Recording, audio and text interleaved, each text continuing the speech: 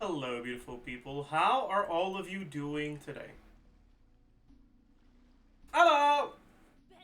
Oh, fuck, my bad. I did not mean to Balatro. Uh, okay, by the way, chat, look at this, 722. It took over 3 hours to calculate my score on this hand, by the way.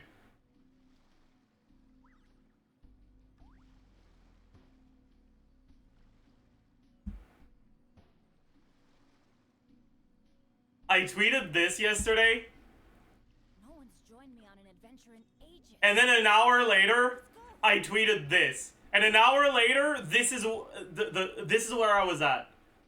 I had calculated about a third of the cards. Oh, wow. Where did that come from? I did it on Excel, and this would have scored about E6300 if it helped calculating over Naniv.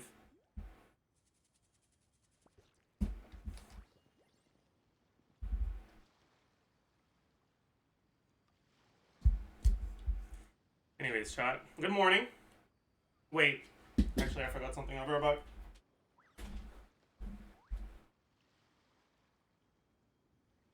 Let's go find some treasure.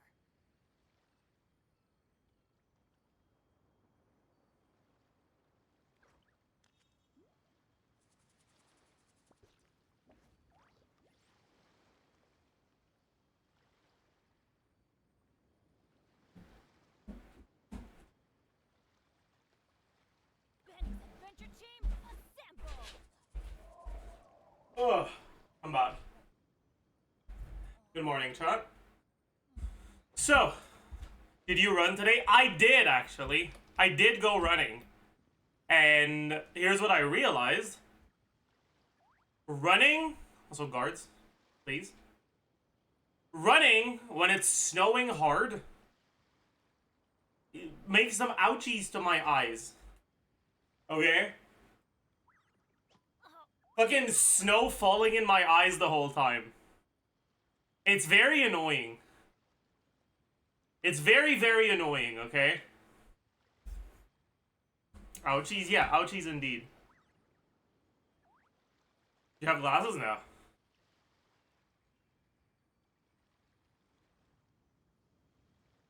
Because the snow right now outside is like Wait around. big snowflakes, you know? Knowing my luck, the opposite is probably Like huge snowflakes.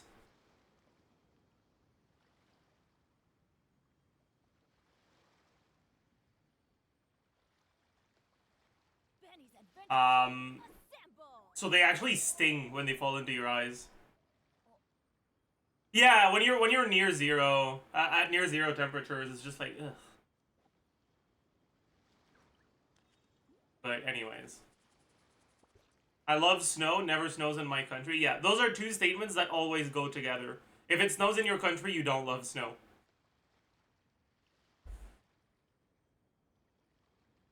Oh, wow. Where did that come from?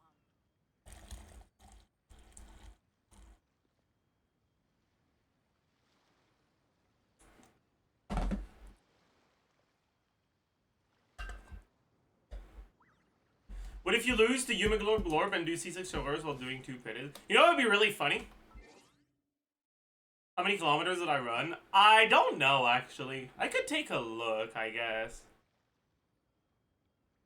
But it's probably about 2 kilometers. It's not too much.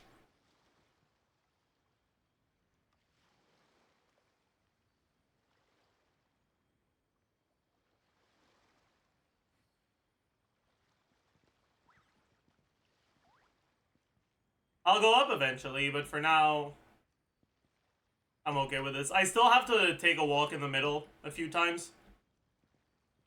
But once I'm able to do the whole thing without stopping to walk, I'll probably increase the distance.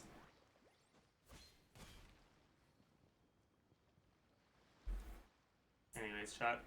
Grab yourself a morning coffee, a night caffeine-free tea or something. Nice little chamomile tea. I don't know, a glass of water, and Make yourself comfortable.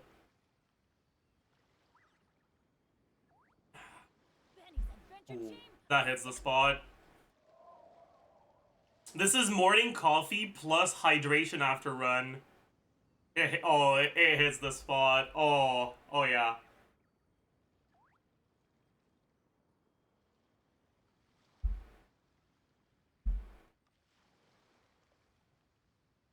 Oh yeah. Eep check. Eep went okay. Doesn't coffee dehydrate? Yes and no. It functions as the liquid when you have a dry throat.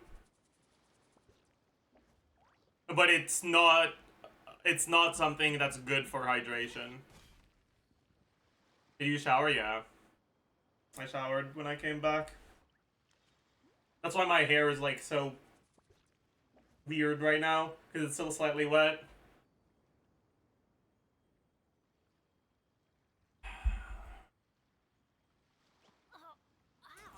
Anyways, chat.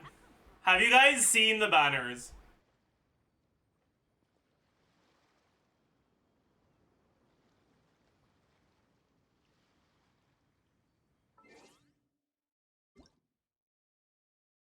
Cause holy fuck, man.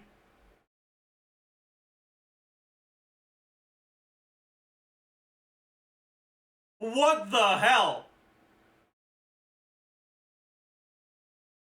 Like, all I'm gonna say is, I guess I'm getting C1 Varesa, maybe C2.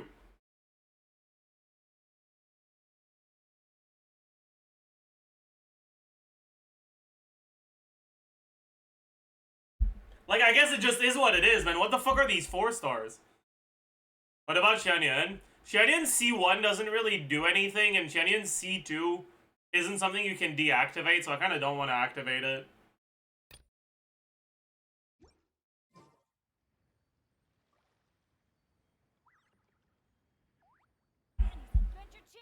C1 is nice for exploration, but I don't use Xianyan in Overworld. Like, bruh. Anyways, chat. Can't believe no Farazan. Why would there be a Farazan? Because it's a Xianyan banner? Good one. You're gonna go for weapon banner? Probably not, no. What's your opinion on Wuthering Waves? I don't have much of an opinion on Wuthering Waves. I haven't kept up with stuff since 1.1.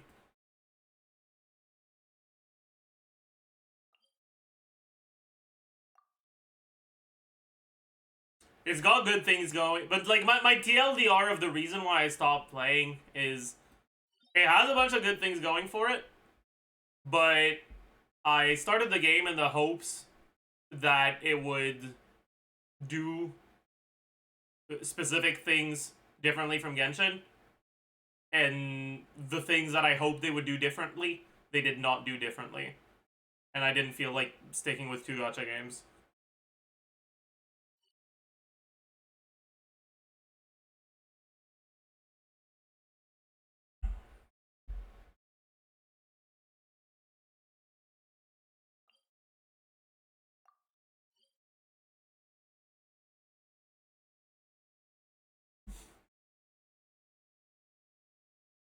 What talent level is your Moika? She's 6, 10, 10, I think.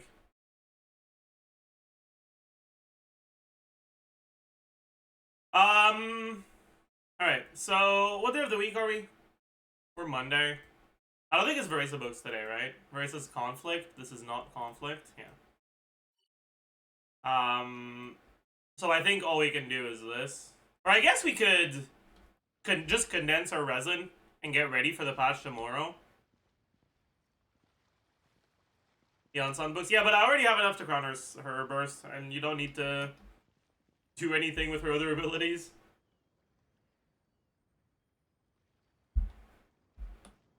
Weekly boss? Oh yeah. It's a good idea. I'll do weekly bosses, and I'll condense the rest of my resin, I think. That's the plan.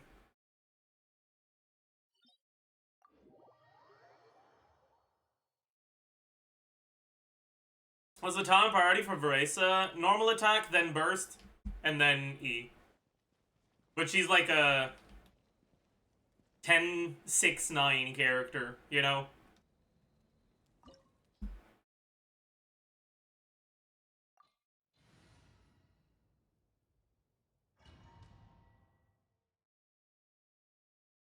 Chao moment? Yeah, pretty much. Pretty similar to Chao. Isn't she top 3 DPS? No.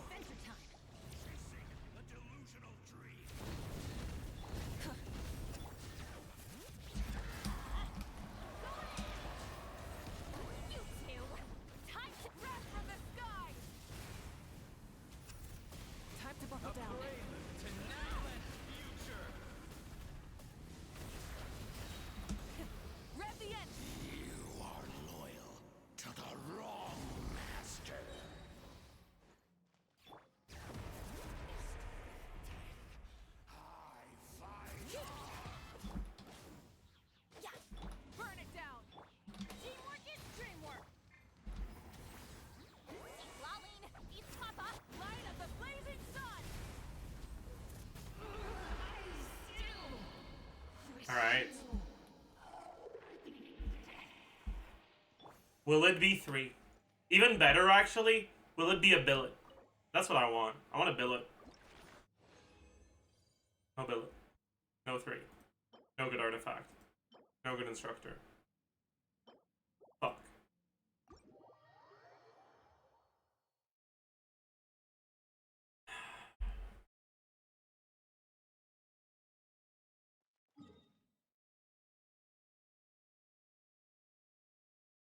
So suppose I saw from a Chinese user that most Chinese early access users play Risa like around Arlecchino and Al-Haytham area of power. See, that's like someone saying, oh, how tall is this guy? Well, he's, you know, kind of like Ziox, LeBron James level of height. Like, buddy. Like, buddy. What do you mean? What are you talking about? Arlecchino Al-Haytham is not like a cluster of power level. You know, like... Oh well.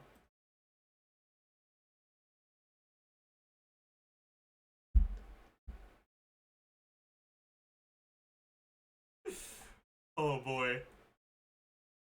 Oh boy.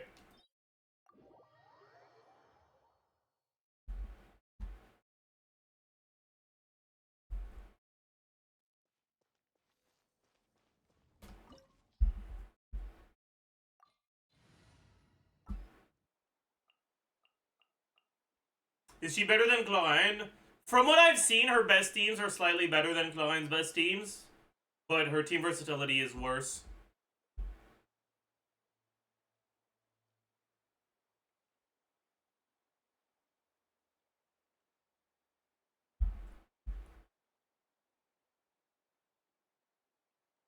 Um...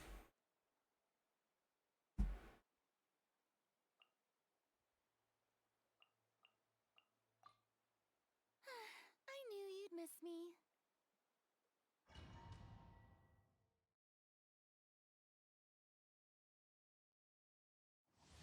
Is she better than C2 Raiden? Probably, yes. Afraid? Or do you not even have the courage to be afraid? Is it my turn? With these rising flames! Now that's more like it. With the fall of darkness, destruction shall rise. Have a taste of purgatory. Where the fuck is she? Oh, there she is.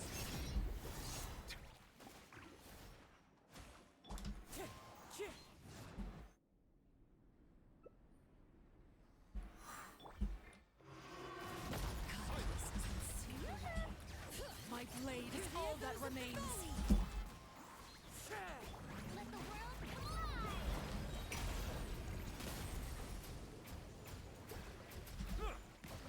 Suntown is only the beginning. Alright. We got a paid chat. What's up, Stry?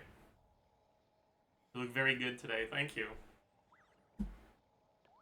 That's actually a paid chat. Billet? No billet. We got a solvent though. And no good force artifacts. That's fine. Solvent is better than nothing.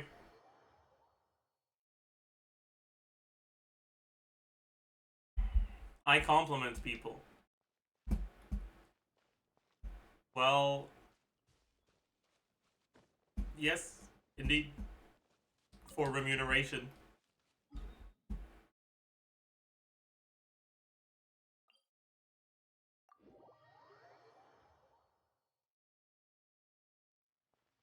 I'm not being paid anything? Sure, buddy. Anyways, check your PayPal.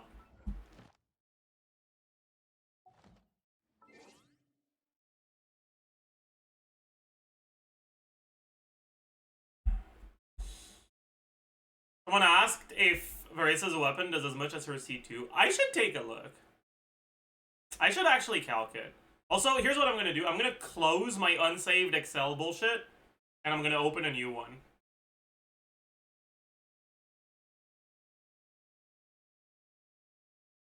Because I'm getting tired of having 30 sheets open.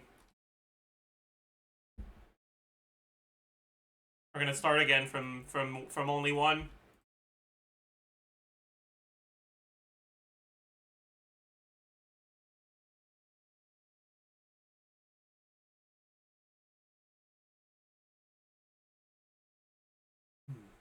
Alright.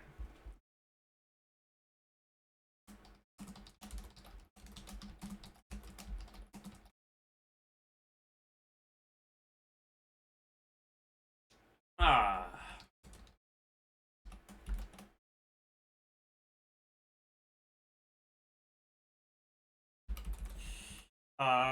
Damage percent plunge. Damage percent E/CA.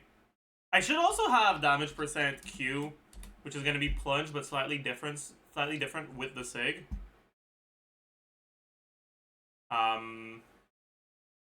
No, because it's not the damage percent that changes, right? It's the crit value. Yeah. Ah, fucking hell.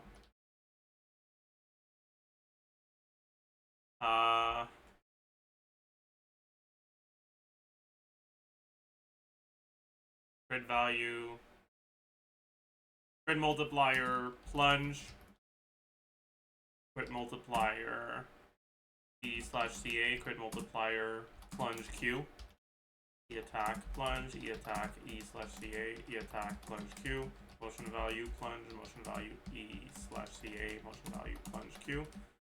Total damage. Alright. So for now, we will open Amber. Look at Varesa. What? Hello. Oh, okay. 356. T0 with Sith.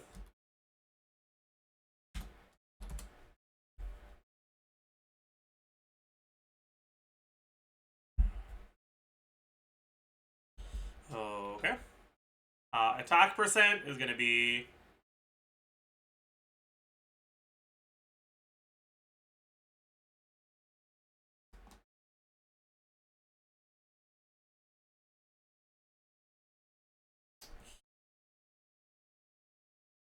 but 96, right? No, 120. So 120 divided by 6, so 20%.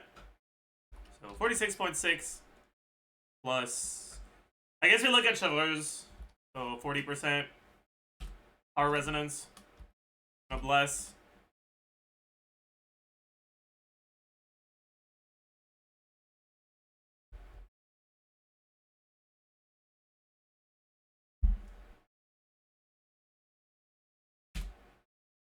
Um, 20% from substats ish. 20% from Widsith. 35 from her own passive. Right? That's it. Oops.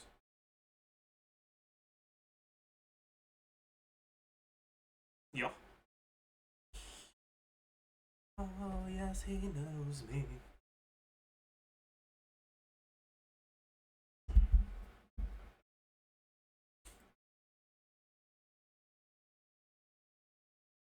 Flat attack, 350. Plus 690. No. Let's look at C6 Eon-san.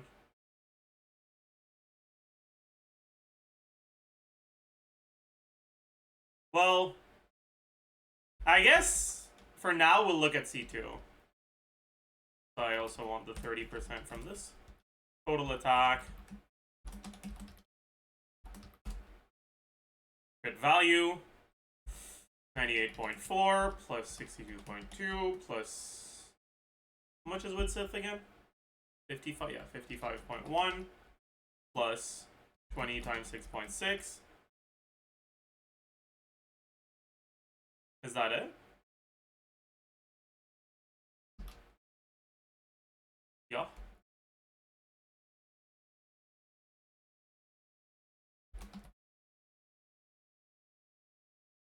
Damage percent plunge.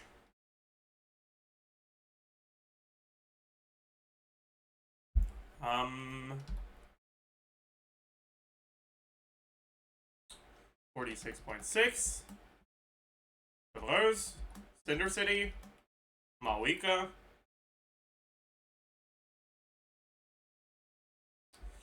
Widsith, which is 16, right? And then Plunge Set.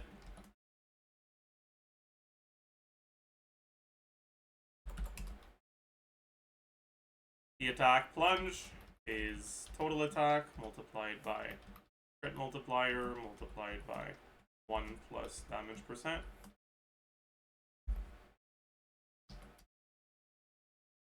This is going to be this crit multiplier. This is going to be this crit multiplier. Alright, motion value, plunge. We have 342 plus, or times 2, plus 513 times 2, plus 137 times 2, plus... No, not yet. Then 684.5 times 2.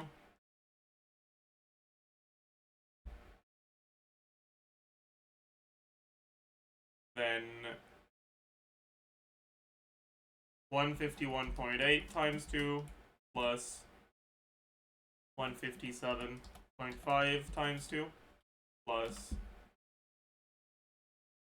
126.6 times 2 plus 180.9 times 2.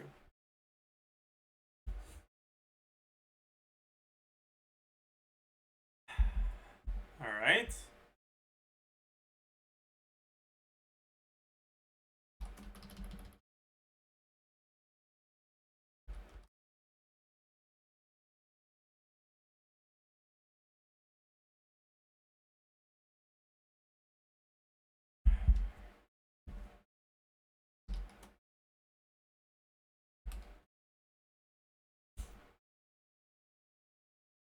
Okay.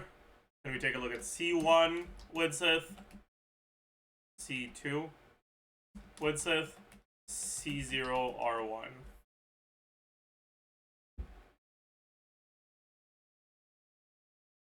So what C1 does here is you always get the 180.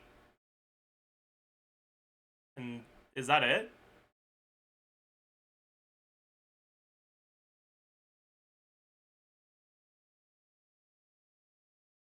Oh, I forgot to add this though, actually. Oops. Plus 50 times 2 plus 180 times 2. Um,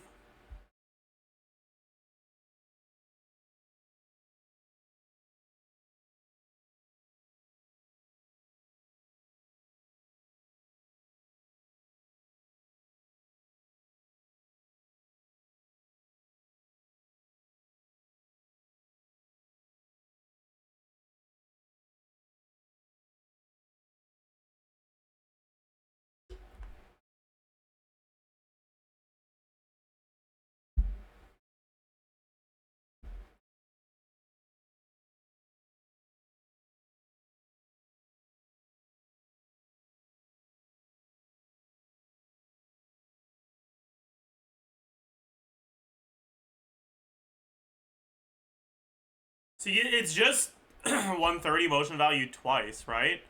Or does this also buff the burst one? It doesn't, right?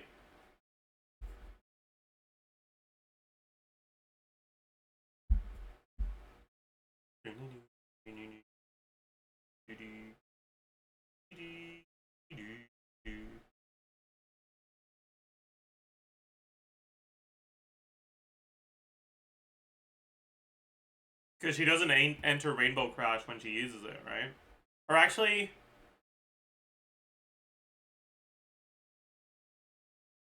maybe you get it, you enter it when it hits, not when you start. Actually, that's probably it.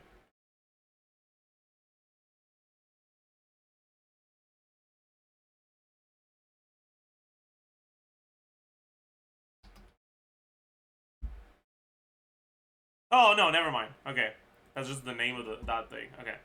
So it's basically 130 twice and 180 twice. So 130. Well, basically no more 50%, but now 6 180%.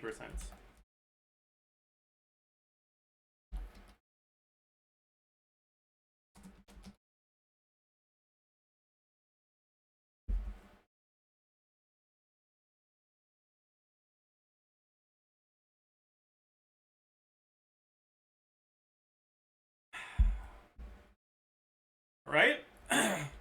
Then C2 is going to be a little weird.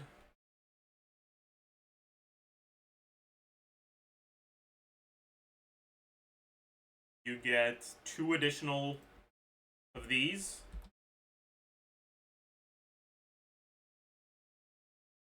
And wait, actually,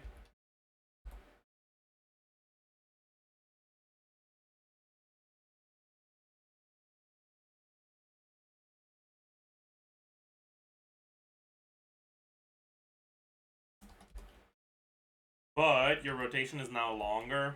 Say 20.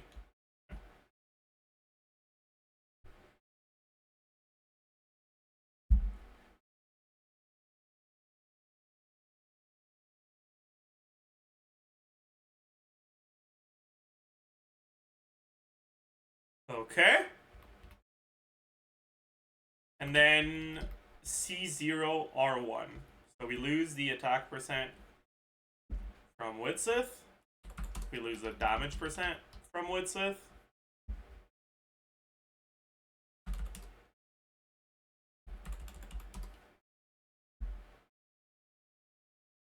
Rotation isn't longer. You have downtime at C0.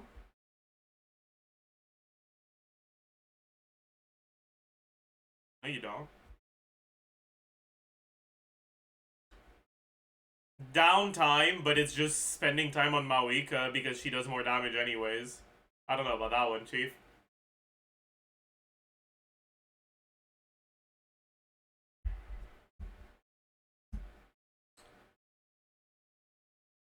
I mean, I could also compare 5 ECP to 4 with the C2.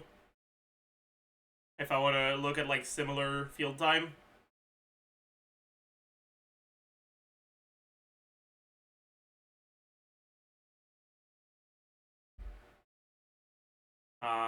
Like sure, I don't mind doing that.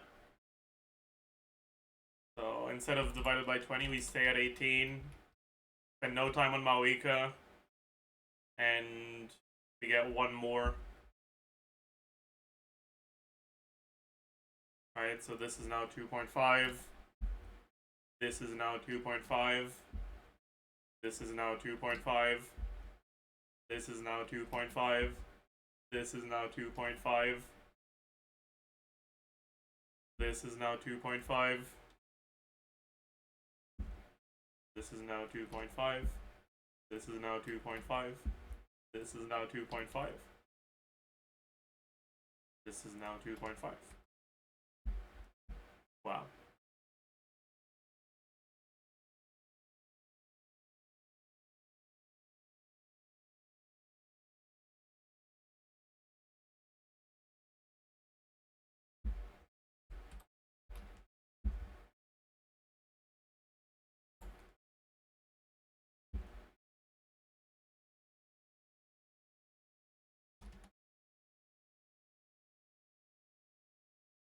Okay. And then with this one, it's just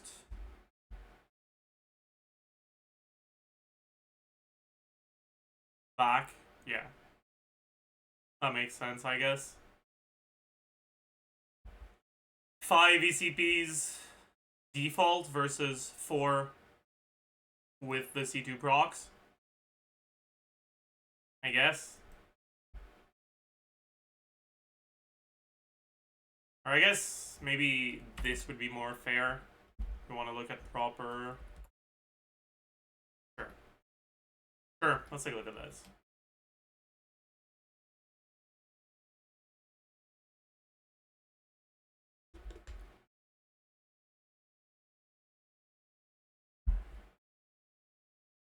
Anyways, and then we look at R1.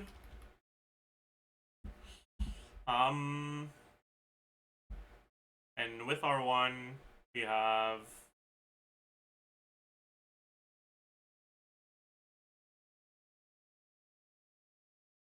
remove the attack percent, remove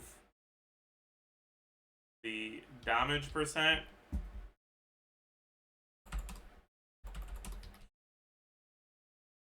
remove the crit value, change the base attack, 674, add the crit value that goes to everything,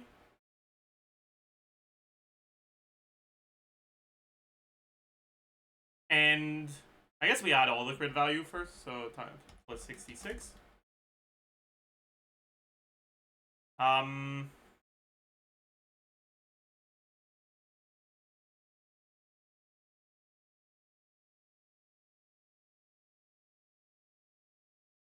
Then it's just this minus 68%, and this minus 28%.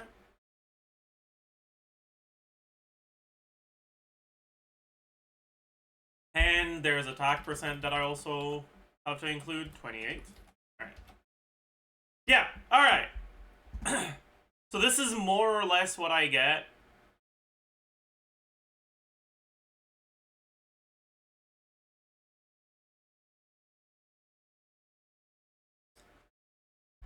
Her SIG is about as good as C2, but C2 has a bit more quality of life, because your stuff is more...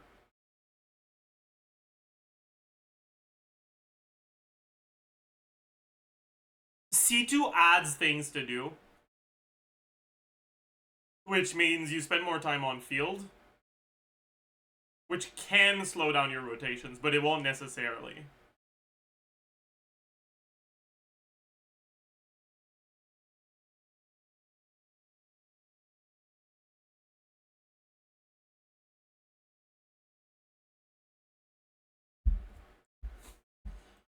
But this is assuming your Eon-san stays C2 the whole time, right?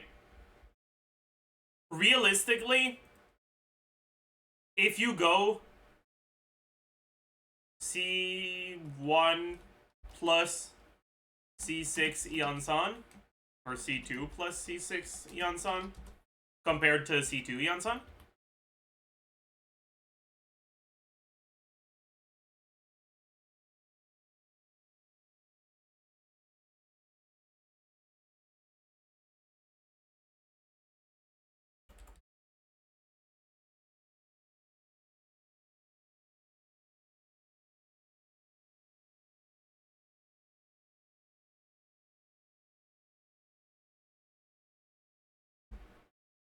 then it's better than her sig.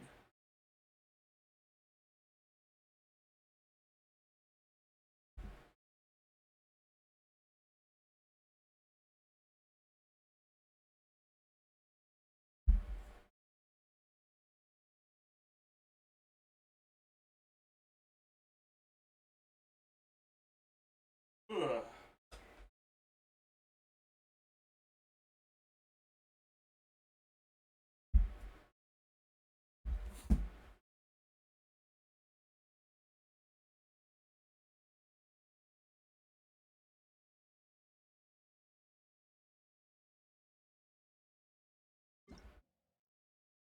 Oh, right, I redeemed that yesterday. Like, what the fuck do you mean? What do we got here? Oh yeah, commission stuff. Tifa is an animal catalyst, by the way? Is that confirmed? Interesting. Interesting. Data mine?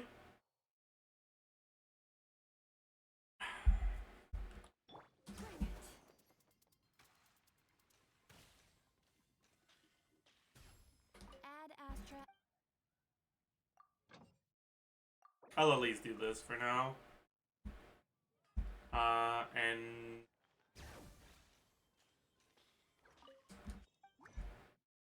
I'll also do this.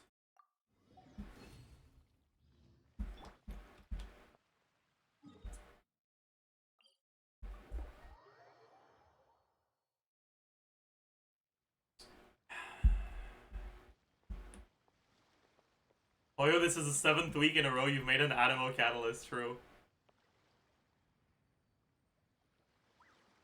Have you seen the new 5-star dish? I have not. Can you tell us how to pronounce her name?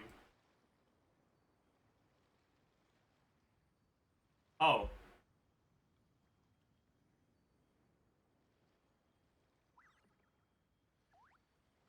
I'm not sure.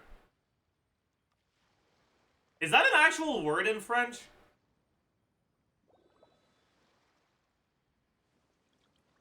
Like, if you just read it like it's written in French, is the name of a famous chef I see. It will be Escoffier.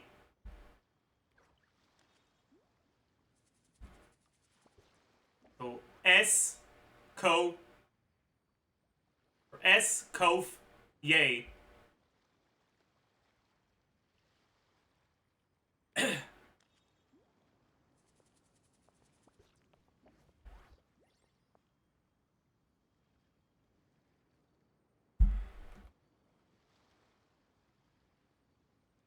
I guess it's more cough than cove, actually, true. Escoffier. Please look at the Abyss leaks. Why is it bad? Let's take a look. Water comes in many flavors to the discerning palate. Mondstadt's water is crisp and pure, while water from Liyue has an enduring.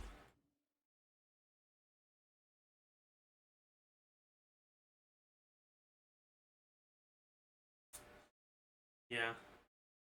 Well, that's that.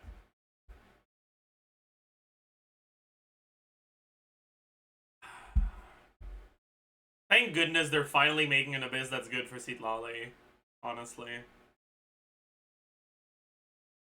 Oh my god. 5 mil HP secret source automaton. That's fucked up, man. At least it's first side.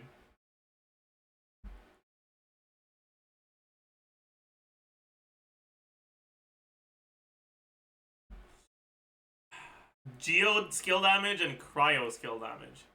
Is cryo skill damage good for anyone? Or is it just supposed to be Skirk?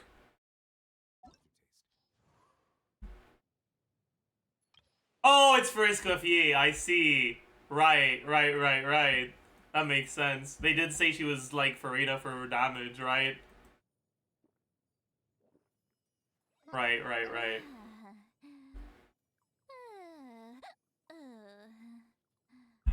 Damn.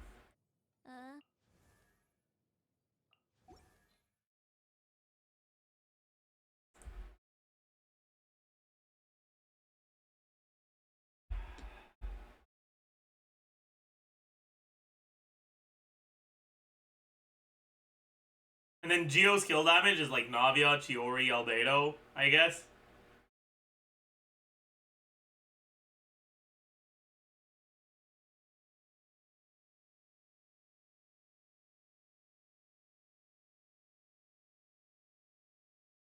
Ganito, that a little bit less, sure, but yeah, sure. Kilonen, meh.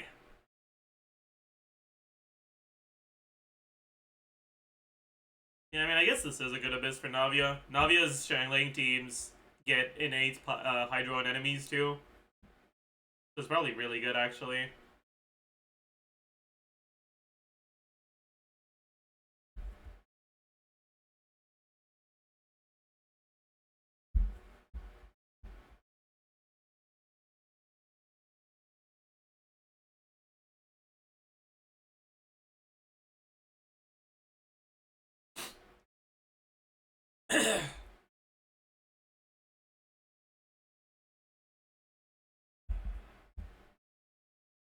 Oh boy.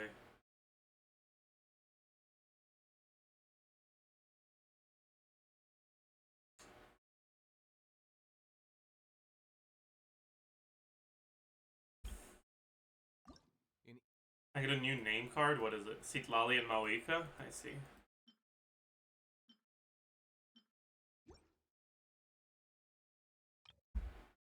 Honestly, chat, I think it's time to say goodbye to the Daya name card.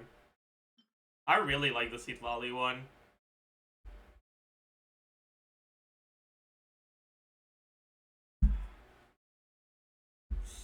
But if we're saying goodbye to the Daya name card, maybe we go Daya Avatar instead of Arlecchino.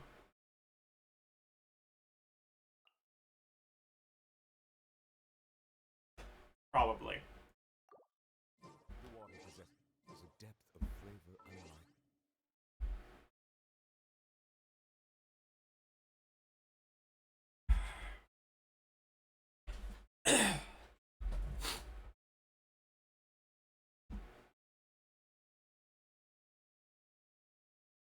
People actually hate Coppelia. The thing about Coppelia is, like, she kills you. She does a pretty high amount of damage, and that damage is kind of hard to dodge. But it's not that bad of a boss. It's just a little frustrating sometimes. Because it's not very telegraphed, basically.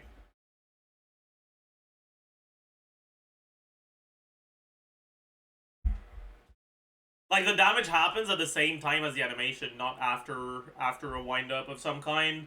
So you can't react to it, you have to predict it. And that's a bit annoying.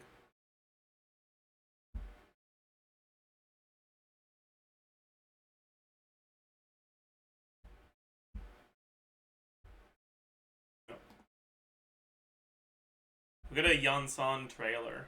You take a look.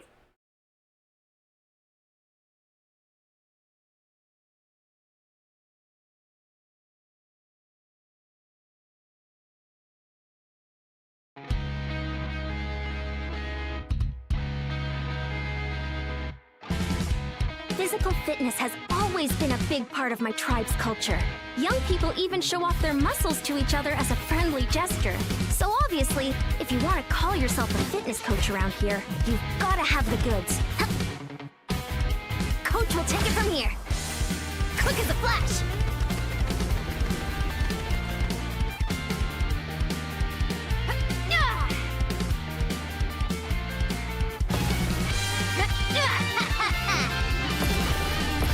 Let's move!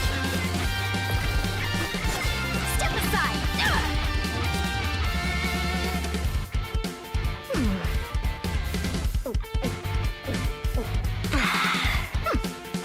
You haven't quite hit your reps for today. Come on, one more set.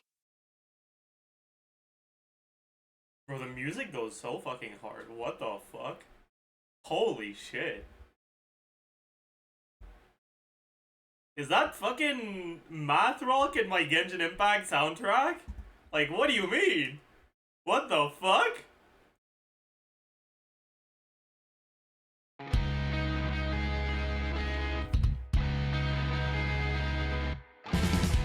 Physical fitness has always been a big part of my tribe's culture.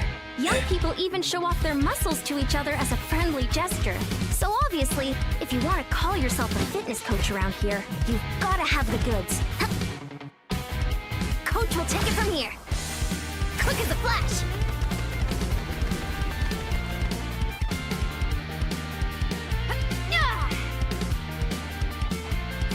You got an exercise ready? Alright, thank you. Let's move! Step aside!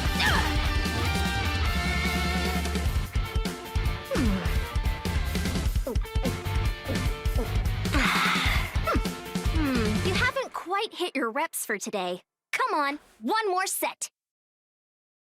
Chad, do your reps for today.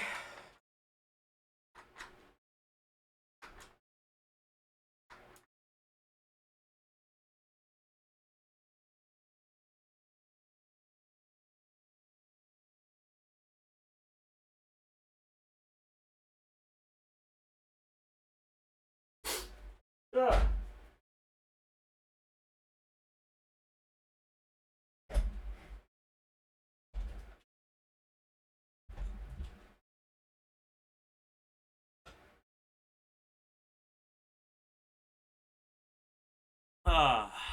Alright, alright.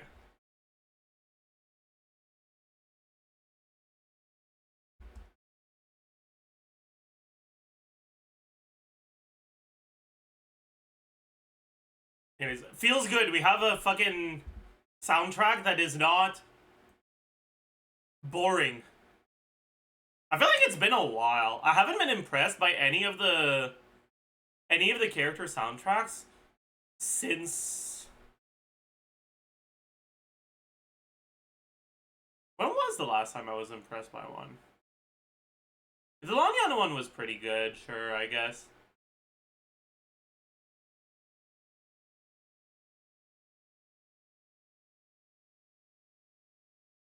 Auron?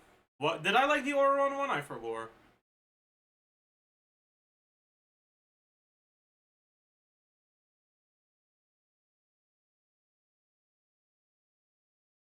Oh, really impressive if you don't remember it? Yeah. At the very least, it wasn't memorable. Last one that was memorable was probably the Farina one.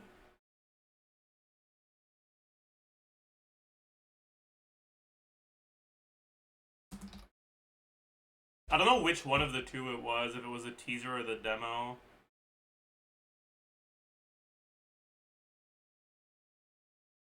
I think it was the teaser. Yeah. I like this one a lot. Opera walks the line between truth and fiction. For though the story is fictional, as far as the characters are concerned, their fate is real.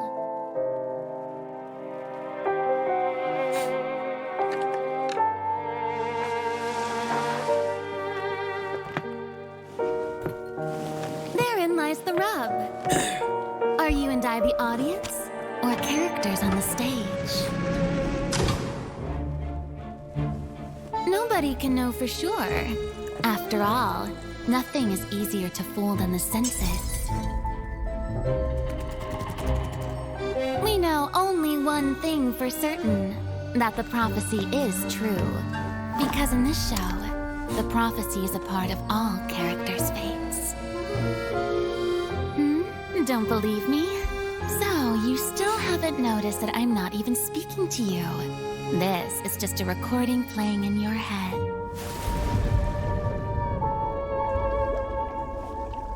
Now, do you see?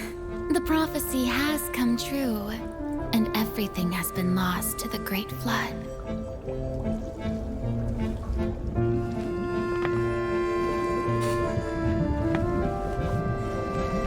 And you are the only one I have left.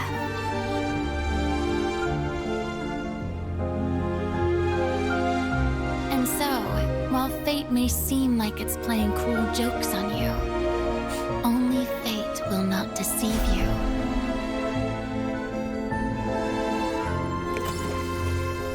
Unless you can first deceive fate itself. Yeah. This one was really, really interesting musically. And that's the last one that was memorable to me.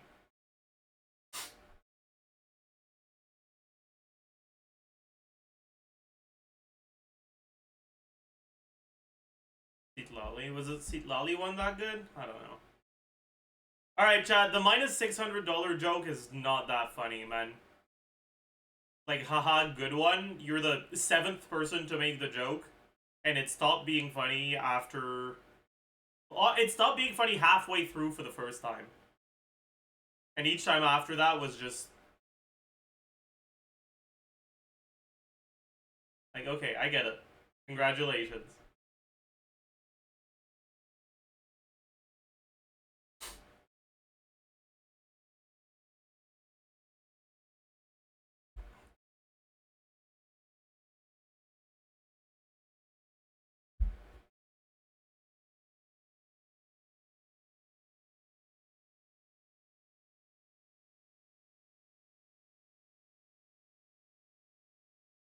To be honest, it's clearly fake. I don't know why a video was made.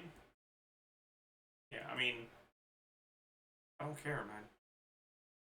Like, either it's fake or it's really sad. Either way, it's not that funny, man.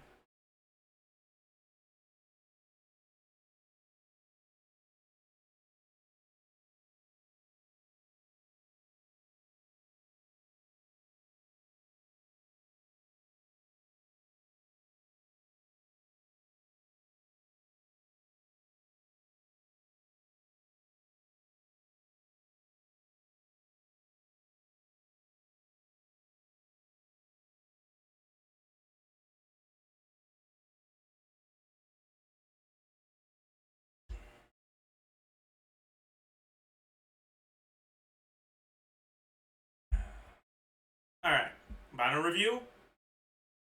The time.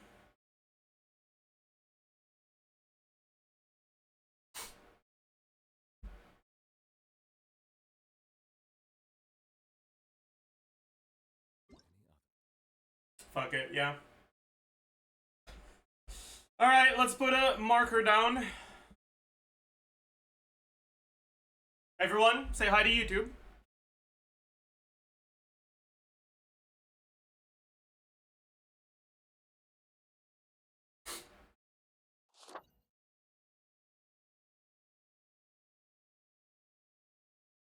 What patch is it gonna be? 5.5, right?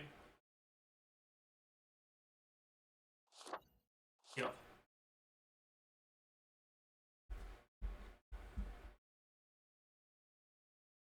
Hello, beautiful people, and welcome. Hi, to the patch 5.5 Phase 1 banner review, and boy, are these banners certainly there. Oh boy. 5.5 marks the release of Veresa and Eon-san. And Veresa is running alongside a Xianyan rerun. The 4-star of the banners are Eon-san, Chevaliers, and Game. And if you've followed me on Twitch at all lately, you've probably heard Gaming quite a few times. I'm not entirely sure how much of that Gaming propaganda has made it onto the YouTube channel at this point. I don't think that much of it yet, but yeah. So we've got a lot to say about Gaming. There's obviously a lot to say about Chevaliers, and there's a lot to say about Eon-san, and so yeah, this is one hell of a banner. In the weapon banner, we have Veresa's signature, Xianyan's signature, and then we have a really weird assortment of 4-star weapons, all gacha exclusive. Which is kind of rare. It might be the first time, or maybe it's the second one, but usually You have at least one weapon that's like one of the 1.0 ones. But not for this one. So let's go... We'll have a bunch to say about all of these weapons as well.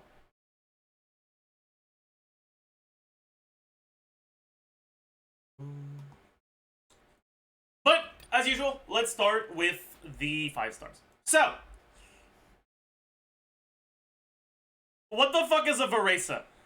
What the fuck is a varicose veins? What is a verily, vroom vroom? Okay, so, Varesa is, for those of you that haven't watched the pre-release video, a plunge-focused electro catalyst. Being an electro character, not a pyro hydro cryo character, means that her upper limit for numbers on her plunges are going to be a lot lower than the reaction focused ones. But in exchange for that, she has fairly high motion value numbers on those plunges, but also a bunch of aspects of her kit that enhance her plunge damage or that deal damage outside of her plunges. Including damage outside of her plunges that is counted as plunge damage. Varesa's base gameplay loop involves using her charge attack, which makes her jump in the air, in order to set up a plunge attack. Her charge attack costs quite a bit of stamina, but you can use it for 0 stamina after a skill. The skill cooldown is about 9 seconds. It has 2 charges. But after doing a plunge, you basically get a free skill.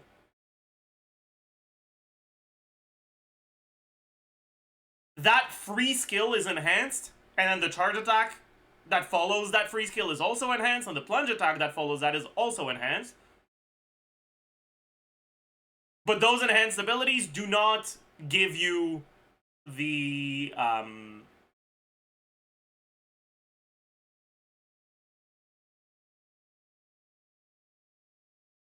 they don't give you the free skill back. So you basically get a normal skill charge plunge followed by an enhanced skill charge plunge. After the enhanced plunge, you can use a special burst that costs 30 energy that is counted as plunge damage, and you don't want to use your normal burst pretty much ever. So that's basically the only burst she cares about. So after every enhanced plunge, so after every other plunge, she gets a burst that counts as a plunge, and that deals a bunch of damage. What that means is that her base gameplay loop is E charge plunge, and then E charge plunge burst, and then you repeat that. Varesa is a very interesting character. There's a lot of aspects to her kit design that are relatively dynamic and different from usual. I think the most interesting one is the way she interacts with energy. Varesa can be considered a character that doesn't have 2 different bursts. She just has 1 because the default burst is worthless. You can use it at high constellation. There's some reasons to use it on the constellations, but we don't care about that. So she has pretty much just 1 burst, and it's a 30 cost burst with a 70 energy container. Because of that, you can think of her as being able to hold more energy than her burst costs, which gives you a lot of flexibility in your ER requirements. Most characters, you need to have exactly enough ER to get your burst back, and if you don't, you brick, right? If you need 150 ER and you have 149, it means that when you swap back to your character, you'll be missing 1 energy, and the only way to generate that energy is to either get lucky and get a 1 energy proc from normal attacks, which technically can happen, but it's kind of unreliable, or wait for one of your skill cooldowns so that you can use that skill and generate more particles. That guarantees that it extends your rotation by pretty much 1 skill cooldown's worth of time. On a character like Varesa, if you have 1 less energy than you need, it does not matter. at all, whatsoever. Because all that means is that instead of 70 energy, you'll have 69. But it only costs 30 to use your burst, so who the fuck cares? It'll take you 40 rotations if you have 1% less ER than you need to reach the point where you're at 29 energy when you need 30. On top of that, you generally do not kill the enemy on the last hit of your rotation. And one thing you may have noticed from my explanation of her base gameplay loop is that the burst is the last thing you do, right? You do E, charge, plunge, and then E, charge, plunge, burst. And you can do that twice. Technically, you could do it 3 times, but point being, the last thing in your rotation is very often going to be that burst, which means if the enemy dies before the end of your rotation, you got the energy from using your skill, but you didn't use your energy from using your burst. Now, what all of this means in practice is that you will end up in situations where most of the time, you don't actually need the ER requirements that you would calculate based off of generating enough energy to break even, right? Because you almost always kill the enemy somewhere in the middle of your rotation, so you'll generate more energy than you'll generate more energy than you need to use, basically.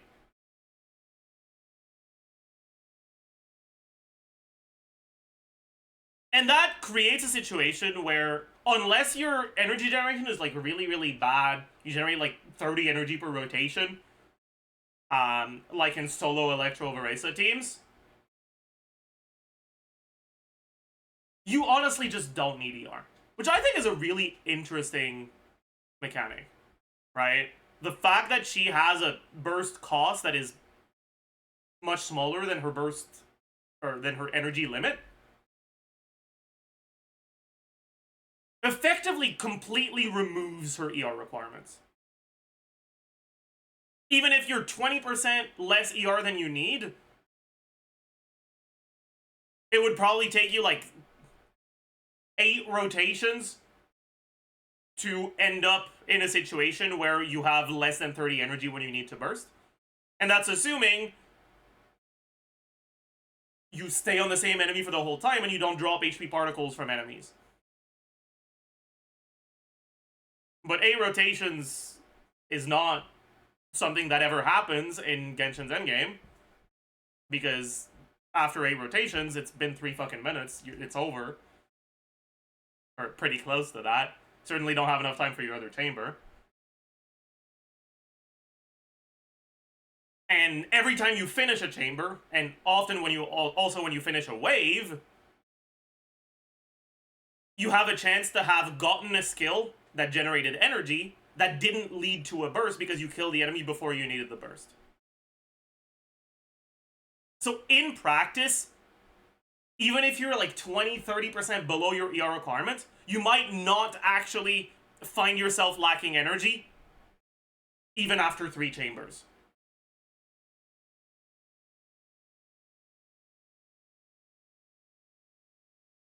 And I think that's a really, really cool mechanic, and it's probably my favorite part of Varesa's kit design. All of that being said, though, how good is she overall? Varesa's a pretty good character, but she's a victim of Mawika. If you followed theory crafting at all recently, you may already be aware that just in terms of damage numbers, Mawika kind of fucking broke Genshin. It's not just Mawika, to be fair. It's almost as much, if not more, Citlali than Mawika.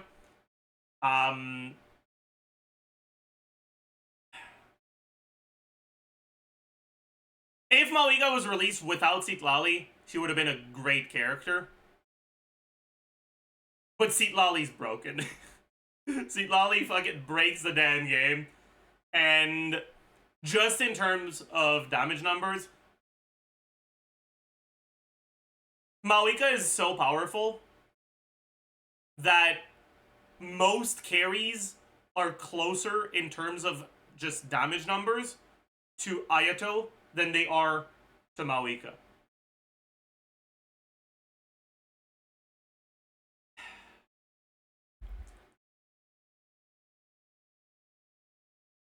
With Eon-san's release, because Eon-san does indeed buff Maoika's teams, we'll talk more about that once we talk about Eon-san. People are estimating Maoika's teams to reach upwards of around 140k DPS at C0. Ayato's carry teams tend to be at like 60k. And there are not a lot of carries that break 100k. Most carries are below that. There's a few carries that break 100k, but most of the carries that break 100k, they only do so in teams that are either incredibly scuffed or have some sort of scam rotation where you're expecting you're expected to do like 5 charge attacks on Linny while in Bennett burst and have time to burst without a shield, or like you're expecting to get your Petra Crystal on Xiangling, or you're expected to play a fucking Mualani team that with burning but without a healer or Emily. Actually, those might be at like 95. I don't know if they reach 100. Whatever. There are not a lot of carries that have teams that are not scam teams that reach 100k. The only one that's comfortably above 100k outside of Maoika is Gaming. And we'll talk more about Gaming, don't you worry about that. But Gaming has its own fair share of issues in terms of quality of life that make it so that in practice, despite being pretty much the only carry that's much closer to Maoika than Ayato, he's not necessarily that broken. But the main reason why Gaming is there is because Gaming is pretty much the only character outside of Maoika that takes full advantage of Citlali. Gaming being that strong is a byproduct of the fact that Citlali is the broken one, not Maoika. And it's not that Maoika is not broken, but it's that Citlali is the reason why Maoika's balance is actually problematic. If it wasn't for Citlali, Maoika would be great, but maybe not broken. Anyways, all of this to say, Maoika having that damage ceiling so high makes it so that evaluating carries, it adds a lot of nuance. Because if a character is like significantly below Maoika, but they're close to other carries, can you really say that they're worth going for? Right? If what you care about is meta only, there's pretty much no reason to go for Veresa. Because the team with the highest ceiling at C0, by far, is Maoika. And a Neuvillette team is not that far from other characters, from other characters, but has all the quality of life that Neuvillette has, right? If you've been on stream at any point lately, you may know that despite all of Maoika's bullshit, I still consider Neuvillette to be a stronger character overall, because of the amount of quality of life he has, and because of how easy he is to play. If all you care about is optimal meta stuff, you want Maoika and you want Neuvillette, and there's no reason to go for anything else. Except there kind of is. If you have Maoika and Neuvillette, can there be a situation where you're fucked? And kinda, yeah. If an Abyss specifically attempts to counter a unit, like the upcoming 5.5 Abyss attempts to counter Neuvillette, for those of you that don't follow leaks, and by the way, leaks warning, the upcoming Abyss looks like this. One side with Tulpa and fucking 3 million HP local legends that are immune to Hydro, and the other side with Swanee. Now, Can Neuvillette deal with Swanee? Yeah, you can put Neuvillette in a team that has really a lot of shred, right? Whether you do Shilonen plus VV, or Citlali plus Shilonen, or Citlali plus VV. He can deal with Swanee, but it's still not great, right? 70% hydro resistance is a lot.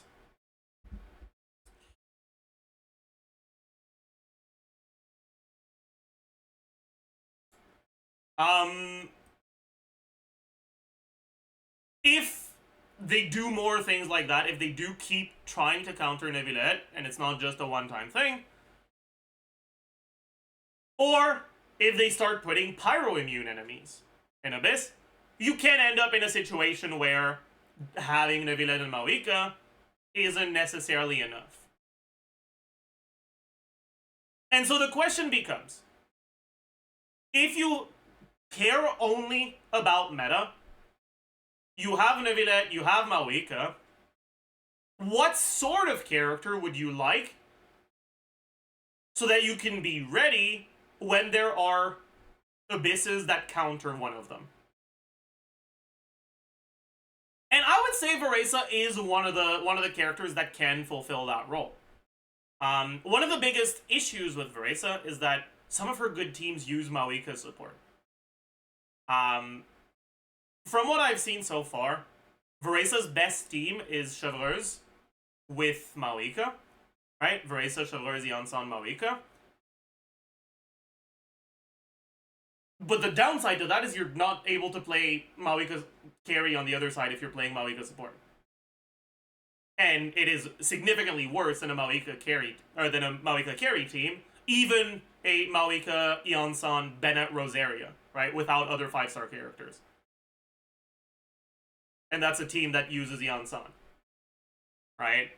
So just in terms of damage, it is going to be worse than your other options.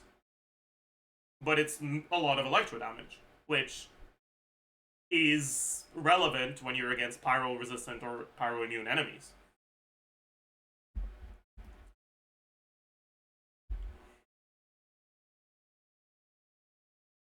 The thing is, even against pyro-resistant enemies, it's generally gonna be weaker than Maoika carry, unless that pyro resistance is like actually really high. An enemy with 30% power resistance is still easier to kill with Maoika than with Veresa. An enemy with 50% power resistance, if you have Shilonen, probably still easier to kill with Maoika than Veresa. At 70%, they're probably pretty close, and above that, Veresa's probably better.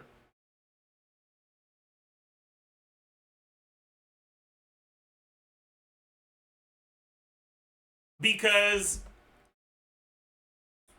assuming you're using Shilonen, who has Shred, and because Shred is more effective against high resistance enemies, right? You have 56% Shred in a Maoika team that uses Shilonen Citlali. 36 from Shilonen's ground skill, 20 from Citlali. So against an enemy with 70% resistance, they now go to 14%.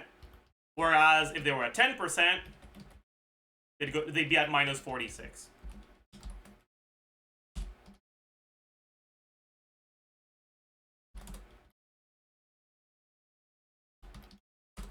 So you're doing about 70% of your damage if you have Shilonen and Citlali against an enemy with 70% power resistance.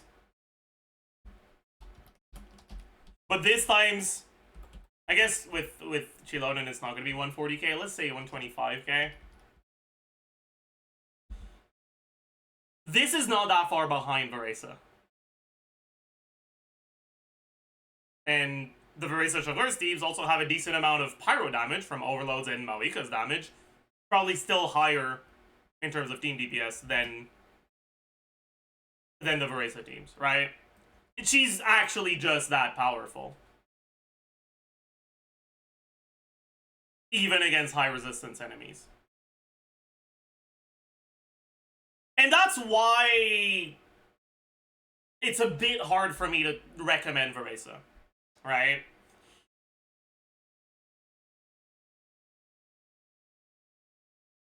Veresa is a character whose best two teams by far use either Mawika or Farina.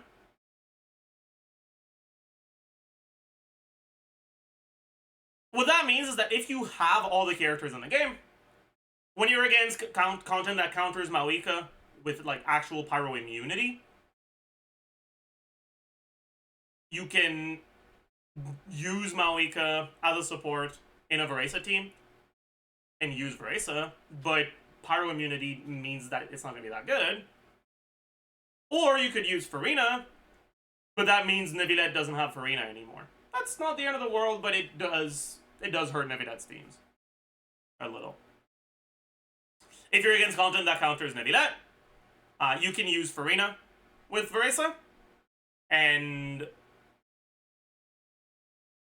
however, you really want to use Ion-san, which may weaken your Mawika team. So she's not necessarily the best character for an account that's focused only for meta and that wants to have alternatives when content counters Mawika or Neuvillette. Because there's a decent amount of overlap in her teams with the Neuvillette and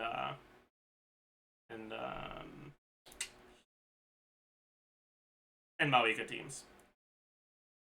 I think that, again, right, when you're focused only on meta,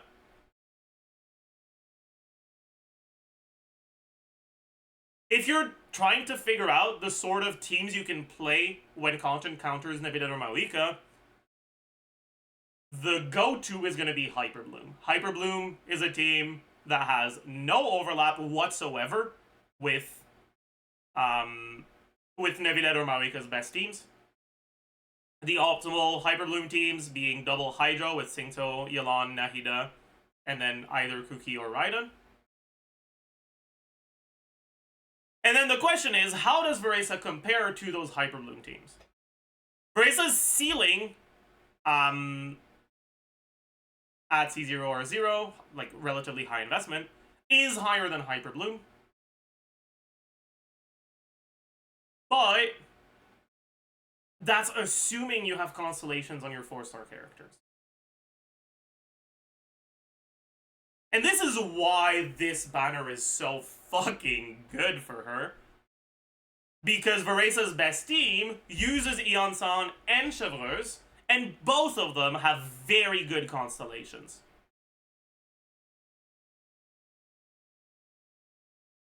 If you don't have C6 Ion-san and C6 Chevreuse, Veresa's teams are not actually gonna be much or very far in damage from Hyperbloom.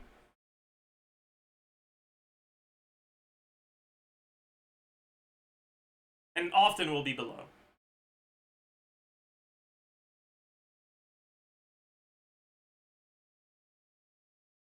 Now, because of that, I'd say that just in terms of meta, even though she has teams that are actually pretty good, right? If Mawika didn't exist, Veresa is a character that is actually fairly strong compared to a lot of other carries. If you want to compare her to Chlorinde, Veresa has, from what I've seen, a slightly higher ceiling, but with a bit less team versatility. Her team options are a bit more limited because her suboptimal teams are weaker than Chlorine's suboptimal teams, but her optimal teams are stronger than Chlorine's optimal teams. But I'd say she's very similar in power to Chlorine. But from a purely meta perspective, it's not really enough to justify pulling. Now, a lot of people, most people actually, care about meta, but not as the only thing they care about, right? Most people, even those that say they don't care about meta, still like it when the character they like does damage. There's a, like, as much as Ayato mains like Ayato, they would not be unhappy if he was buffed. It's just that they will play a character despite them being weaker, right? But people still care about meta. So, what about Veresa as a character for someone who does care about meta, but not to the point that they will only play optimal stuff? I'd say that she's honestly one of the better ones. She's definitely a character that is generally kind of easy to play, from what I've seen. And she does have relatively powerful stuff. She's straightforward.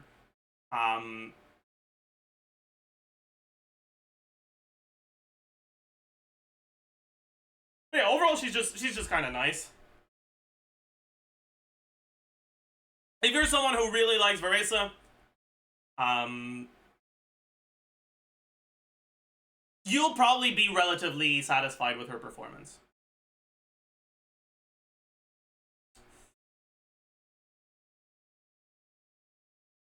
But yeah, and then last thing I want to talk about for this banner is her early constellation performance, because it actually matters a lot. I think most of the time, character early constellations are something that you generally only really consider if you really like the character. But the thing with Veresa is the 4 stars on the banner are so goddamn good that I think a lot of people are going to end up with Veresa constellations. So let's talk about how good her early constellations are.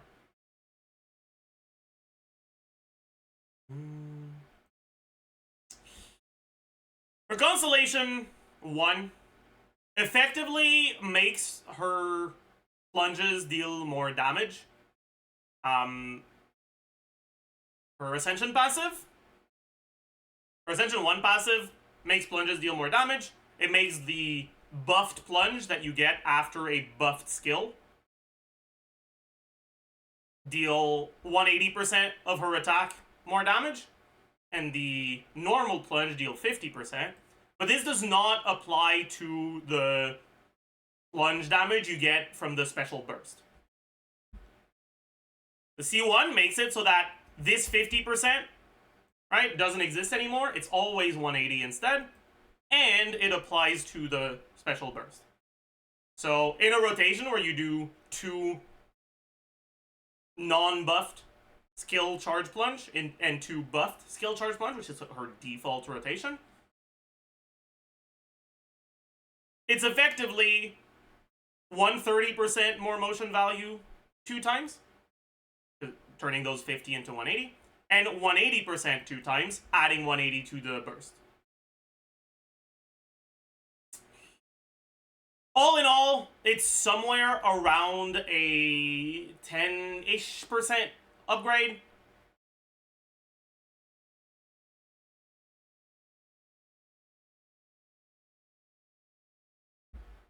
But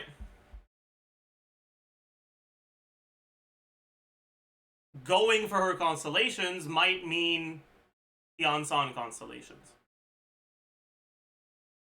And Eon-san constellations can also be an upgrade.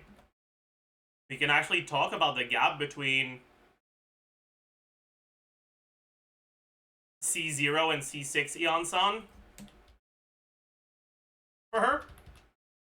Let's take a look at C0 Eon-san here and C6 Eon-san here.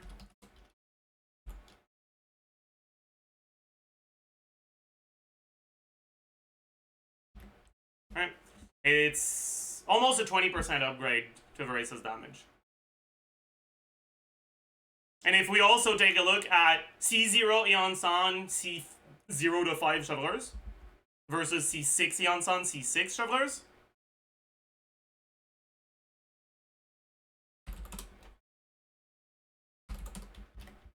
it's 40%. What that means is that the increase from Veresa's C1, honestly, compared to a lot of other C1s, is pretty bad. It's not the best. It has an exploration effect, which is cool, I guess. But, like, compared to a lot of other C1s, it's not great. It's not quite Raiden level bad, but it's not the best. But the main reason to get her C1 isn't the C1 itself, it's the fact that her banner has 4 stars with very, very good constellations in her teams.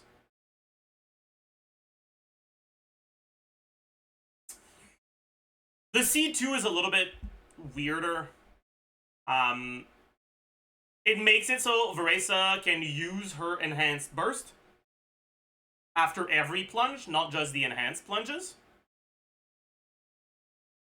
And she regenerates energy whenever she hits an enemy with a plunge. From what I've heard, this does include the enhanced burst hit, counted as plunge damage, but I'm not 100% certain on that one. Effectively, what this means is that instead of being E-charge plunge burst, and repeat, it becomes E-charge plunge burst, repeat. Now, we've already talked about her ER requirements kind of not really mattering at a baseline. So the energy is more so to be able to actually sustain using twice as many bursts. Rather than fixing an energy issue. Now, if you watch the pre-release, you'll know that I think it's really sad that we get an enhanced burst, but that we get effectively 2, arguably even 3 different burst variations. The normal burst at full fighting spirit, which does more damage, and the enhanced burst, which is just the 30 cost plunge, right? And I think it's really sad that the way she's balanced, you only ever use one of them, and you can only use it after every other plunge, which means that she doesn't have interesting interactions with characters that generate a lot of energy. She doesn't get rewarded for being able to use more bursts because she won't be able to. She's gated by how fast she can plunge. And I think that's kind of sad. When you look at her C2,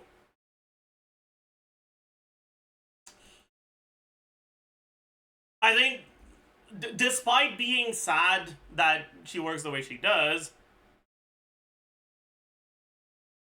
I am kind of glad that we're not getting a character that has huge ER problems that are solved by a constellation. I think it's something we've had so many times lately. Characters with like really high ER requirements, where the ER requirement is just completely removed with a constellation or a signature weapon. Look at Emily's signature, for example. And it's something I haven't really liked too much because in practice, a lot of people don't actually build enough ER on their characters, which means that ER problems solved by constellations don't just lead to your build having more damage instead of ER. It leads to the actual gameplay of the character being unfun at C0 for those people, which I think is really sad. I think it's kind of a scummy way to design characters. So I'm glad that at least that's not the case for her here, right? It's not that she has ER problems that are solved by the C2, is that the C2 adds a potential ER problem that the C2 also fixes, right? If I could design her myself, or if I could do adjustments to her kit based on what she has right now, I would make it so that this part is part of the base kit, that she can do her enhanced plunge more often. But rather than having this give energy, I just have it give more damage based on how many special bursts you use. Like, each special burst increases the next special burst's damage by 100%, which rewards you for building enough energy that you can use bursts more often. I think that would be really cool. And it would make her best teammate Electro MC. But that's a discussion for another day. Anyways, am I just trying to find a good excuse to design a character that's good with Electro MC? Yes. Okay, yes I am. I think Electro MC's kit is really cool, and I'm sad that we don't have any character that benefits from the ungodly amount of energy that EMC generates. But whatever. It's fine. It's fine. Anyways.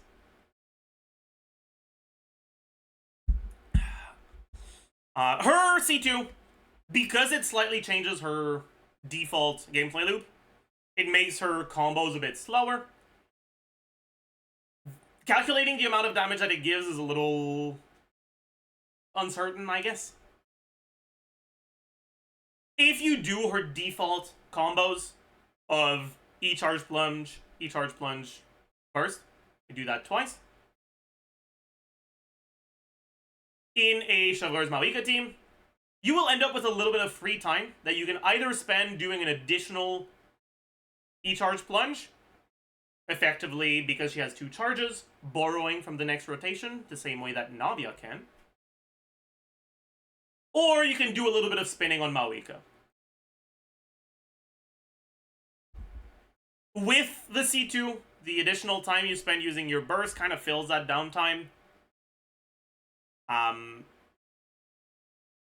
But that downtime might not be there to begin with, because if you have to dodge, if you get staggered by an enemy, which slows down your rotations, there's a lot that can lead to the C2 performance varying a lot. It can be anywhere between like only a 5% increase to a fucking 30% increase, depending on the sort of situation you're starting from. In practice, I'd say it's a pretty okay constellation. It's not the best, but it's fine. I haven't looked that much into how it interacts with Xianyun teams, and potentially just doing plunge Q spam, like skipping the E-charge. I don't think it'll be that big of a difference, though, because you will consume your Xianyun charges way too fast with something like that. Anyways, her constellations past that are, I'd say, pretty decent. Not the most insane, but not fucking Inazuma level constellations either. They're pretty average 2025 5-star carry constellations.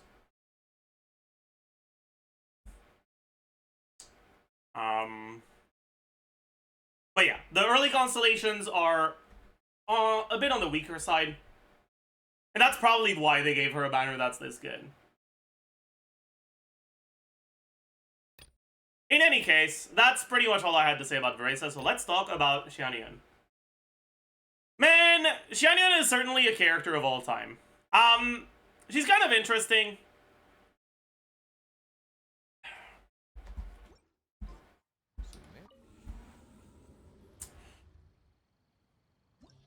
Xianyun is a character that, as we've talked about when she came out, with C6 Bennett, allows any melee character to be an okay-ish carry. That is still very much the case, arguably even more so because of Citlali's release. Citlali allowing you to do melt plunge teams instead of the vape plunge teams you could do with Farina.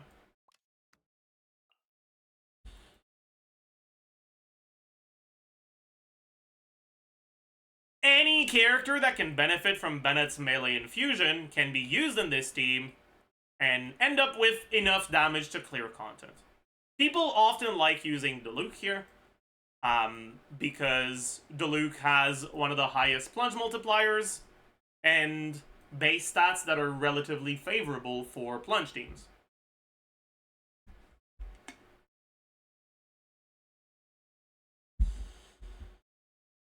Diluc is not actually the best infuser for this.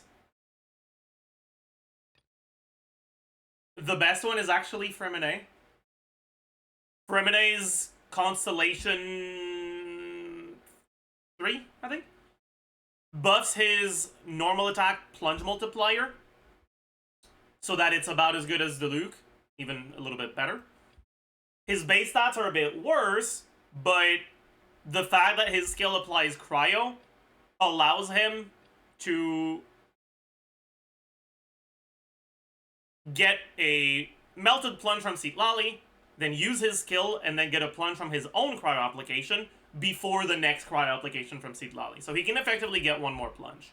In these teams, you're gated at 7 plunges from the 7 applications that Citlali has off-field. Freminet gets you an 8th one. The problem is, there's not a lot of leeway when it comes to the execution of that combo. The animation for Freminet skill, jump, plunge is almost 2 seconds, which means you have to use it right after the Citlali hit and do it quickly before you get the next Citlali hit, otherwise it doesn't lead to one more stack. In practice, honestly, they're pretty similar. And then all the other melee characters are also usable. They're worse because their plunge multiplier is lower and or their default stats are worse. But there are quite a few characters that can actually use these things. Or use these teams. The biggest problem with these teams in general is the energy. If you're using a character like Diluc here, you can't use your skill during your uptime because your skill applies Pyro, which yoinks your reactions. You can do it with Farina, but the Farina teams are worse in terms of damage. What that means is that you effectively generate pretty much no energy from him. You don't want to use too many skills on Bennett. And that makes it so that your Xianyun ER requirements are really high, and so are your Bennett's ER requirements. ER requirements on Bennett so high that even with Skyward Blade full ER build, you're gonna struggle. Like 300 plus ER requirements is what we're talking here. Which means that in practice, with these teams, very often you end up doing your rotation, getting your damage, and then spending like 5 seconds batterying your characters.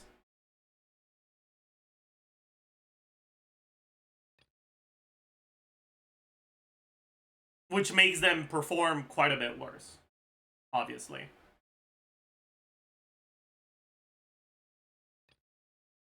Because of that, they're not particularly great teams, but they're still fine enough to clear stuff. So if you are using a character that's bad, like if you really like a carry that's a bad character, like Diluc, like Freminet, like Kave, whatever, right? And you want to be able to use them in a team where they are the one doing the damage, but you're still fucking clearing in time, Xianyun is actually probably your best option.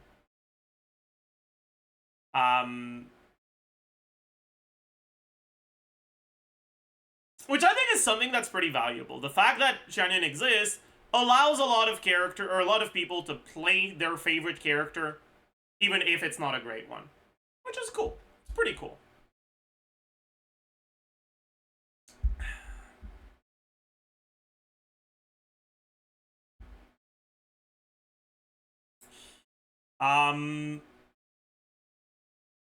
Other than those teams, Xianyun's main use is with the plunge carries.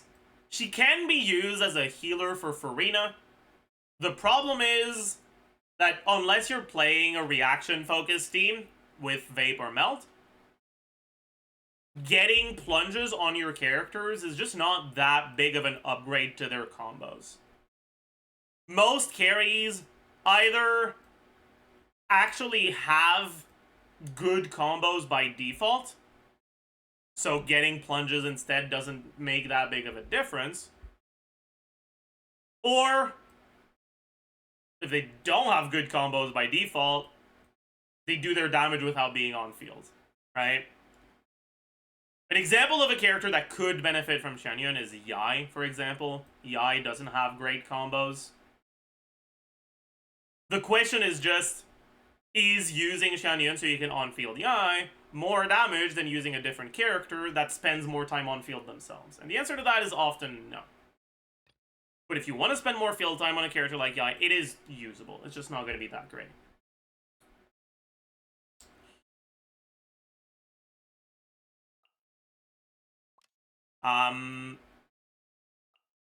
But yeah, so outside of that, the sort of characters that use Xianyun are the ones that use plunge as part of their default gameplay loop, so you don't benefit from Xianyun allowing you to jumping higher, but you do benefit from the fact that she's a VV healer that can potentially use TTDS, and that gives more damage to your plunges. Right? So the plunge carries we have right now are Gaming and Xiao. And we'll also obviously have Veresa. Now the Xianyun Veresa teams are not as good as the Chevaliers ones, but that's assuming you have constellations on your Chevaliers. If you don't have constellations on Chevaliers, they're actually pretty similar, if not competitive, sometimes even better, depending on the scenario. So she can be used for Veresa teams. If you really don't like having constellations on characters, and you want to keep going on the banner to get Eonsan or Chevaliers cons, Eonsan can be a nice pickup for Veresa players.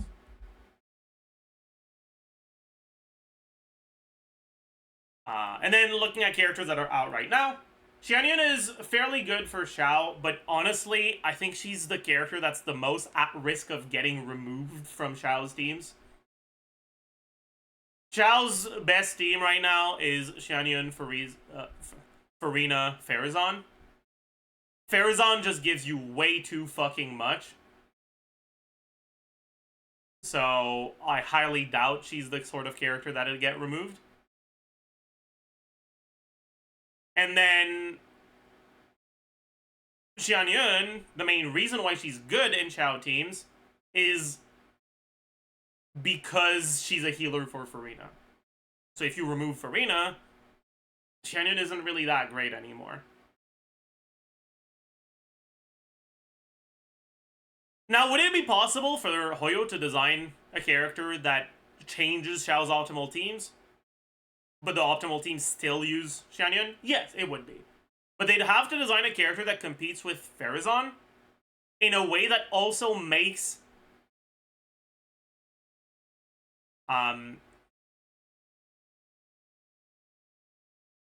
Farazan's buffs redundant, so that you don't want to use that new character plus Farazan. Now, we know Aoife has an animal vision from the trailers. If Aoife is a character that is actually supposed to be a support for Xiao, and or just animal carries in general, if he doesn't have healing, if he provides shred that makes Farazan's shred redundant, he provides damage percent from Cinder City, there is a chance that Farazan's a character that gets knocked out instead of Xianyun. But honestly, even if she does, it's probably not even going to be that much better than just doing Farazan, Aoife, Bennett.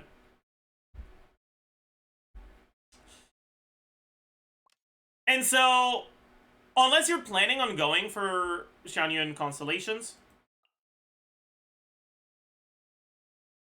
in Xiao teams, she's not that important of an upgrade to get.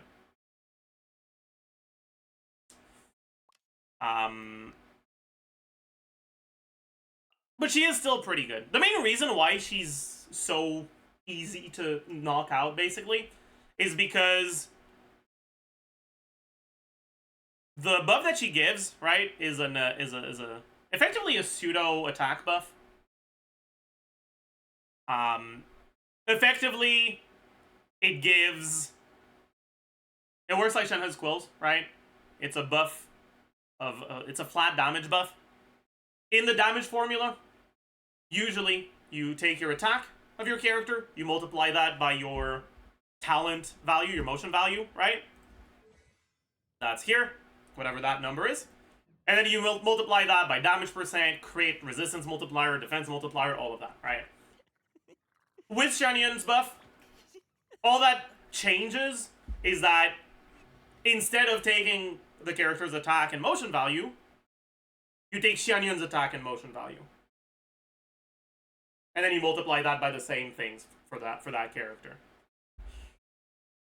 What that means is that when you're playing a reaction carry, right, something like Gumming, if you get an EM Sands, that changes your EM multiplier.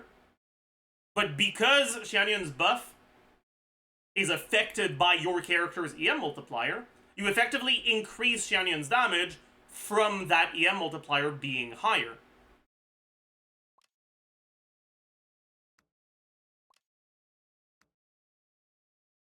So Xianyun's buff gets additionally buffed by your character's sends. On a character that has to run attack sends, that's not the case anymore.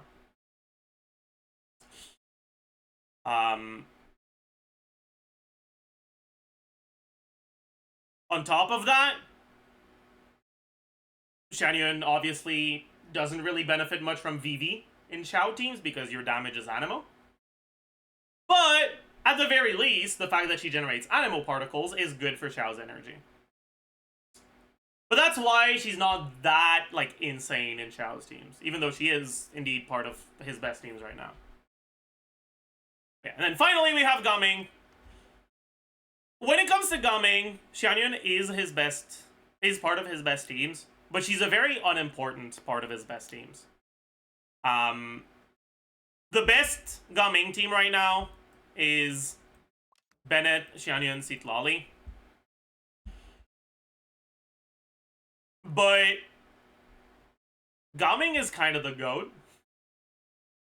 And it's very, very easy for him to quickly kill a first wave in multi-wave content.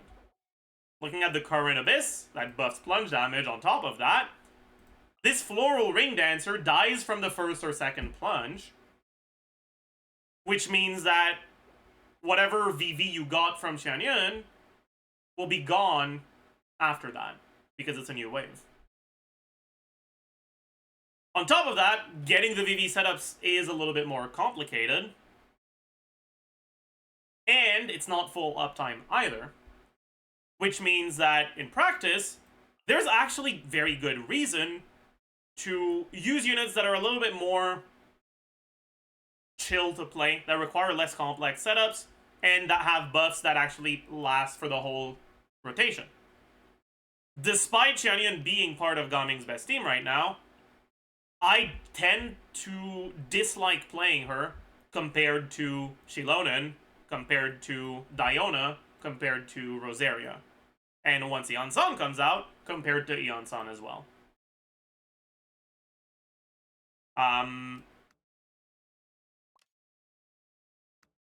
So all in all, she's okay. She is part of his best teams, but they are more uncomfortable, so I don't actually like them that much. What that means is that right now, the teams where you play Xianyun are Gaming, but she's not that important. Xiao, but she's not that important, and she's likely the first of the characters in that team to get replaced with future character releases. Veresa, but Veresa's Xianyun team is worse than her min-maxed Chevreuse team. And whatever bad carry you want to play. But obviously those teams won't be all that great, they're just a way to make your bad carry function. In other words, Veresa's not a character that's all that... Or sorry, not Veresa. Xianyun's not a character that's all that great. Just meta-wise, she's not particularly worth considering. Her main upside is just how much she does for the bad carries. Oh yeah, I actually forgot about Hu Tao. Right. I gotta talk about Hu Tao as well. The other team where you play Xianyun is Hu Tao. I'd say that nowadays, this is probably the team where you... Nowadays, Hu Tao is up there with Chao as the characters that care the most about Xianyun. But Shilonen's release gave you competition. I tend to like the Xianyun and the Xilonen team about as much as each other. But obviously, if you have C1 on Hu Tao, the plunge combos aren't as good anymore because you want to dash cancel to take advantage of that C1, which means that Xilonen becomes better. And at this point in 2025, there's not much of a reason to pull for Hu Tao as a meta character, so most people that pull for Hu Tao are just people who like Hu Tao, and people who like Hu Tao are a lot more likely to have that C1. And so for most people, I think you're gonna end up preferring using Shilonen.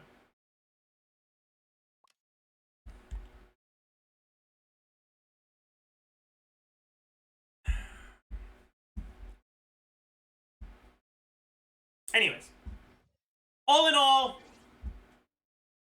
she's alright, but she's not something you need to get.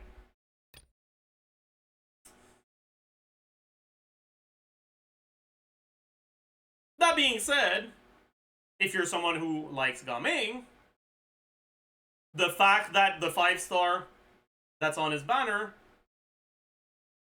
is one of the 5 stars, one of the few 5 stars that are good in his teams, is nice, right? 5 stars that are worth the consideration in Gaming teams are Xianyun, Citlali, Farina, Shilonen, I guess. There's 4 of them. The fact that the banner he's on is one of those characters is nice. But we'll talk about Gaming more. I guess now. We can talk about Gaming now. So, it's time for the Gaming propaganda. Hell yeah. If you followed my pre-release thoughts on Gaming, you'll know that I used to be a little iffy on him. And honestly, his non-Citlali teams, I'm still iffy on. Gaming is a character that has a really high ceiling, right? Outside of Maoika, he's the highest in the game. That's because he's got amazing synergy with Citlali. But he's also got some fucking problems. He's actually pretty much the exact opposite of Veresa when it comes to energy. Veresa is a character who uses her burst at the end of her combo, and where if you are a bit lacking in ER, it takes many rotations for that to become a problem. Then on top of that, even if you don't have enough energy for your burst, it's not that big of a deal, honestly. You just lose a burst, and it is what it is. Gaming uses his burst at the start of his rotation, so rather than having the possibility of getting the energy from a skill, but killing the enemy before you need to use that energy, you might kill the enemy before you're done using your skills, have used all the energy from needing to use your burst, but not gaining the energy from your skills. Alright? That's the first thing. Obviously, his burst costs his whole burst container, right? Because that's the case for everyone except Veresa. So he actually needs to have enough ER. If he's missing 1% ER, it completely breaks. And... wait, what was the third thing?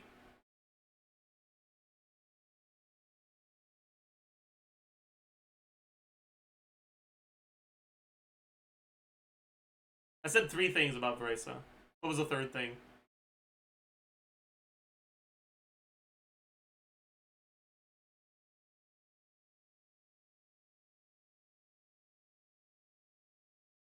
Whatever. Anyways, on top of that, Gaming is a pyro character. That means that his best teams when it comes to plunge are gonna be the melt or the vape teams. But it's the melt teams, but you can also use them in vape teams. But these are the main things you play him in, melt and vape teams, which means that you gain the possibility of either being against enemies that don't allow you to get your reactions, enemies that have innate auras that are not cryo or hydro, or that are not cryo or hydro. But also, it means that if the enemy self-applies an aura at some point, it might fuck your reactions. If the enemy dodges your application for some reason, it might fuck your reactions. If you fuck up your execution a little bit, you might lose your reactions. This Abyss actually has quite a few of these issues showcased, right? So in each of the chambers on the second side, which is the side that's better for him because of the plunge damage, you can run into one of these issues. The Terror Shroom self-applies Dendro. Now that doesn't remove your Cryo, but if you trigger Melt on an enemy that has Dendro and Cryo on them, that triggers Burning, which will make you lose your next plunge. Or which will make you lose your next reaction. Because the Burning Aura interrupts the Cryo application. This one self-applies Dendro too. On top of that, if you're standing in Bennett Burst and you get hit by a Dendro attack, you start burning, and that burning can apply Pyro to nearby enemies. That's another thing that can happen. And it has happened to me quite a few times this abyss. Against Simon, when he goes invisible, he spawns his fucking thingies, right? And you have to destroy them, but you can't trigger reactions on those things. They don't gain an aura from things, which means that Gumming isn't able to kill them all that fast. If he could trigger reactions on them, he could one-shot them.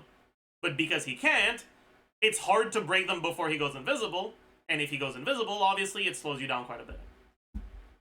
Because you have to wait for the second invisibility phase where he's like charging up, the one that you can interrupt with Electro. Although I guess Eon-san is going to make that nicer, but oh well. And finally, against the Secret Source Automaton, when the Automaton has his like Night Soul circle filled up and it phases, it goes up a little, which is enough to dodge your Cryo application if you're using Rosaria. And I have been fucked many a times by that when I was doing my Forcer only clears.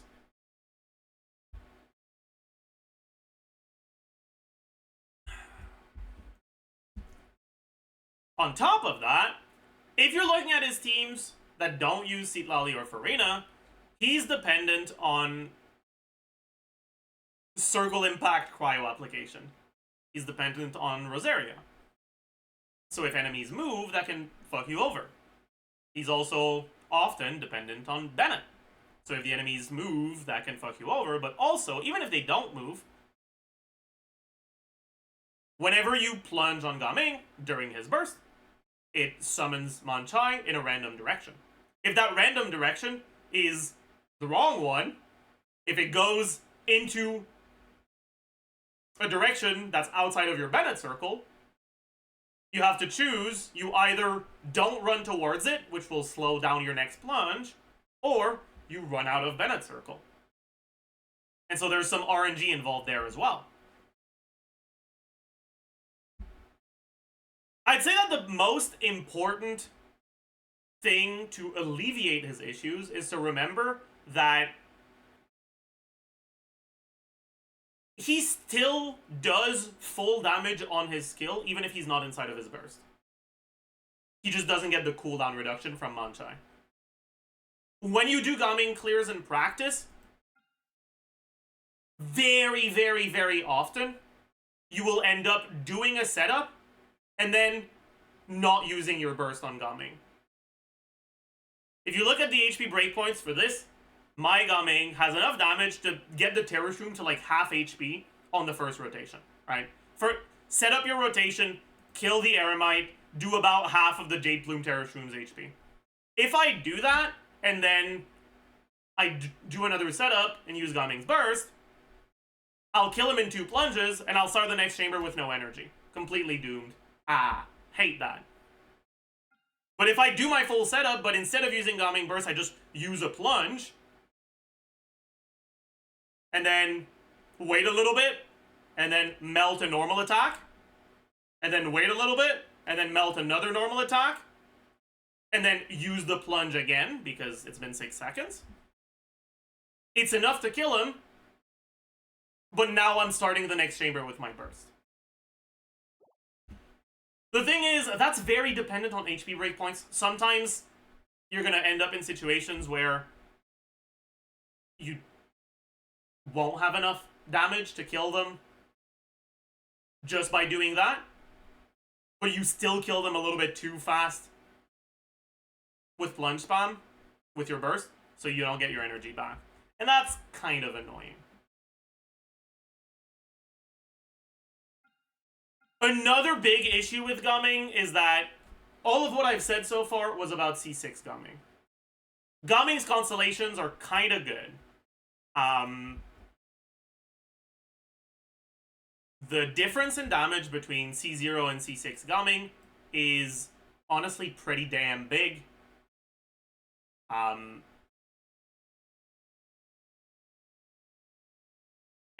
then on top of that, Gumming's AoE without his C6 is pretty small, right? His C6 increases his plunge AoE, his plunge radius. Without that, his AoE is kind of a joke, honestly. All in all, I'd say that Gumming, now with Seatlali's so good that Gumming is still a decent character even without C6.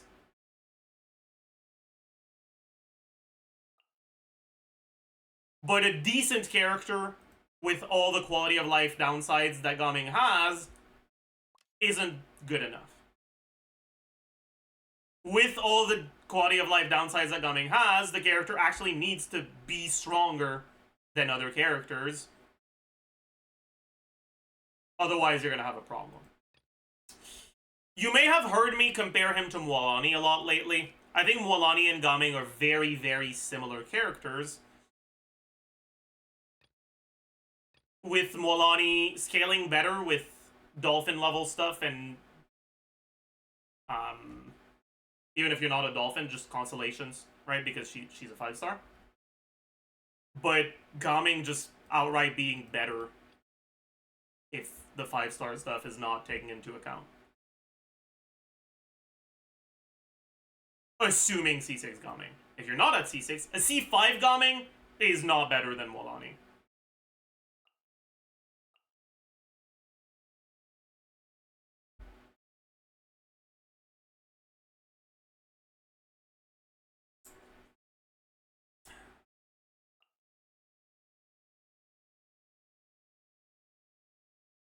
But yeah, I'm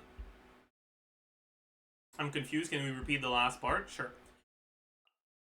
Gumming and Mualani are characters that are very similar to one another in terms of what their upsides are and what their downsides are.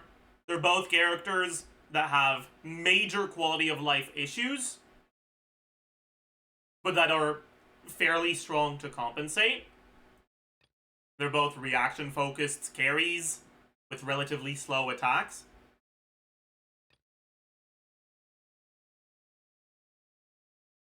But Mualani being a 5-star means that she has access to early constellations and or a signature weapon. Gumming doesn't have a signature weapon. His best weapon is a 4-star weapon. Right, his best weapon is Fruitful Hook / Serpent Spine at high refine. Right, Mualani has an actual proper signature and also access to 5-star constellations. Now, Gumming's constellations are good, but when I talk about Gumming, I'm talking about C6 Gumming, not C0. Whereas I'm certainly not talking about C6 Mualani. Right? So, all in all, I'd say that Gumming, C6 Gumming versus C0 Mualani is just outright better. But Mualani being a 5-star means that for the sort of players that consider getting signatures and or early constellations, Mualani will be better. There's also the fact that Gumming's best team by far is a team that uses the same support core as Mawika. Which means if you have Mawika, there's no reason to ever play Gumming instead of her. Whereas with Mualani, she has quite a few teams that have no overlap with units Mawika uses. Especially with Yeonsan's release, making a team like this with Yeonsan here allow you to not even care about Chilonen on this team, which means you can use Chilonen on the Mualani team.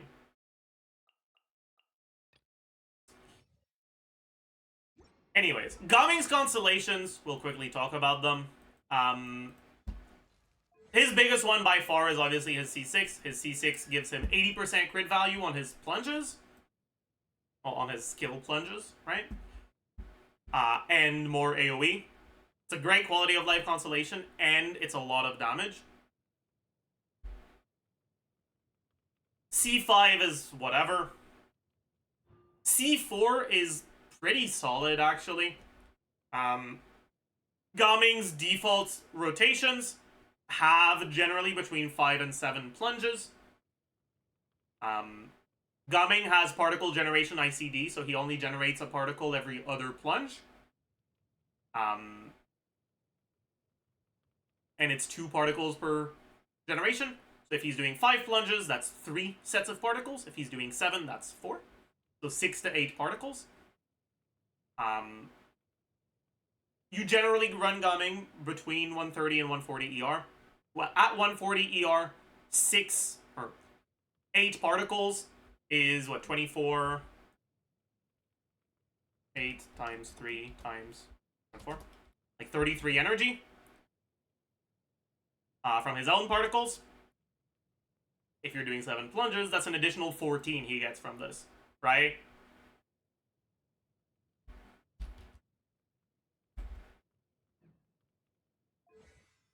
On a burst cost that is 60, going from his self-particle generation, like from 33 to 47, pretty significant. It'll reduce his ER requirements by a sizable amount. Non-C4 Gaming, I think in practice, will feel like complete trash without either ER Sands or Fav as his weapon.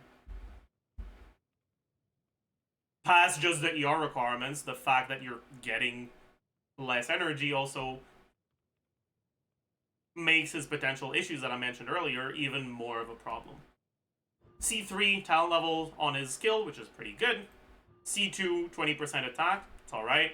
C1, a little bit of self-healing. This doesn't actually matter because you're playing Banana.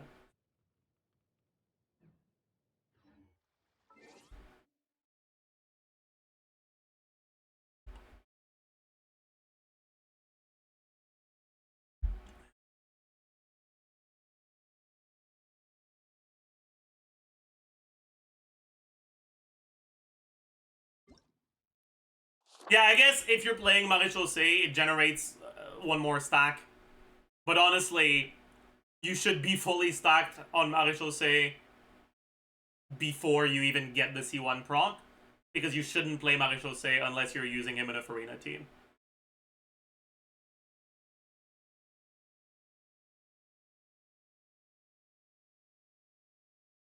What is that Velatro pasta, man? What the fuck?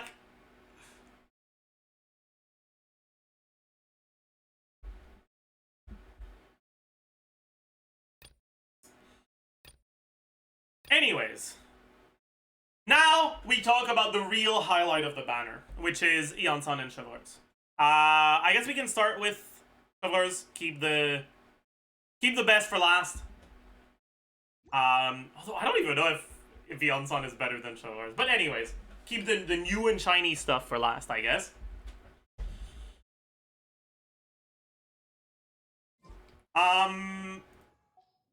So I talked about Chivalrous quite recently because she was on the Arlecchino and Cloud9 rerun. Is this the fastest we've had a character run back, like a 4-star character run back after their last run? Like, I'm gonna be honest, I did not expect her at all on this banner. I think most people are surprised by her being here. It's insane she's running back so fast. But honestly, thinking about it, it actually makes a lot of sense. Marisa is a character with relatively weak early constellations, so it makes sense for them to try to give you an incentive to go on the banner. And she synergizes really well with Chivalrous. So, what the fuck is a Chivalrous? Chivalrous is one of the characters with the simplest kits in the game. She is a character who gives shred and attack percent, and that's it. Her personal damage is kind of a joke. It's not completely insignificant, but it's not particularly great.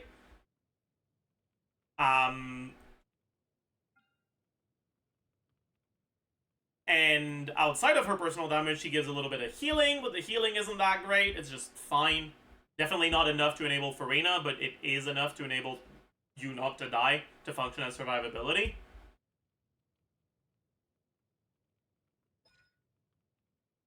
And outside of that, what she gives is resistance shred and attack percent. How do those work? Her shred happens whenever you trigger overload, but only in teams that use only pyro and electro units. And her attack percent happens when you hold your E after having triggered an overload.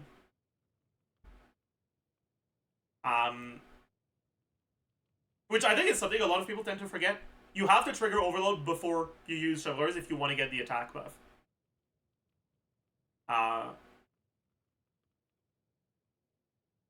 It doesn't say it in here, but it says after you fire an overcharge ball, and the condition for your skill to fire an overcharge ball is to have triggered an overload, right?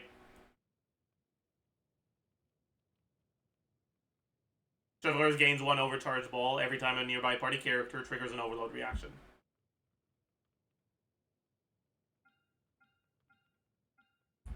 And also don't forget to hold the skill. I see way too many people tap Shovelers' skill and just not get the attack buff because of that.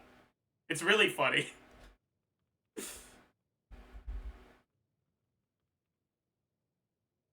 Does her burst matter? The main use of her burst is if you're playing her in a team where your only way of applying pyro is to go on your carry or use a buff that doesn't last for that long. You can use her burst as part of your setup on the first rotation because it can be the pyro application you need to trigger overload. Either triggering overload itself or applying pyro for your electro character to trigger overload.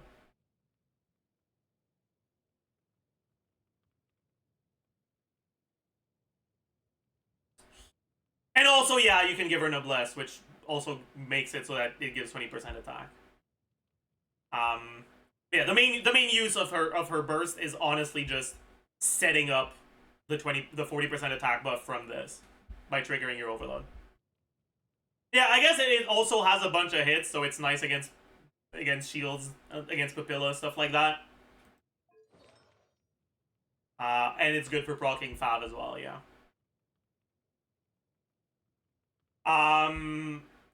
Anyways,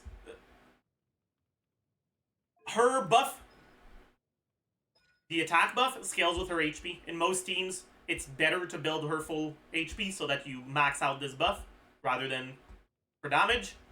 And when you are building her for HP to max out this buff, it makes her personal damage even worse because her damage scales with attack, not HP. So the only thing that scales with HP in her kit is her attack buff and her healing. And so, for most people, her personal damage is really just not very much.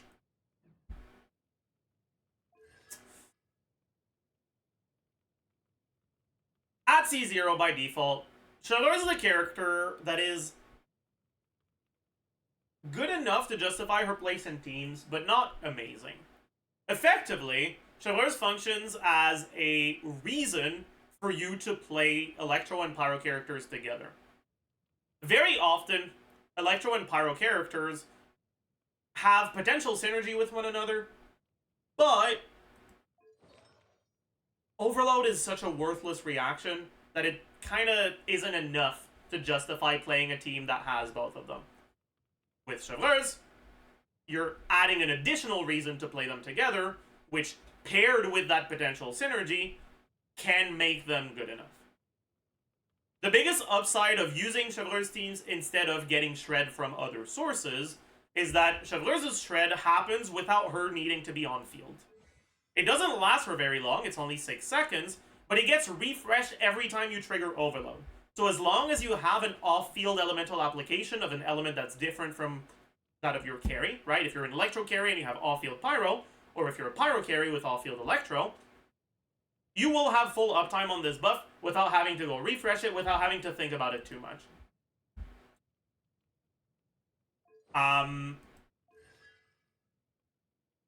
And that, paired with the ability to, you know, create a potential additional reason to play your characters of Pyro and Electro together, is what makes Chivalrous a fairly strong unit. When I talk about Electro and Pyro characters potentially having synergy by default, it's mainly just Bennett being the GOAT. Alright, you play Bennett with most attack scalers because he's just that fucking good. So, having an incentive to play Bennett, and him being a unit that doesn't disable Chivalrous' Shred is nice. But also, it gives you an additional reason to play characters like Fischl.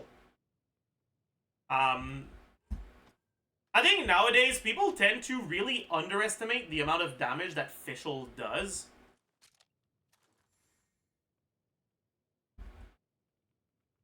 If we take a look at the Arlecchino Fischl Chivalrous Sims... Oh god. And we look at the one that isn't too scam, which is this one. And instead of a very long sim, we take a look at a one rotation sim, or two rotation sim, I guess.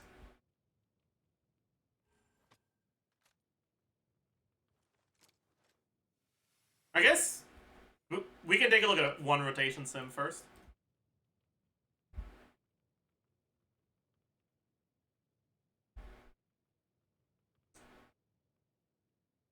Fischl is doing a solid fucking 20k DPS, 25% of the team's DPS here.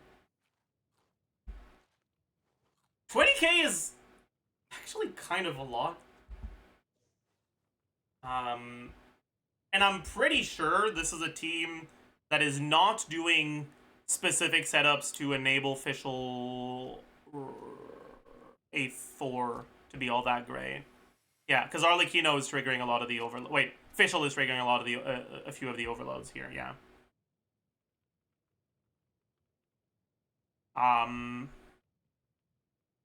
What about the two rotation one?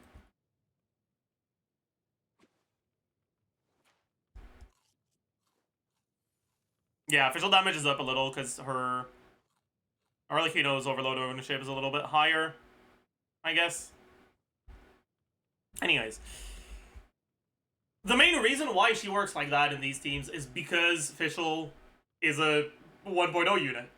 They kind of stopped letting attack scaling support snapshot at some point because of Bennett, but Fischl is a remnant of 1.0 and her skill snapshots.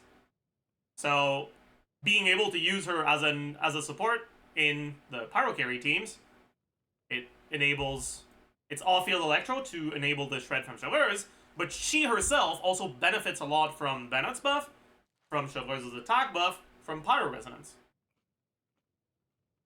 And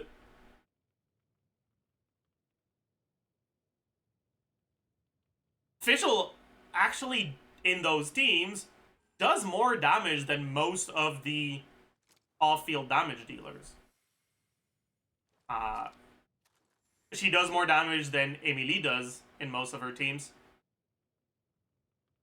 It's kind of similar to what Farina does in Neuvillette teams, which are the ones that make her deal the most damage. But anyways, the point I'm trying to make here is...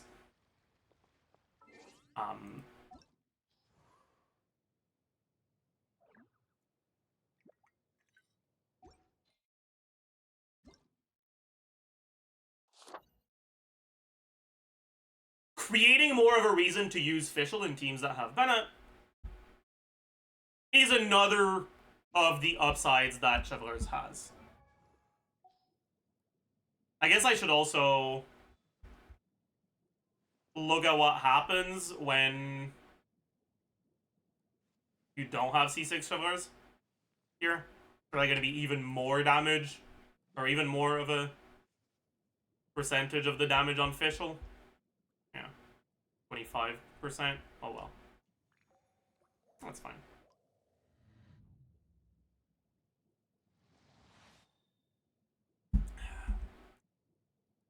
Anyways, Chevreuse' constellations do not matter from 0 to 5, but her C6 is good.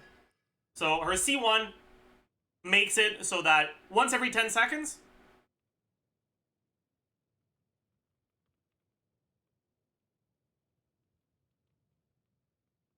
your overloads recover 6 energy to the active character.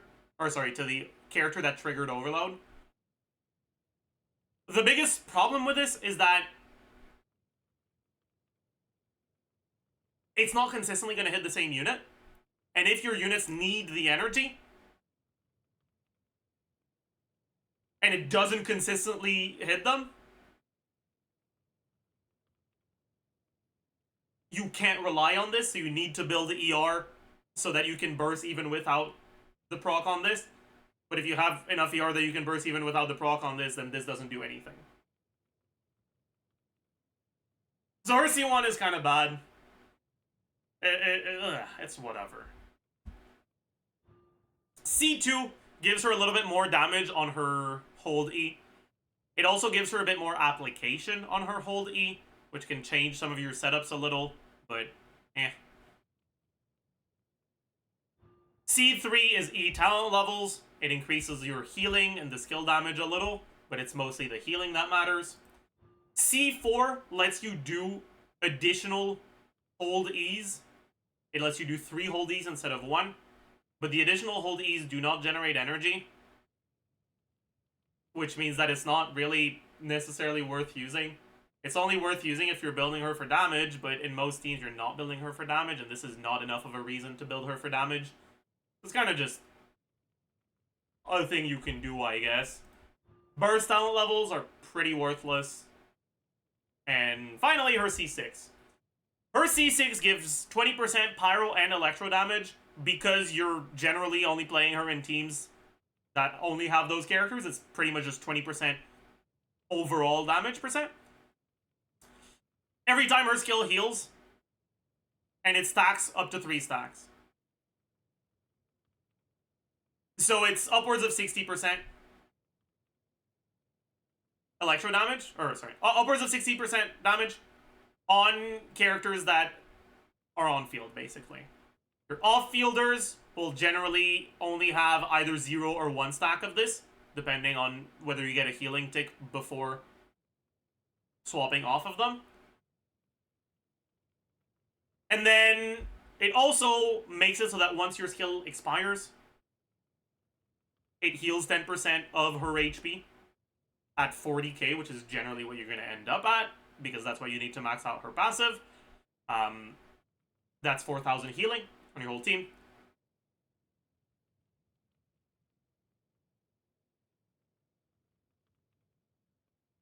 It's a little bit more survivability. It's nice. If you end up being able to reach your HP requirements without an HP circlet, you can even go healing bonus, make that even bigger. That's cool, I guess. But generally, if you have enough HP without an HP circlet, you'd rather go crit rate so you can proc Favonius Lance more reliably.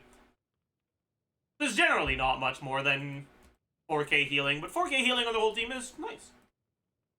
That being said, because it happens at the end of your duration, it's not great to enable Farina Fanfare Generation, so it's still not like all that useful as healing for Farina.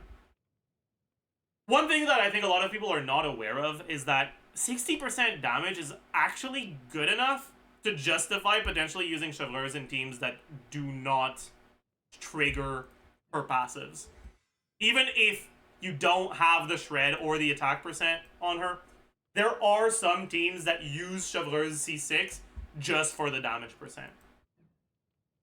Mainly, if you want a pyro unit for Pyro Resonance, and so that you can more reliably get Pyro Swirl setups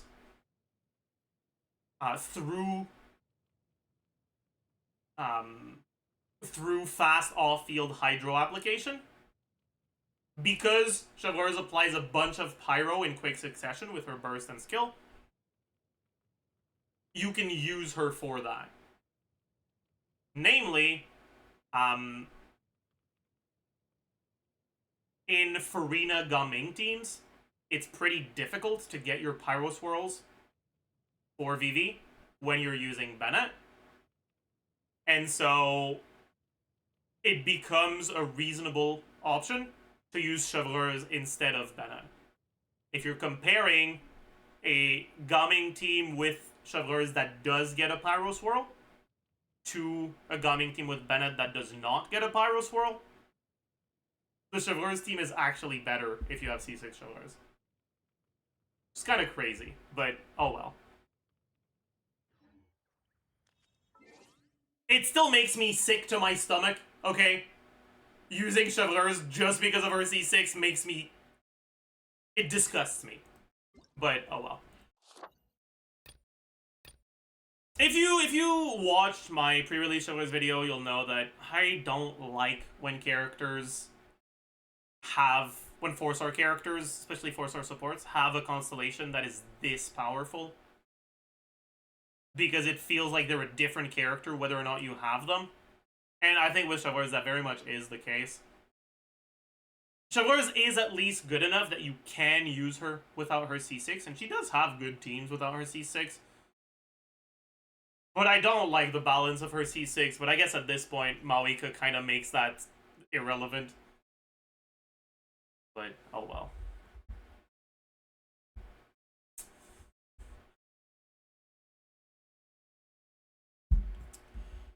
Finally, we have Yansan. Isn't Gumming the same?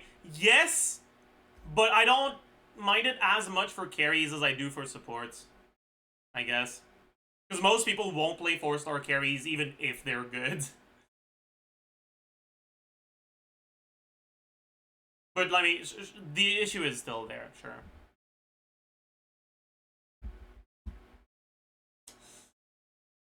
Anyways, finally we have Yansan. And Yansan is pretty good. If you've watched the Yansan pre-release, which by the way is like one of the longest videos I've put out lately, I go in depth about a lot of stuff on Yansan. You should watch this, because I won't talk about her that much in this one.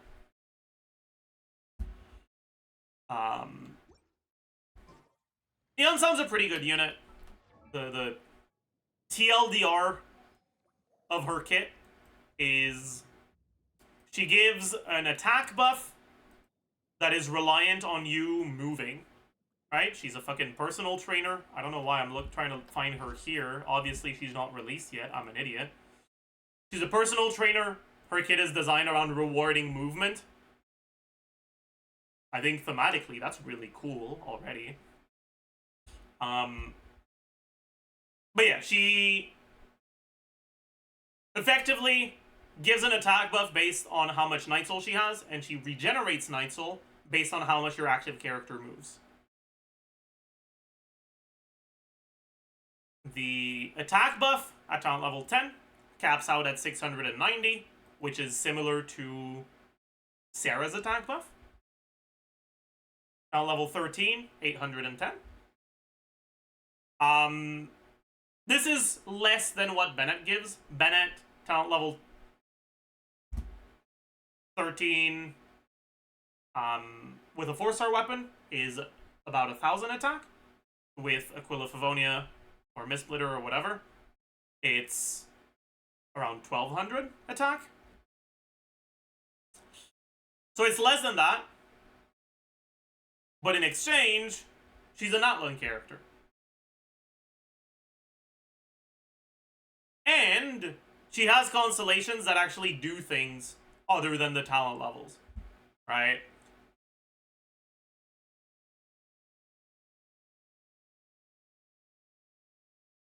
So her C1 kind of doesn't matter too much. It helps her ER requirements, but in most teams, her ER requirements aren't that big of a deal anyways, so it doesn't matter too much. Her C2 gives you 30% attack, your active character, which is nice. Her C4 makes you regenerate some Night Soul after using Burst on at least one of your characters, which helps characters that don't move as much keep more of the attack buff. Her C5 is the talent level constellation that gives you 120 more flat attack on the count.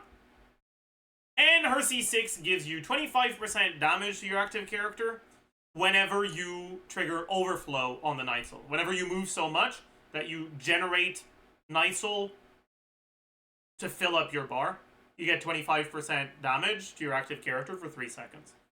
That means that on characters that don't move a lot, you might trigger it once at the start, but you won't have full uptime on it. And on characters that do move a lot, that's full uptime, 25% damage. Hey, what's up? I don't think I've told you yet, but congrats on the fucking 5 roll. My goat. You know, I hadn't watched League videos in a really long time, but I started watching your videos again lately because the fucking what's it called? Is it called Arena? You're a bit late. I know, man. My bad. My bad. Yeah, Arena. The Arena stuff is really fun to watch.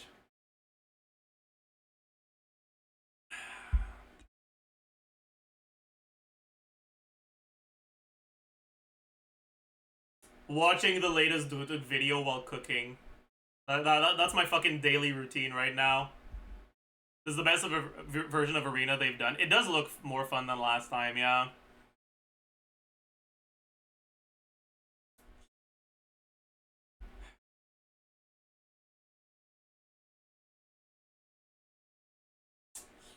Alright, anyways, let's... Sorry, I'm recording a banner review right now. Okay, I'll do the fucking exercise redeem since I've already fucking paused anyways.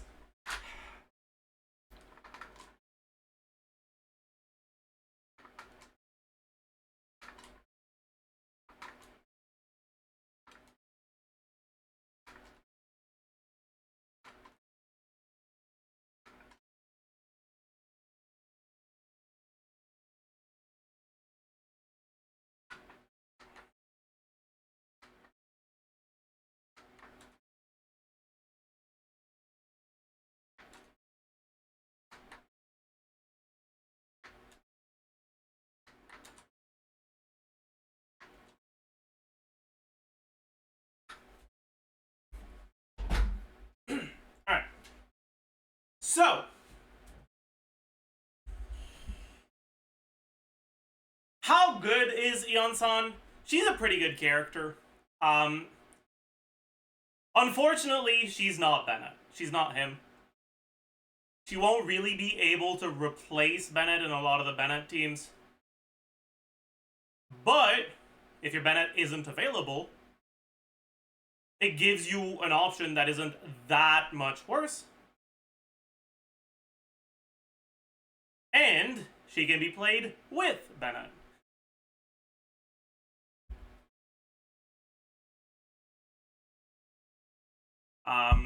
You may have heard already that Mawika's best team will likely include Eon-san. Chilonen is going bye-bye. Chilonen's buff is redundant because, well, I guess her debuff is redundant because Citlali shreds already, and the most important part of shred is the first few points. After that, it becomes much worse. And because of that, Eon-san is looking to be an upgrade over Chilonen in these teams. Seems like it's going to be about a side grade if you get C2, and an upgrade if you get C5 or C6.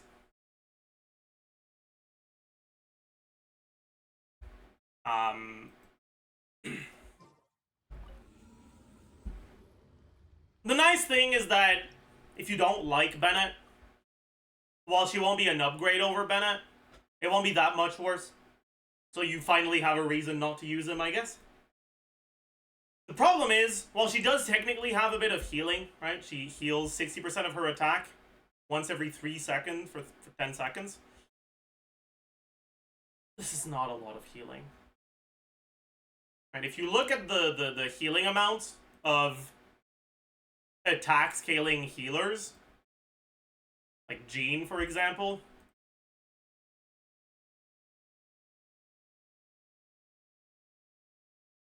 the continuous healing, 45% of her attack, plus 338. Now, a character like Yeon Sun can end up with above 3,000 attack. 338 is like about a bit more than 10% more. So this is pretty much a similar amount, about 60% of attack as well. Except this happens every second, and this doesn't include the initial AoE healing on the burst that is literally 10 times bigger. Right? 60% of 3,000 is 1,800. It's not a lot, and you don't really want to run a healing bonus circlet. You generally want to run either attack percent circlet, or if you reach the attack you need for your to cap out her passive without an attack percent circlet, probably crit rate circlet so you can proc 5 more reliably. All this to say, this amount of healing is fucking nothing. So if you end up replacing Bennett with Yeon Sun in a team that doesn't have a healer other than Bennett, you will notice just how much Bennett's healing was doing for you. Because you're probably going to find yourself dying a few times. On top of that, this isn't enough healing to properly enable Farina. So if you were using Bennett as your only healer in a Farina team, yeah, that's gonna be Jover for you.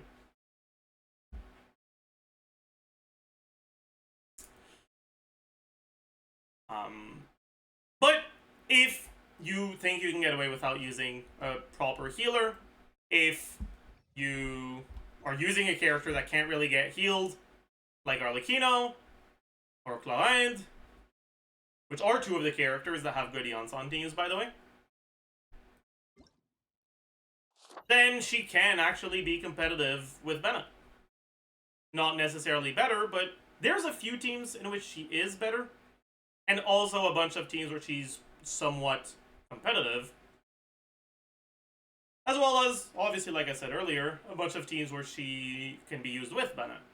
If you want to know more about her, go check out the pre-release, or subscribe and keep an eye out for the first day, or the first impressions on day one of the banner, or the post-release.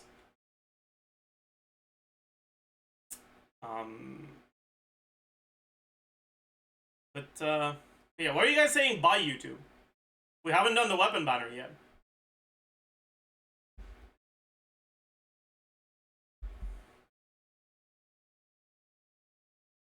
I can tell people to subscribe before the end of the video, okay? I'm allowed. You can't stop me. Yeah, I forgot to talk about the Xianyun constellations, you're right.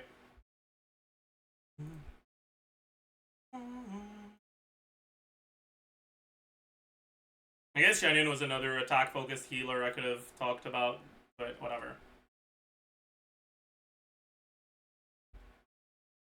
Okay. Xianyun C1. Honestly, okay. Her skill cooldown is 12 seconds. Which means that if you use 2 per rotation, that's a 24-second rotation. Generally, that's a bit annoying to do.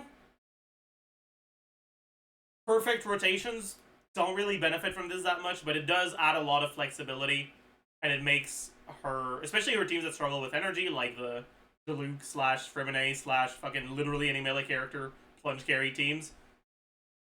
It makes them a lot more comfortable to play. It's also a great exploration constellation, I guess.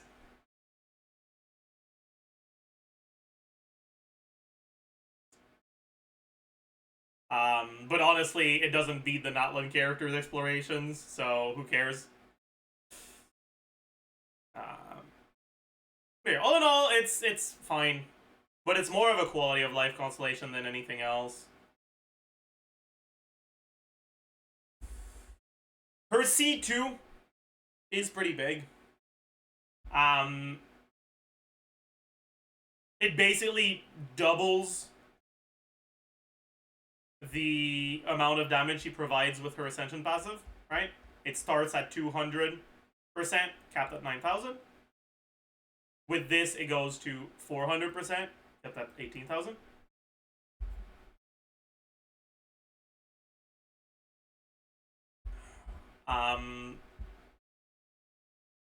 This is her big constellation, honestly. It's pretty good, pretty solid. If you want to know how much damage you're getting from this, it's actually something you can look at in practice. You don't even need to calculate it. If you go into any sort of AoE content,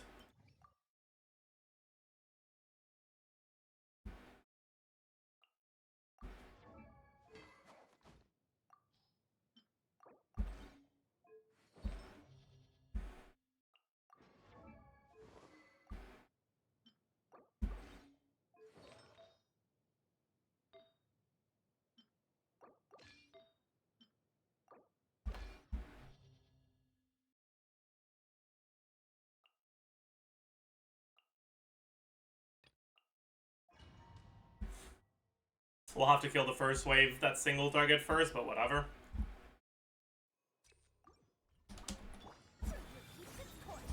I seem to not have Fab on my Corazon.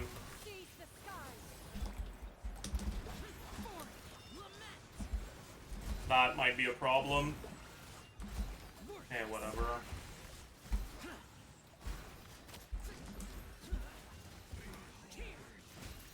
We get 100k on one and 60k on the other.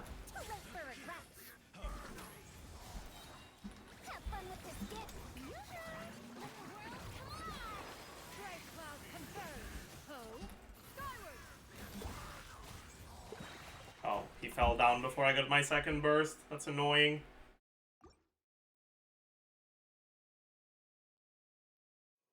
Because Xianyun's buff only applies to one target, you can look at that difference between in damage between the target that gets hit by it and the target that doesn't. And that's the amount of additional damage you'll gain if you get her C2. Let's try to fucking show it a little bit more properly.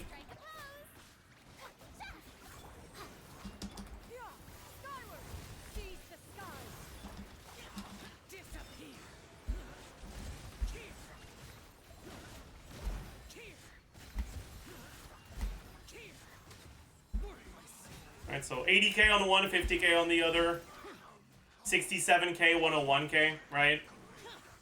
So it's a 34k difference, which means that I would gain an additional 34k to that 101 and go to 135.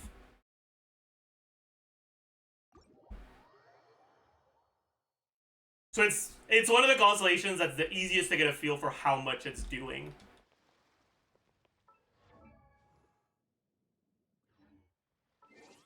Technically, it's actually a little bit more than that because it also gives you 20% attack, but not much more than that.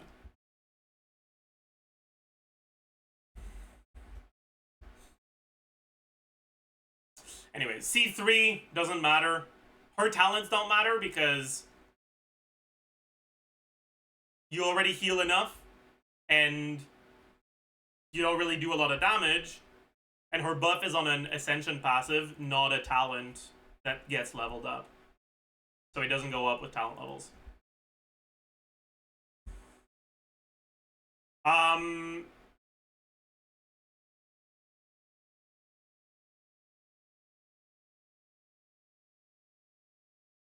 Is C4 just more healing? That's fucking worthless. What the hell? Wow, it's really bad, huh? Yeah, and then C5 is also pretty bad. And finally, C6 allows you to play her as a carry, but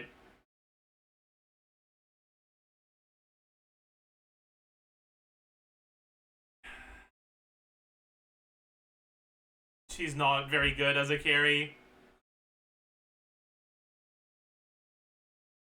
even at C6, so it's kind of whatever. But, yeah. Now we can talk about the weapon banner. So, oh, that was fucking crisp. Was it crisp for you guys too? It was probably the crispest clap I've ever done. My god, it fucking echoed.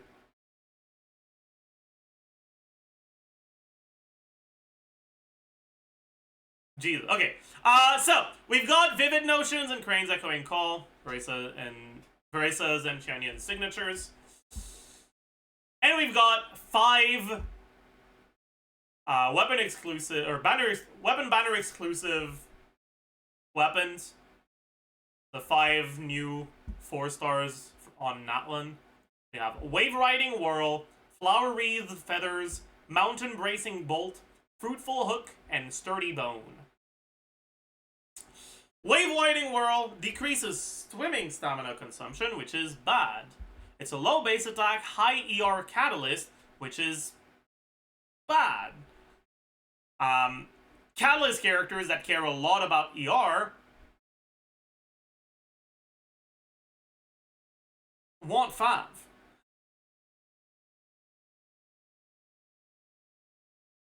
Finally, it increases your max HP based on the amount of Hydro characters in the party.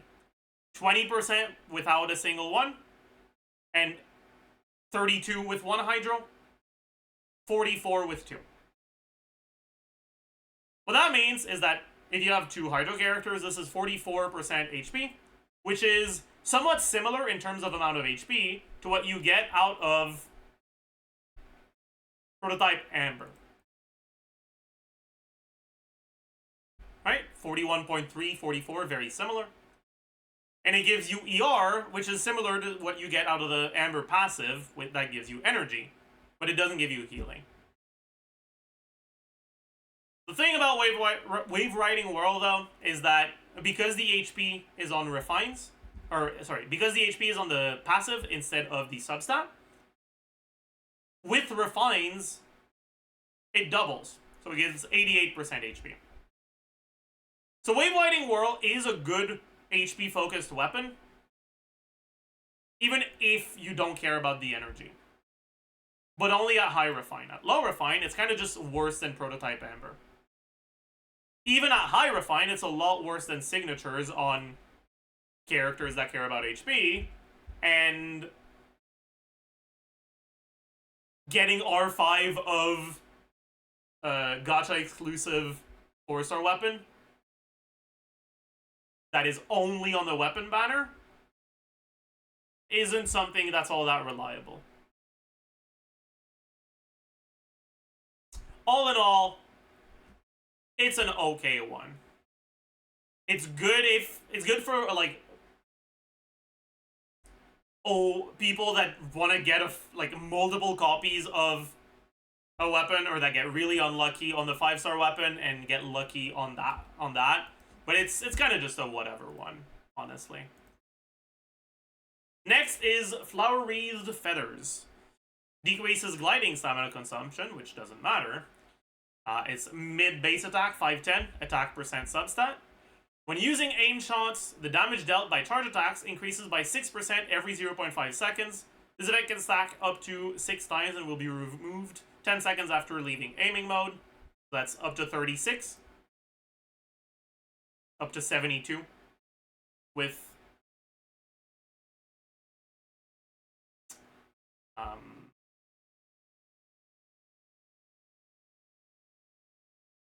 constellations? Or sorry, no, with not constellations. With refines. By default, characters charge their charge attacks faster than 3 seconds, so you don't actually cap it out.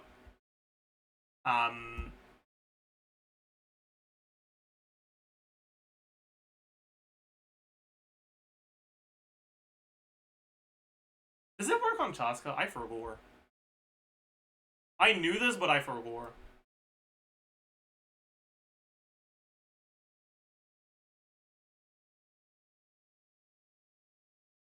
Good. I believe it works. Yeah. That's what I thought, but I wasn't sure anymore. But yeah, so Chaska is pretty much the only character that actually caps it out. Other characters charge their charge attacks faster than 3 seconds.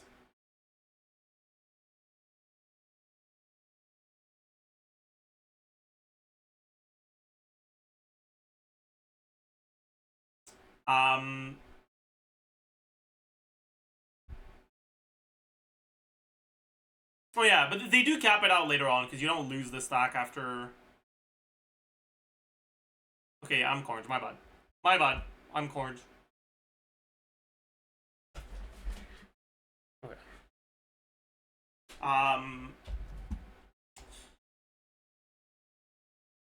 Sorry, let's try that again. Okay, so it's 36 to 72 based on refine damage percent.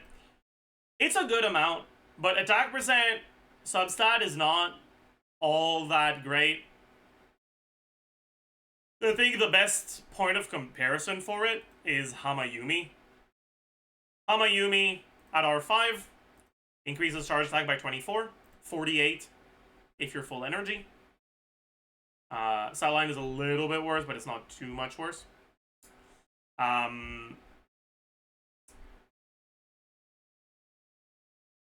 What that means is that at low refine, it provides less damage than Hamayumi. At high refine, a bit more. But, like, these are comparisons to a craftable weapon. It is not bad if you have high refine on it. You also, obviously, get to keep the full buff even if you use burst. But it's not that great of a weapon. It's just okay.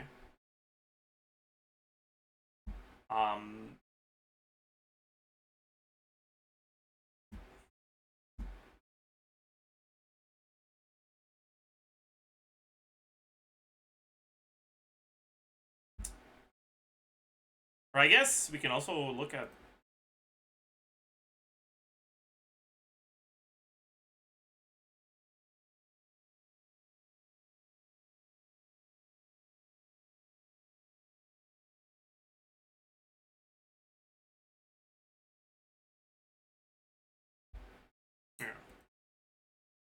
so the Fontaine Craftable gives you 32% after getting healed, which is generally fairly easy to fulfill to all types of damage.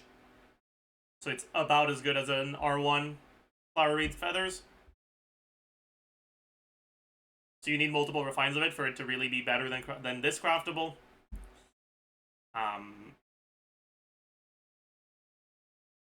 Then you've got Chainbreaker that can also be used. It's a bit harder to compare it 1-to-1 because it doesn't give damage percent. All in all, it's an okay one. It's not all that interesting though. Next up, Mountain Bracing Bolt. High base attack, ER substat. Decreases climbing stamina consumption, doesn't matter. Increases skill damage by 12%. And an additional 12% when your party members use skills. Now, the problem is that we don't really have a polearm character that does that much skill damage. It's mainly something you can use on Kachina or Emily, I guess.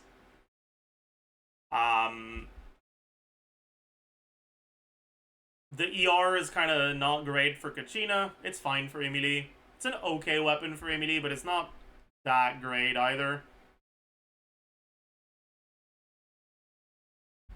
It is what it is. Yeah, Emily does get a good amount of non-skill damage with her burst and her ascension passive. And with the torch that was recently released that has the same stat line but 40% attack, there's just no reason for this anymore. So this is kind of bad right now. We've had fucking Omega sus leaks of one of the upcoming characters that's supposed to be polearm skill damage focused character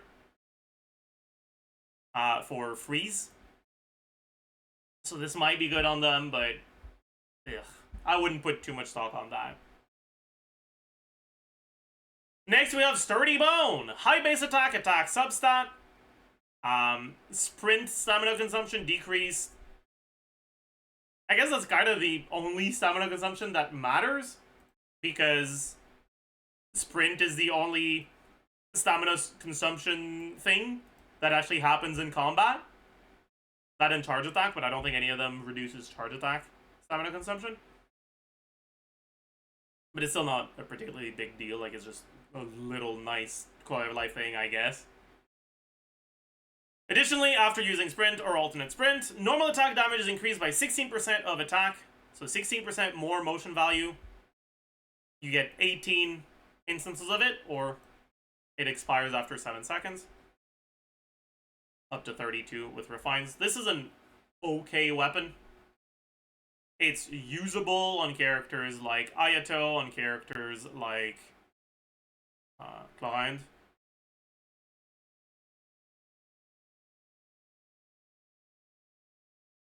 But it's not that great. It's just okay. It's fine. It's technically usable, yeah, exactly. And finally, I guess the highlight of the 4-star lineup, Fruitful Hook. Fruitful Hook, 565 base attack, 27.6% attack, so high base attack, attack substat. Increases plunging attack crit rate by 16%, and after a plunging attack hits opponent, increase normal charge and plunge attack damage by 16%. So it's 16 crit and 16 damage percent for plunge attacks. On plunge focused characters like Gumming, this is kind of fucking goated, actually.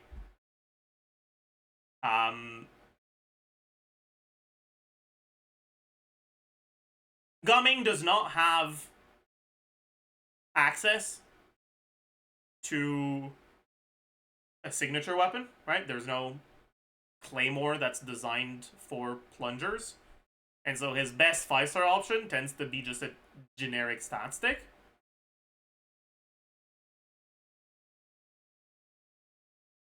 And that makes it so that the great 4-star weapons are actually competitive, sometimes better than the 5-star weapons. And so the question is, how does this compare to Serpent Spine? At R1, it's generally worse, but at R5, 32 crit rate, that's 4.4% more crit rate than what you get from Serpent Spine. 32 damage percent, it's as much 2% more than R1 Serpent Spine, 18% less than R5. But you don't have to wait for it to stack up at the start of your chamber. And then on top of that, you get an additional 27.6% attack and 55 more base attack compared to Serpent Spine. So it's outright just better. The biggest potential problem is that it becomes possible to overcap crit with this. But that's an issue you have with Serpent Spine as well. It's one of the reasons why Marie-Chaussée is not that great on Gumming. That paired with the fact that Crimson Witch is just good. But, yeah. Overall, Fruitful Hook is just pretty good. The biggest issue with it on Gumming is that... Why the fuck is it used on Ito? Okay, whatever. The biggest issue with it on Gumming is... it does not buff your burst damage. And the damage percent only buffs your plunges after the first one. It doesn't buff the first one. But still. For people that are Gumming mains, for people that are, I guess, the Luke mains as well, and that don't want to wait until the day they release a specific, or the day they release a 5-star plunge-focused Claymore character to finally get a proper signature for them.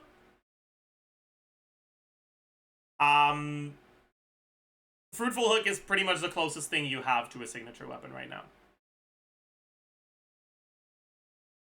The thing is, it's not that much better than the just stat stake 5 stars. It is better, but it's not that much better.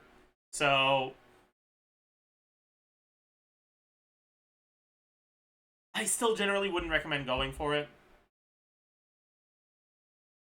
Getting 5 copies of a specific 4-star weapon on a weapon banner is goddamn expensive. The average amount of pulls it takes is really high, but then on top of that, there's a lot of variance. It's the standard deviation is very high. It's very possible that it takes you double, triple the average amount of wishes for you to get it. Don't bother. But if you care about these signature weapons, then they can potentially be a nice upside to get along the way. And if you do care about gumming, the best way to improve his teams, once you have C6 gumming, is constellations on your 5-star supports and signature weapons on your 5-star supports. Which means that this banner, having Crane's Echoing Call, which is Xianyun's signature, is already a reason to go on the banner if you care about going for, like, vertically investing your Primogems into a gumming team. Is it the most resin efficient, or is it the most Primogem efficient way to increase your damage? No. I'd say that it's probably Citlali Constellations, then Sharon C2, and then Crane's Echoing Call. But it's not the worst one either, because it's better than going for Citlali's signature. Gumming is one of the characters whose rotations actually do last longer than 20 seconds, which means you end up reliably getting TTDS every rotation. Unlike a character like Mauiga or Arlecchino, with rotations shorter than 20 seconds, where you only get it every other rotation.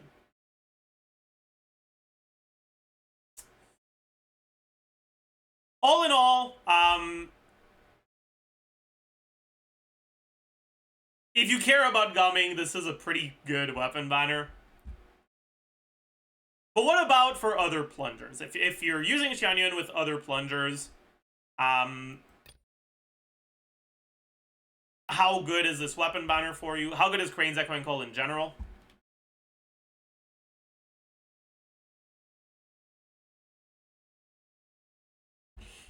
So it's high base attack, highest base attack, right? 741 with attack percent substat. And when you get a plunge, all nearby party members' plunge attack damage is increased by 28%. And it restores a bunch of energy to the character that wears it. So it's basically 28 damage percent as a support weapon and a bunch of energy restoration. All in all, it's pretty good for those plunge teams. It's generally not going to be better than getting a constellation that increases those plunge teams' damage, but it's still it's still pretty decent. Surprisingly, this is also an okay option on Varesa. It is actually better than her craftable options, and it's competitive with Widsith without the Widsith unreliability.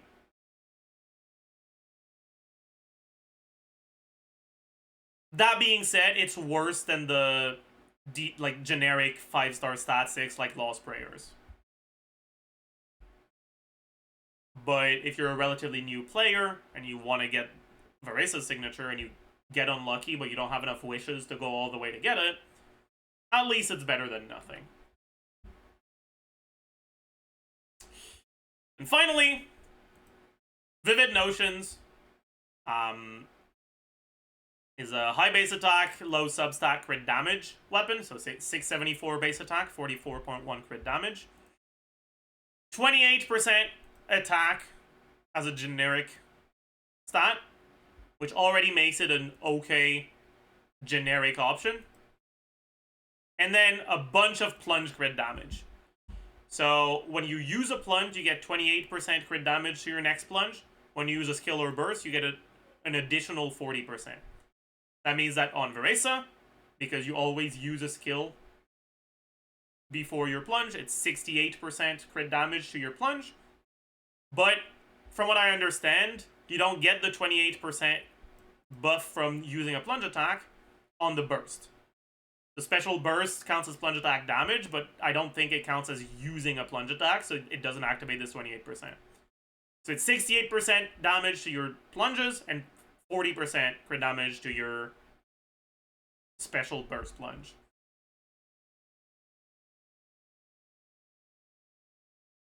I'm not entirely sure about this though. It might just outright be 68% for both.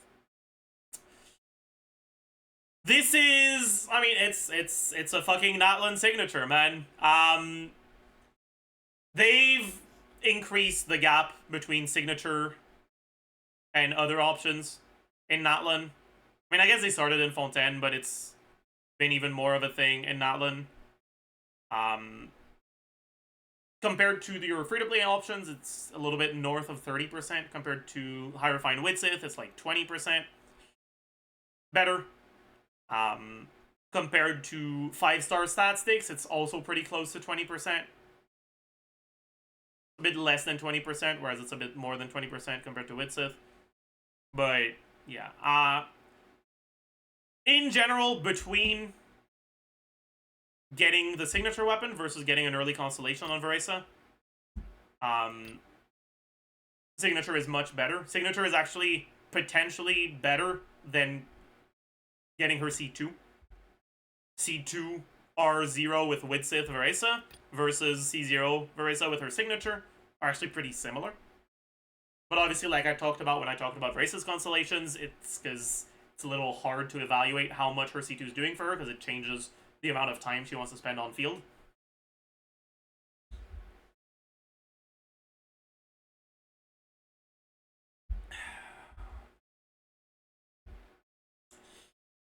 But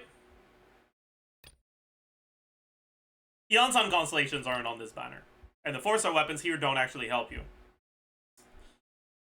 But if you lose your 37.525 to Crane's Echoing Call, and you are playing a Veresa team with Xianyuan, which I think is a bit more likely to happen if you are the sort of player to pull on character constellations and SIGs, because the evaluation of the Chevreuse team being better than the Xianyuan team is assuming Z0 characters on the 5 stars.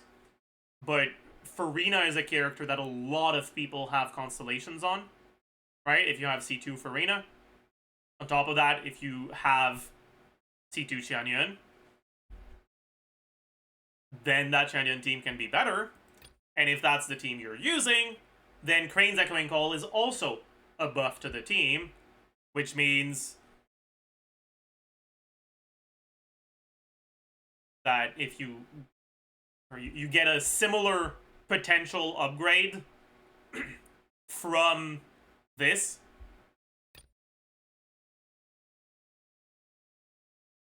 or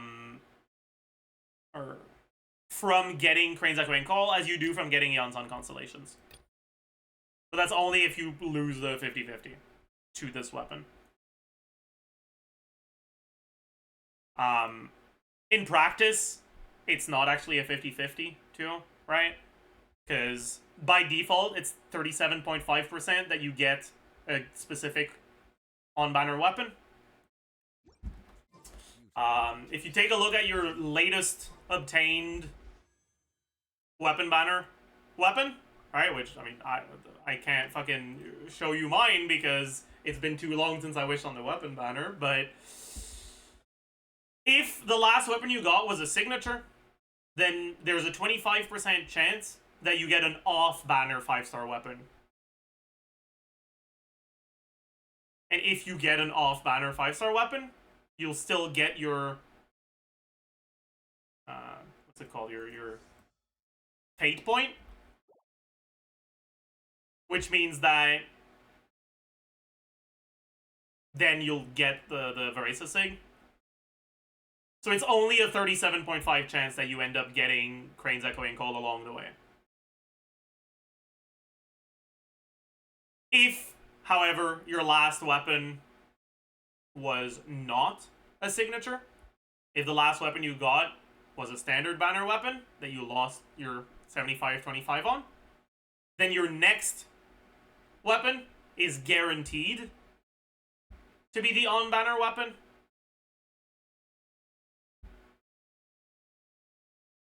Which means that instead of a 37.5, it's a 50%. Now, something that I've talked about on stream a few times, but I don't think I've ever talked about on a weapon or on a banner video, is that if you don't care about refinements on a signature weapon, but you do care about getting both of the banner weapons, there's a specific way you should go about epitomizing your path that can reduce the average amount of wishes that it takes to guarantee your weapon. So, how do you do that? It's something that is derived from what I've just mentioned, which is that if the last weapon you got was a standard weapon,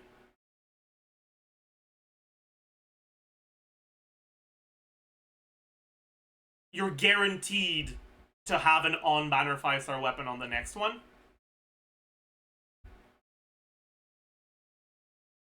And so let's talk about that, right? If you epitomize path towards Vivid Notions versus Signature, so situation 1, you 37% chance that you win. Get it, Pog, 37.5. Situation 2, get the Xianyan Sig, get second, which is also 37.5. In situation 3,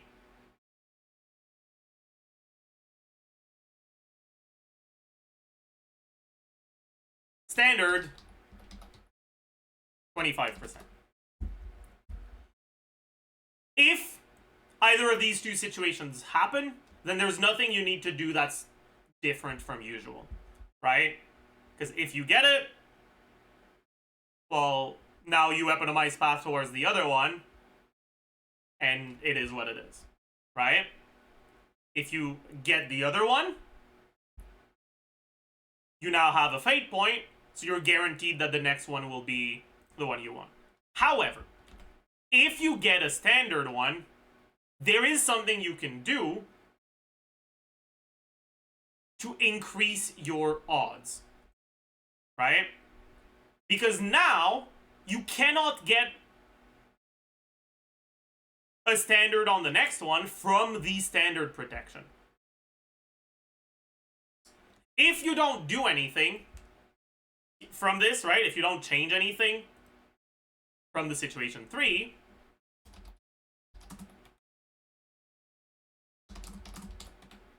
you're guaranteed that from your fate point, the next one will be it. Very cool. And now, you put yourself in a situation where you've gotten it, you change your path, and there's a 37.5% chance that you get it on the next one, and a 62.5% that it takes you 2 more. So, the total, like, from here, right? You'll guarantee on the next one, which is 2 5-stars. Then 37.5 that it takes 3, and 62.5 that it takes 4. So the odds that it gets 3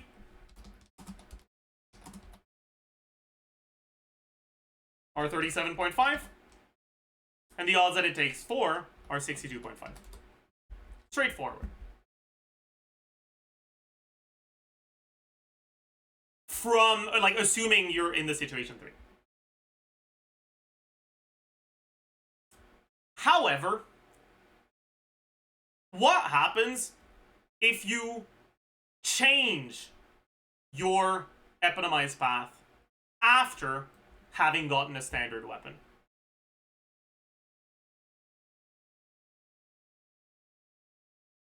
Okay, let's take a look at what happens. Now,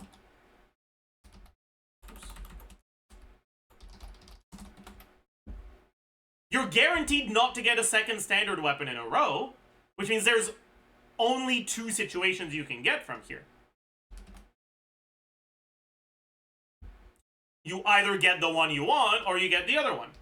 Get it Pog, or get second.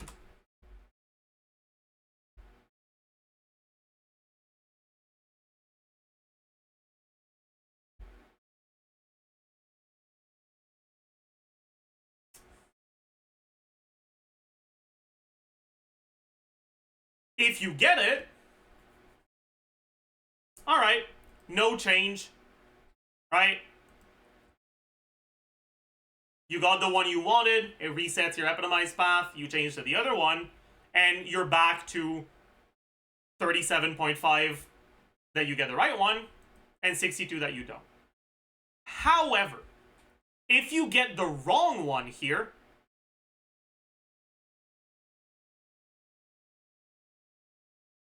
you're now guaranteed that you get the right one on the next one. So it can't go to 4 anymore. So basically, if you reset your epitomized path after losing your 75-25 to a standard weapon, you effectively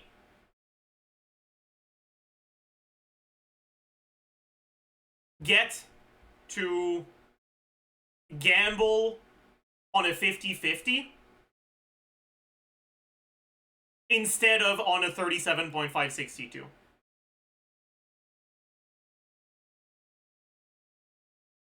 One of your potential paths takes the same amount of steps, but one of the 3 branches of possibilities now doesn't have the standard anymore.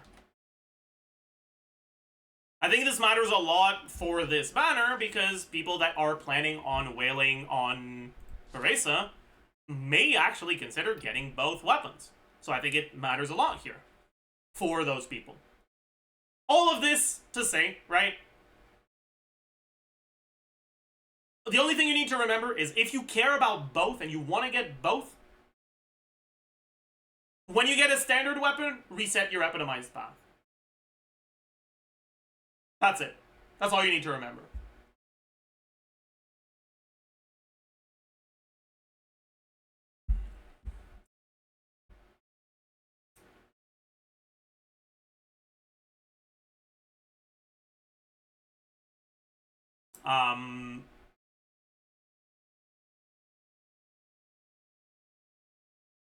Set it to what? Nothing? No, you need to set it to something again, obviously. But it doesn't matter what you set it back to. Set it to the one you want more still, because, I mean, whatever.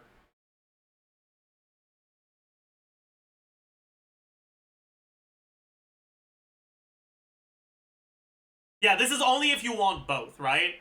Because effectively what this means is that the one you want more of the 2, you don't guarantee it on your second one anymore, but you increase the odds that you get both in 3 instead of 4, right? So, on average, it'll take you longer to get a specific one, but shorter to get both of them.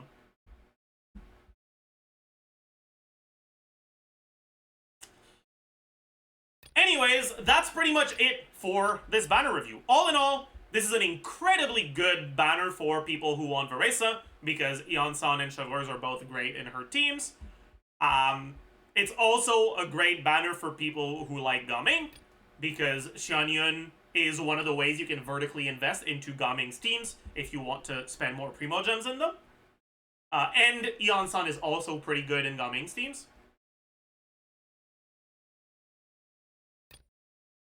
And then the weapon banner is also surprisingly good. You have 2 weapons that are potentially good for Veresa's teams. Veresa's signature is better than usual. It's one of the best signatures we've ever had. In terms of how much it does for her. And again, if you are a Gaming player, you actually have a support 5-star weapon that's good for his teams. For people who don't care about Veresa or Xianyun, should you consider going on this banner? Honestly, man, I like, you should never go into a banner with the expectation that you'll be able to safely build pity, okay? Whenever you go on a banner, there is a chance you get the fucking character, you get the 5-star character. I'd say if you're currently not on 50-50 and your next character is guaranteed, it's a little bit more iffy. Because if you get a 5-star, you're guaranteed to get this one, so you lose your guaranteed, basically. If you get it. It's kind of annoying. If the next character you want is on a banner with bad 4-stars. But honestly, I think that in general, getting at least 1 copy of Yeonsan is kind of really nice. So, I actually personally will be going on this banner, and I will probably keep going on this banner after I get Veresa to try to get some Yeonsan and or Chauveur's constellations. I'm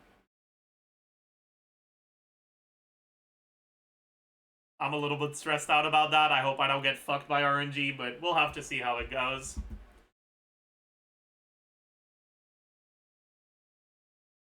But yeah.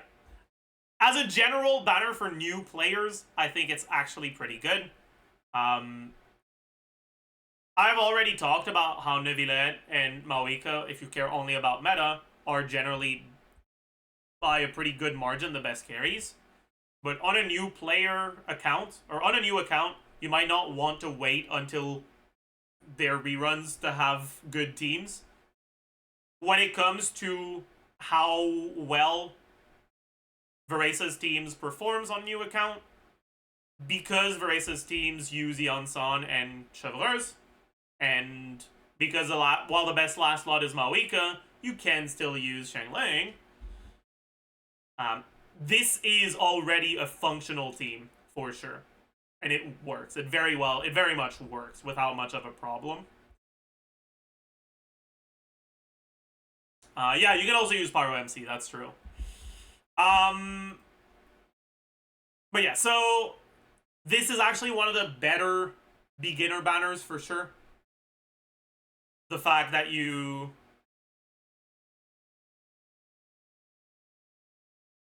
have 3 units that you're going to put on your Veresa team, including Veresa, on the banner. And that you can use Pyro MC, which you have for free, means that you effectively, just from this banner, can build a good Veresa team.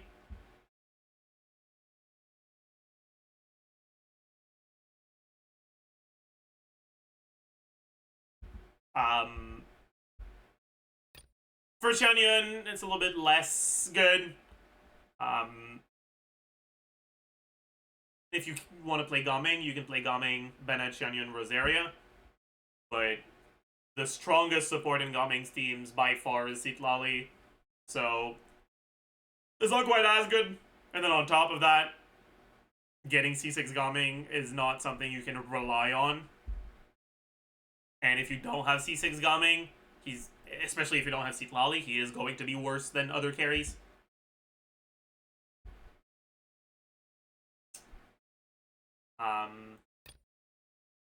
But yeah. So overall, for new players, the Veresa banner is really good. The Xianyun banner is okay. For older players, honestly, both the Veresa and the Xianyun banner are pretty good. Getting Yeonsan constellations, getting Chauveur's constellations are all good. Getting Gaming constellations for older players is also really good. If you have Citlali and you get Gaming C6, he becomes, just in terms of damage, pretty much the character that's the second highest in the game, which is pretty damn good. Um,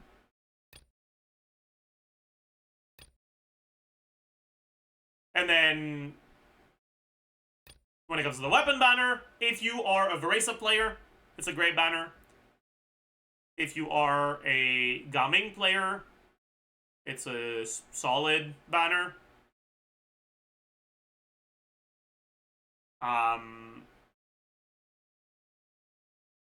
If you're a Shao player, it's fine. If you're a fucking Deluge or whatever player, it's also fine, right? Those are situations where you only care about Crane's Echoing Call. I guess technically, if you are a psychopath who plays Vape, Plunge, Neuvillette,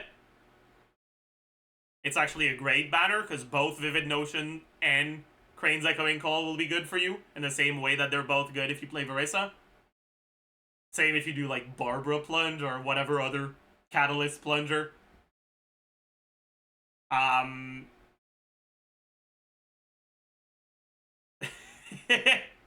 Yai, I guess. I don't know if Vivid Notion is better than Kagura's for Yai. Maybe by a little bit.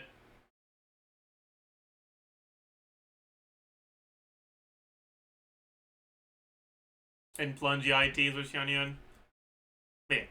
If you're specifically playing a Catalyst Plunger, this banner is great. If you're playing a Claymore Plunger, it's okay. If you're playing a non-Catalyst or Claymore Plunger, it's a bit underwhelming. And if you're playing Veresa, but you're not planning on using her in a Xianyun team because you have C6 Chauffeurs, but you don't have cons on your 5 stars, it's a bit underwhelming for a banner. But overall, I'd say definitely above average. Above average weapon banner, significantly above average character banner.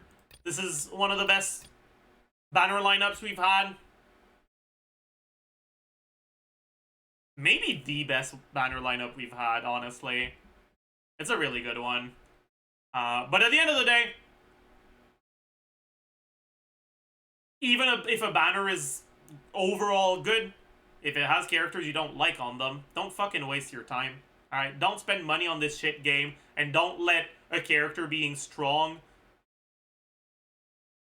be the reason you end up playing a character you don't enjoy playing. If you don't enjoy yourself playing the optimal teams, just don't play them. No one's gonna fucking put you in jail for playing suboptimal teams.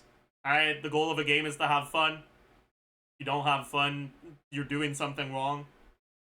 But, yeah, so that pretty much does it for this banner review. And I'll see you guys in the next one. Bye, YouTube.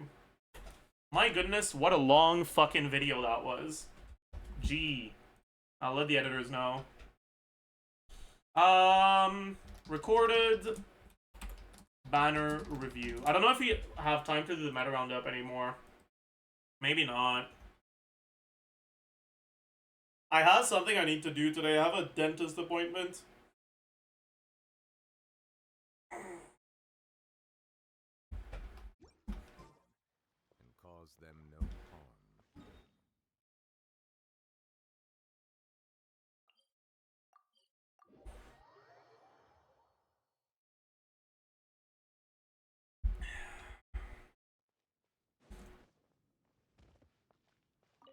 Albedo's first banner had Sucrose, Fischl, Bennett. Is this banner better? The thing is, Sucrose and Bennett constellations aren't the best. All 3 characters are really good. I'd say that just at, like, for the baseline characters, it's better. But if you end up getting unlucky on the banner or wanting to go for constellations on the 5 stars, it's worse.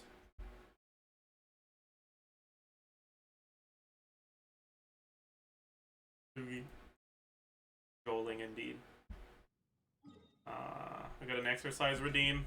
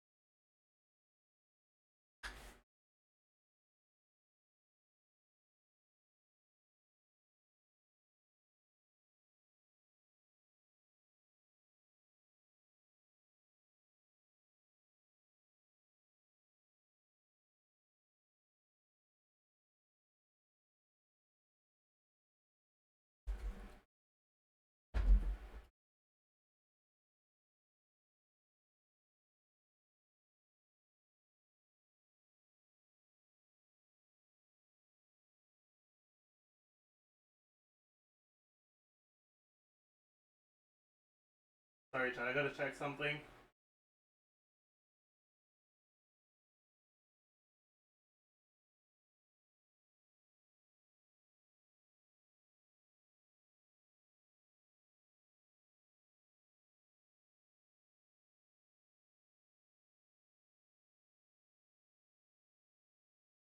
Alright.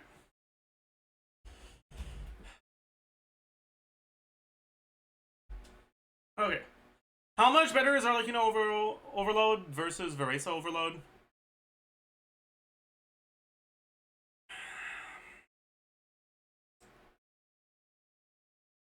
Good question.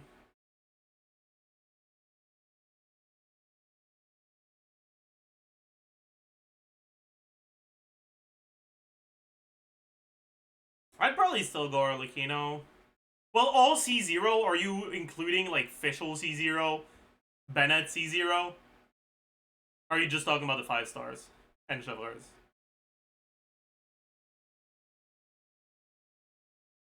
Because I'd say that Arlecchino's team is more reliant on your 4-star constellations. But a lot of people have constellations on Bennett and or Fischl.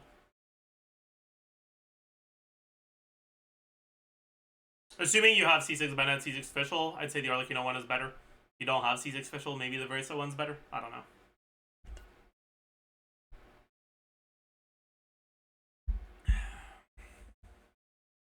Would C6 Farina make her team better for Veresa compared to Overload? I mean, yeah, obviously.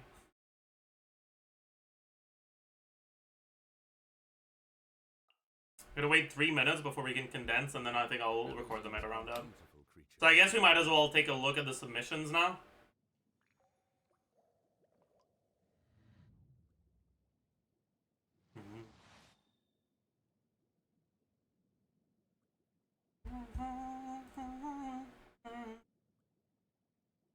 How many submissions did we end up with? 118. Thank you. Let's take a look at the character. Bennett, 59. Singto, 22. Kazuha, 41. Yalon, 26. Nahida, 30. Farazan, 16. Farina, 83. My god. Ilonin, 53. Sitlali, 34. Moika, 25. Ororon, 12. Okay. Angling, 10.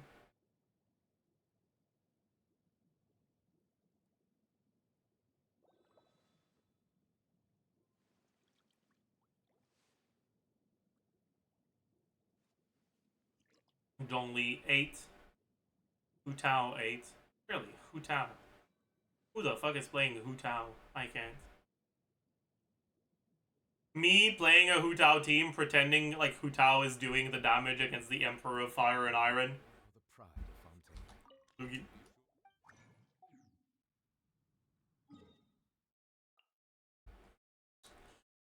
12 Shao clears. I guess that makes sense. Shao's pretty good this Abyss. More second side than first side. Interesting.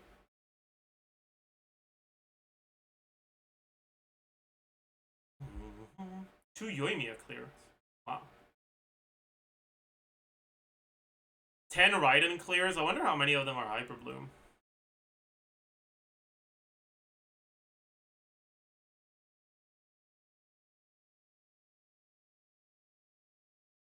Hyper Bloom. Freeze. Freeze? That's Hyper Fridge. Wait, no, it's not.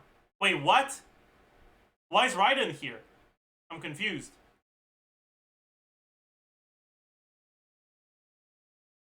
Anyways, Hyper Fridge, actual Raiden carry, Pog.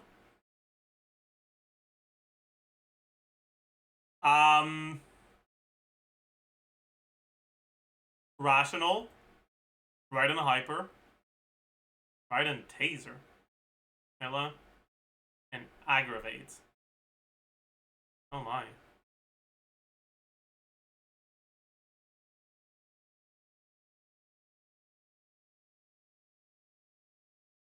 So did no one do Hyperbloom second side on Raiden? That's interesting.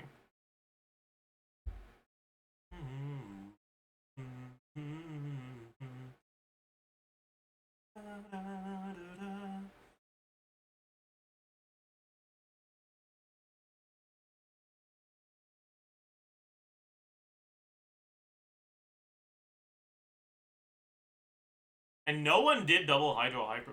Damn. Okay, what about Kuki? Kind of curious how many people did Kuki.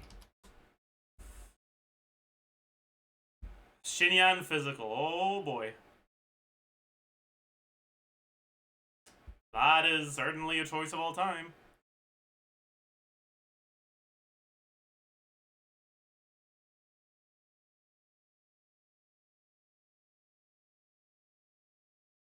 Okay, something's gotta be wrong here.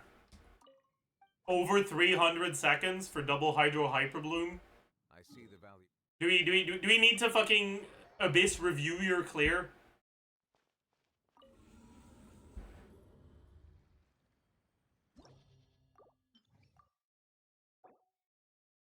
Like, how did you take almost 2 minutes to kill Simon?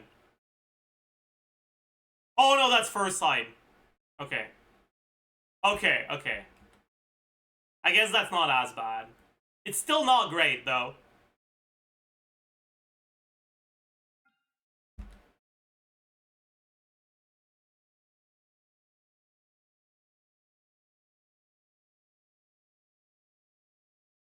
Well, I guess it's Kuki. Man. No Raiden?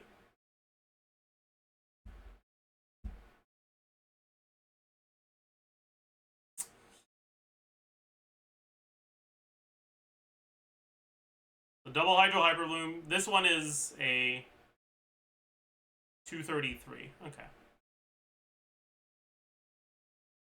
Oh, there's more below. Fine.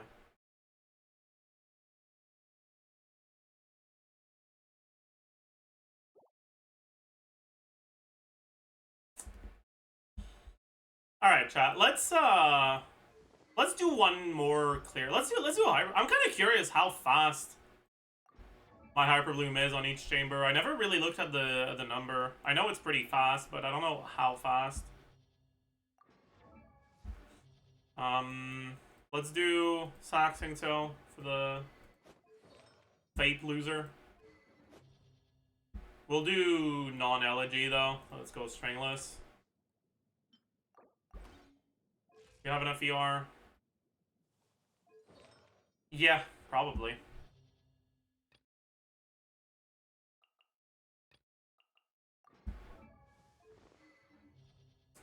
Why stringless? Because of this guy. And because I don't have a leveled slingshot. Stringless R5 is not that much below slingshot. And it's a lot better when you vape your skill.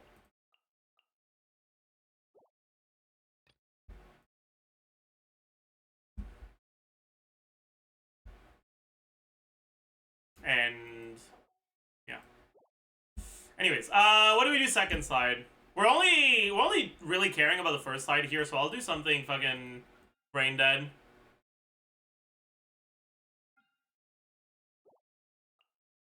Which brain dead though? I think we'll go the Maoika brain dead over the Neuvillette brain dead for this.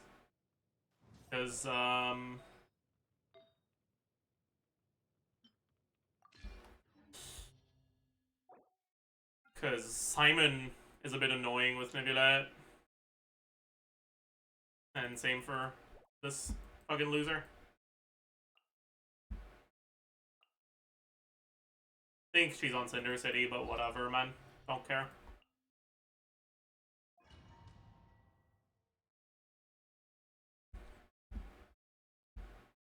Alright, so we'll actually take a look at the amount of time it takes this time. The thing about this chamber is that there's kind of a decent amount of stuff that can go wrong. Take it easy.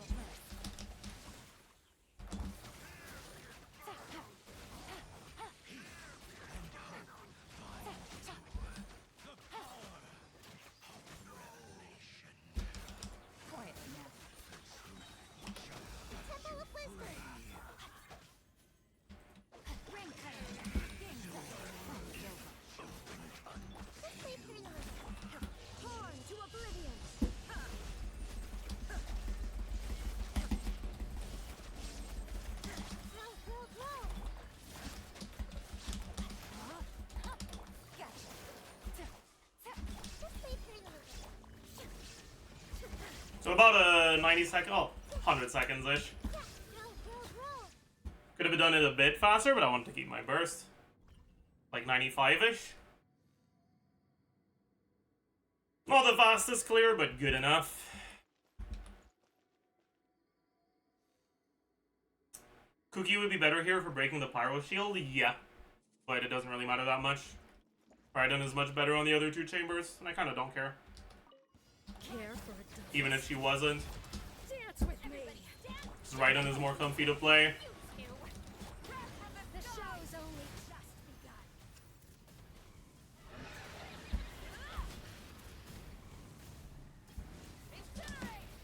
Bring it. Going in. Get to work. Suffer the wrath of evil. Light of the blazing sun. Huh?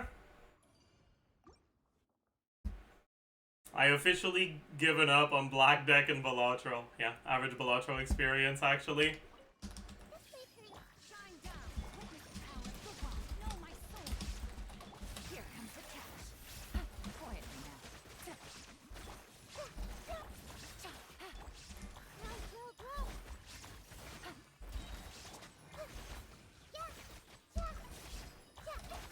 Busted. There is no escape. Let me lead you. Rain outlines your fate.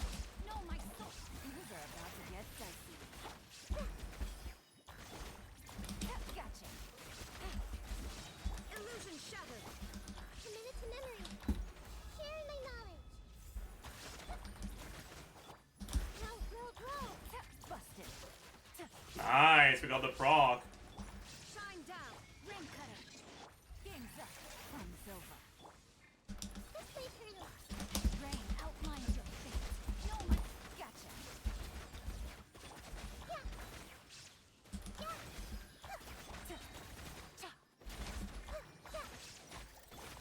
There is no escape. 89 seconds on this one. No. Sorry, 69 seconds on this one. What was it? 90?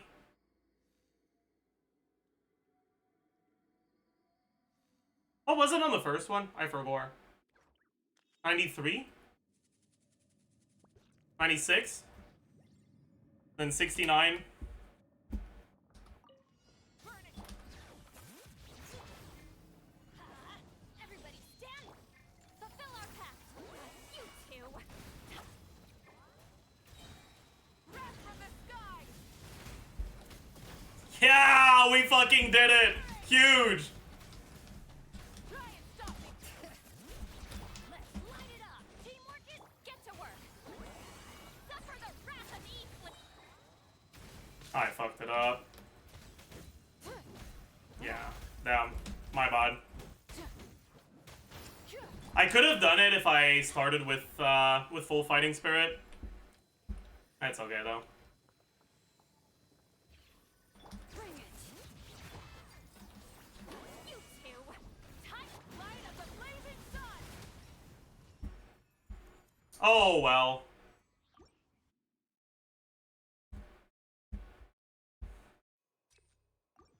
Alright, well, let's see how this goes. Illusion shattered. Let me lead you away. Not the best start. I guess it's fine. Temple of Wisdom. Grow. There is no escape. Busted. Ring cutter. Oh, fuck you. Fun's over. Rain outlines your fate. Know my soul. Committed to memory. Gotcha. Grow. Yeah, I fucked that up quite a bit. Things are about to get dicey. Quietly. Let me lead you away. Committed to memory. Illusion shattered. Know my soul. Grow.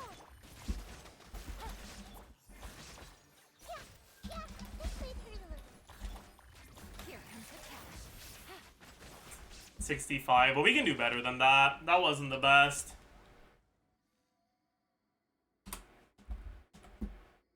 That is still still faster.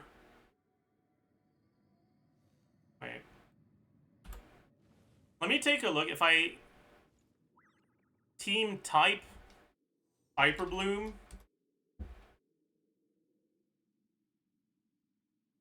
Yeah, it is faster than all the non-whale Hyper Bloom submissions I got. Even with that. Without any resets, we're still faster. Easy clap.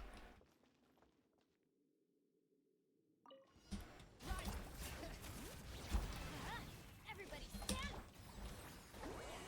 Suffer the wrath from the sky!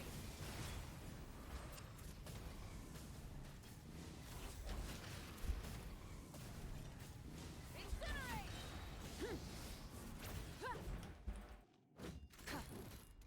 Full throttle! What?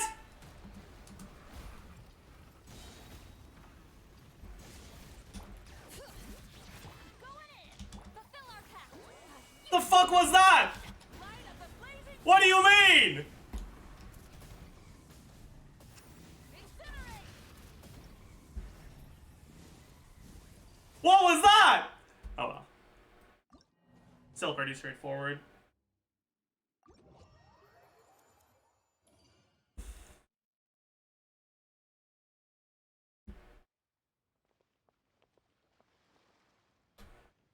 Should we do one more clear before we start getting into the meta roundup recording? Nah, I think we're fine. Let's just go for it now.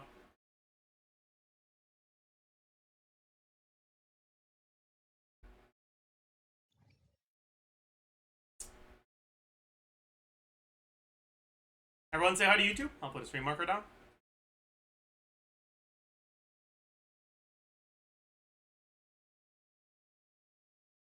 I feel like no one plays this team because you don't have enough ER and can't dodge. What do you mean? It's hard not to have enough ER on that team.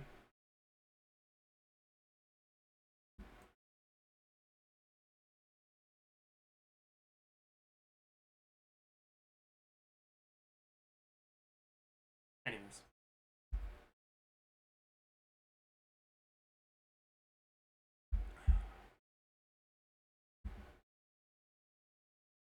Hello, beautiful people, and welcome.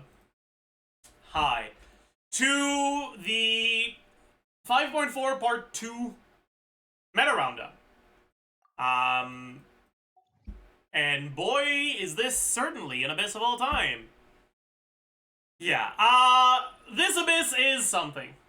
They are most certainly doing some interesting things when it comes to their choices, or their enemy selection for Abyss. We finally have an Abyss that doesn't have Swan Knee in it, but I don't know if this is much better. So, let's let's talk about it. What does this Abyss look like? So we have the leyline disorders that they started adding again recently. On the first side, Hydro skill damage, or skill Hydro damage, whatever, increased by 75%. Second side, plunge attack damage increased by 75%. Now, the skill damage, by default, is mainly good for Furina. Furina is the only character who does a lot of Hydro skill damage. However, this Abyss has one enemy that applies, or that has an innate Pyro Aura, which means that you can get as many vapes as you want on them. Which means that both Singto and Yelan, against that enemy, get to vape their skills, and that 75% damage is a pretty big deal for them.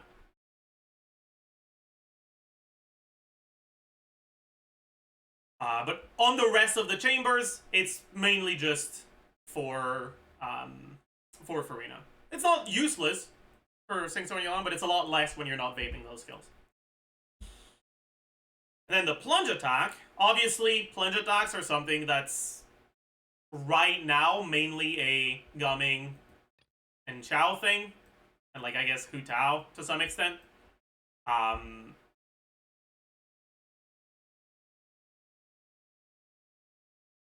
it's designed to be more of a Varesa blessing than anything else. Because this abyss will still be here when Varesa comes out soon. So that's that. But before we can talk about how the plunge attack buff helps or changes the sort of teams that are good, we need to look at the enemies too, because those, I'd say even more than the leyline disorders, affect which teams are good in this abyss. So, what do we have? Chamber 1, first side, is one large Shatterstone Breacher Primus, whatever. The fucking enemy that gets broken by, I think it's by Pneuma, or is it maybe Uzia? Or maybe it's both, I don't fucking know. I think it's Uzia, actually. But that doesn't really matter. It has a Geo Shield, but it doesn't really get resistances when it's shielded, so it doesn't really matter. It's just, you can make it hit you less if you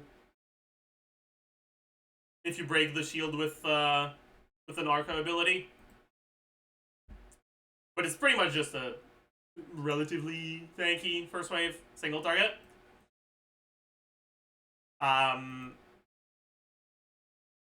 He does go in the air for a bit, which means that there are some abilities that stop hitting it, which can be a bit annoying. But it's not too big of a deal. He doesn't stay up there. Next, you have two Lectors, right? The Pyro and Electro Lector. We've had a two Lector stuff, or two Lector lineup before. It's overall fine. And next, you have the Way-Up. The Pyro Way-Up this time. This chamber's main focus is the Lectors. The Lectors having a Pyro and an Electro Shield means that there are certain teams that will struggle because of the shield breaking, so it can warp your team building because of that. Way Up is generally doable with pretty much every team.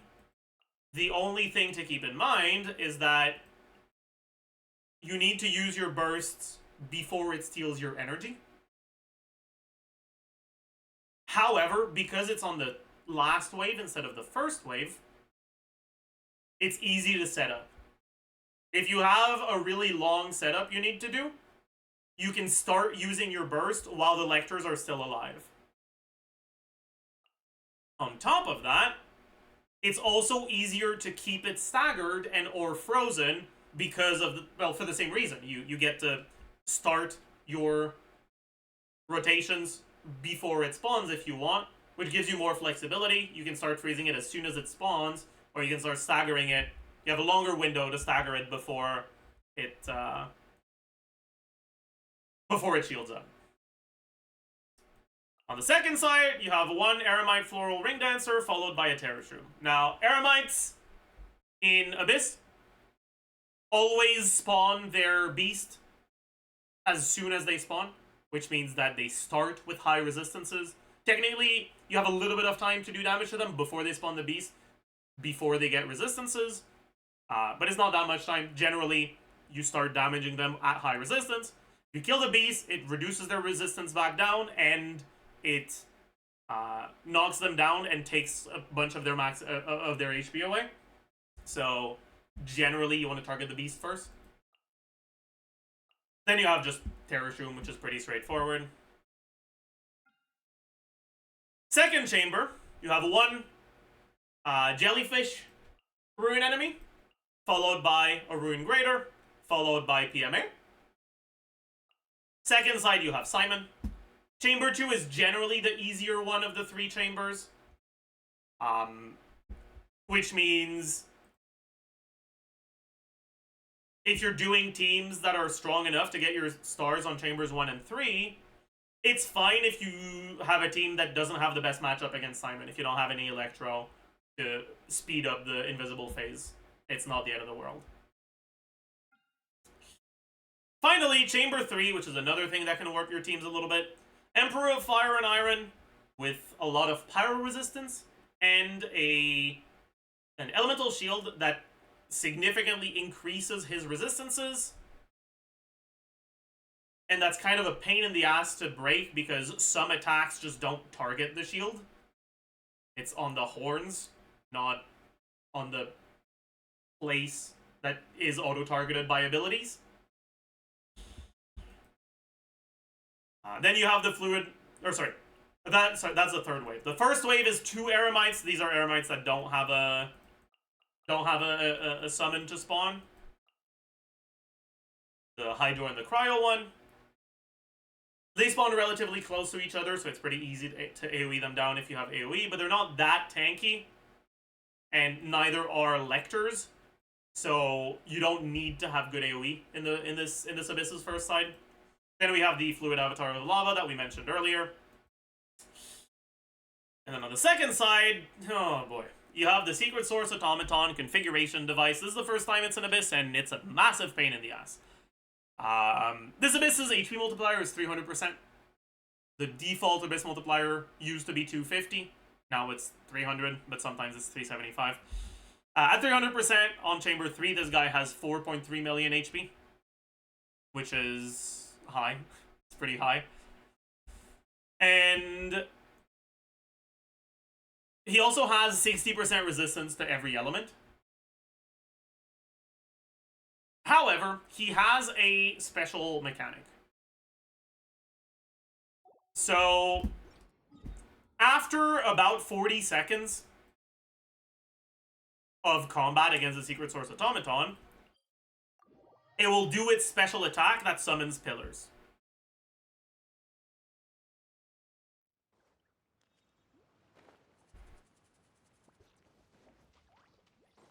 We'll show that attack.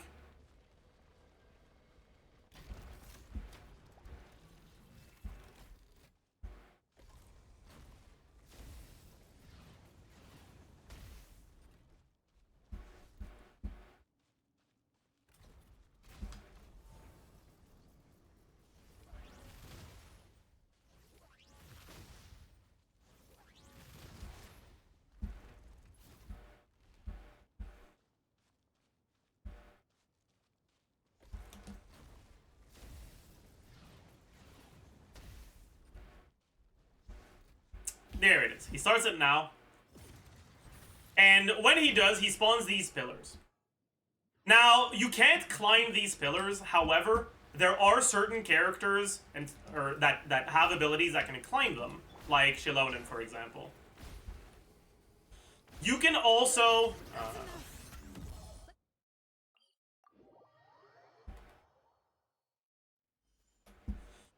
You can also go up the pillars in very specific spots without abilities that make you climb. And that specific spot is going to be different based on your character's body type. And some of them are easier than others. So let's show a few of them. Anyways. But before we show that, let's talk about the last thing, which is this circle right here. This circle fills up when you are using a Nalan character who's in Night Soul next to him. And for each second you spend in Night Soul Blessing next to him, he gains 15 on this thing, and when it reaches 200, he does quick laser attack followed by the pillar attack. Which means you can make him do the attack faster by using that one character.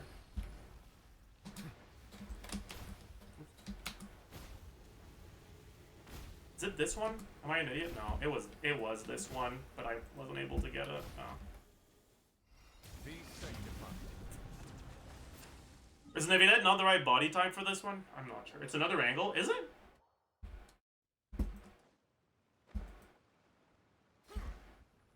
What's the angle again? I4 Gore.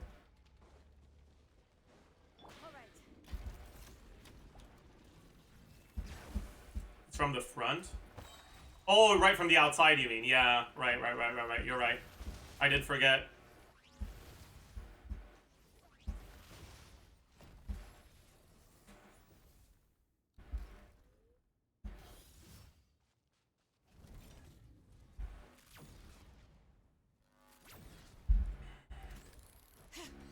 this, right? Yeah. Yeah, like that. Other characters can do it at different angles. Oh, I fucked that one up. I'll show the small characters.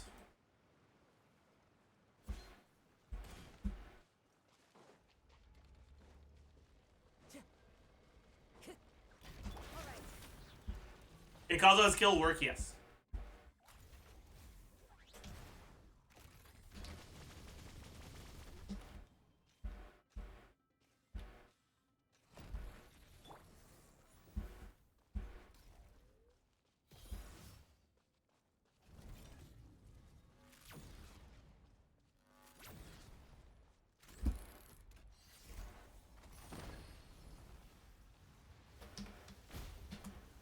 Stay focused. There we go. You can do it on small characters like this. I'd say that, in my experience, these are the two body types that are the easiest to do.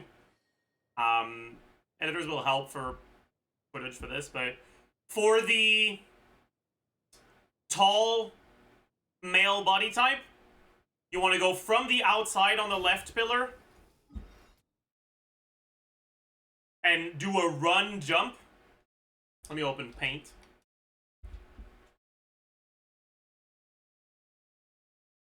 Right, so you have the two pillars. You have the fucking automaton here, right? For the tall male characters, you want to go a run jump in this direction. There you go. A run jump in this direction. For the short male character model, you want to go or walk into the thing that kind of looks like a rectangle wall, like here, and then reorient your character to aim towards the little nudge.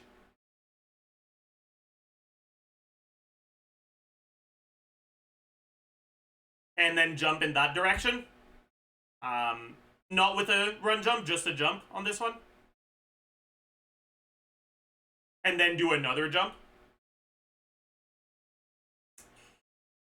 I'd say that I've had a lot more success with the tall male characters than the other body types, but yeah. With the automaton, you want a way to go up the pillars, because if you go up the pillars, you get to attack the things that are on top of the pillars, and once you break both of them, the automaton loses 15% of his HP, right? Which is 645k, right? Basically a fucking Maoika burst's worth of free damage. And its resistances also go down to minus 30% for about a little bit less than 20 seconds. I'm not sure exactly how long it is, but about one rotation's worth of time for short rotation characters, and about 2/3 of a rotation's worth of time for longer rotation characters. Because its base resistances are 60, it's effectively 90% less resistances. It's a massive deal. You have two ways you can go about this. One, you can decide to try to make his pillar attack happen faster through the use of Natlan characters. Or, two, you can bring a lot of resistance shred so that you can deal damage to the automaton even outside of the pillar phase. And in a perfect world, you do both.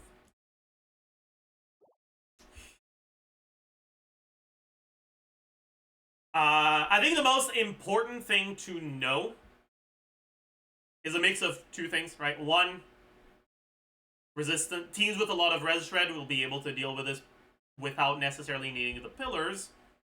And in teams with a lot of res shred, you don't necessarily need an Atlan character because you can, for the pillar phase, even if you don't have a character that can go high and climb the pillars or jump high or whatever, you can still get a running jump on tall characters or a well-placed jump on short characters and still get up the pillars.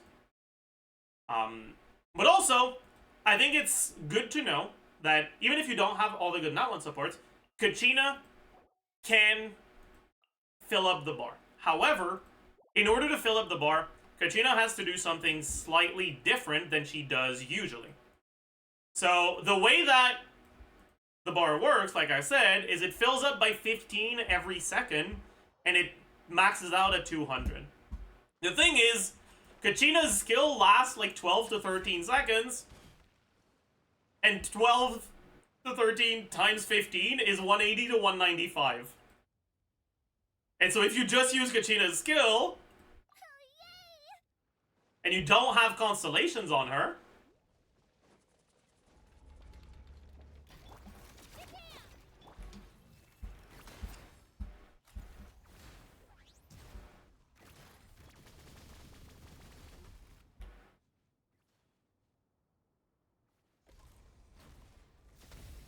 it doesn't quite fill up. Close, but not quite there. However, the reason why Kachina's kill lasts 12 to 13 seconds is not because it has a duration of 12 to 13 seconds. It's because it lasts for as long as you have Night Soul, and it takes 12 to 13 seconds to lose all your Night Soul. Because it hits every 2 seconds, and it consumes a sixth, a fifth, whatever, of your Night Soul every hit. However, when you mount your drill, it resets the hit timer. Now, while you're mounted, you also generate Night Soul. But what that means is that on Kachina, if you use your skill, and then you mount and unmount once or twice, to reset the hit timer on it, it becomes pretty straightforward to get it all the way down in one skill. Now, this is really important if you're using Kachina, because if you don't have C2 on Kachina, one skill isn't enough. So you'll need a second skill. But if you need a second skill, you use your skill,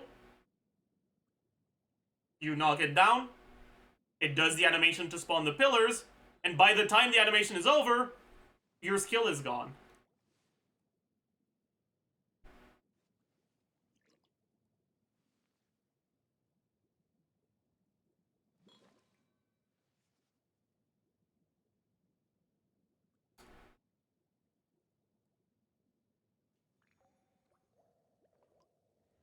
Which is not ideal, because her skill can be used to climb the pillars without having to deal with all the jank that comes from trying to climb up the pillars.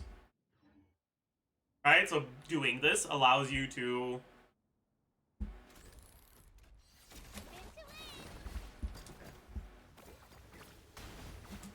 Hello? Let me... Why didn't it let me jump? I was spamming spacebar and it... Okay, whatever. Why did it do that instead of... Whatever. I was doing spacebar. Why did it do attacks? Anyways, whatever. You don't have to stay in the drill once you're on top of the pillars. You can just swap to someone else. You don't want to deal with jank Kachina coding. But, yeah. So, with all that being said, I think now we can get into what teams are good. So, let's talk about it.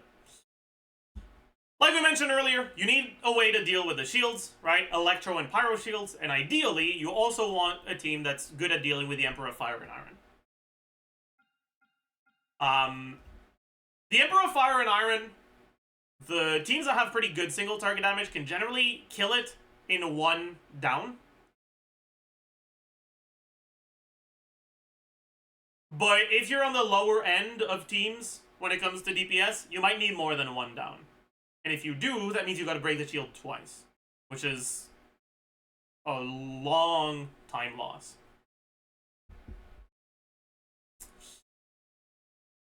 Anyways, what are the units that are good at breaking the Emperor of Fire and Iron's shield?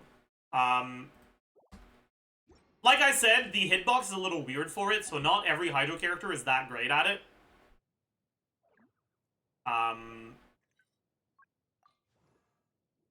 Mualani's not great at it. Her charge attack targets the shield relatively reliably, but her normal attacks don't, and her skill normal attacks are jank as well. Farina's pretty decent at it. Nevilette's pretty good at it. Yelan's burst doesn't really work that well at it, but her charge attack can do it, and the burst initial hit can also do it, and the burst initial hit is 2U, so it reduces it by a decent amount. Ayato's really good at it. Kogomi's pretty good at it. And Singto's skill is okay. And because you often run him on sack, you get to hit twice as well. But generally, you really want to run at least one of these units. You can also use animal units that can get Hydro infusions, like Kazuha or Sucrose. Those can also help. And you can use Electro units, or Cryo units, that target the shield well. So for example, Fischl actually does help does break it relatively quickly. So does Clohaint. Also, Ayaka's burst breaks the shield down pretty quickly as well, but you don't really want to use the burst before you down it, because obviously it deals a lot less damage, so I don't know how to feel about that one. But yeah.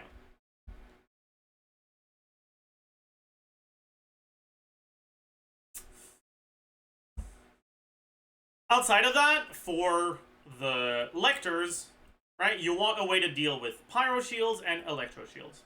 Now, the best way to deal with Pyro Shields by far is Hydro. And then Hydro is also the best way of dealing with this Pyro Shield. So, Hydro really, really nice with this, on top of the fact that you get the Hydro skill damage from the Line Disorder. But it's not necessary. Electro units still do decently well at this. Animal units, that's if you're swirling the Electro's shield, also go pretty well with it. Cryo units are not particularly good at it, though. And then for the Electro shield, the best elements for it are Pyro, Cryo, and Dendro. Hydro is still okay, but it's not as good. Animo's still pretty good because you get to swirl the Pyro shield if you want.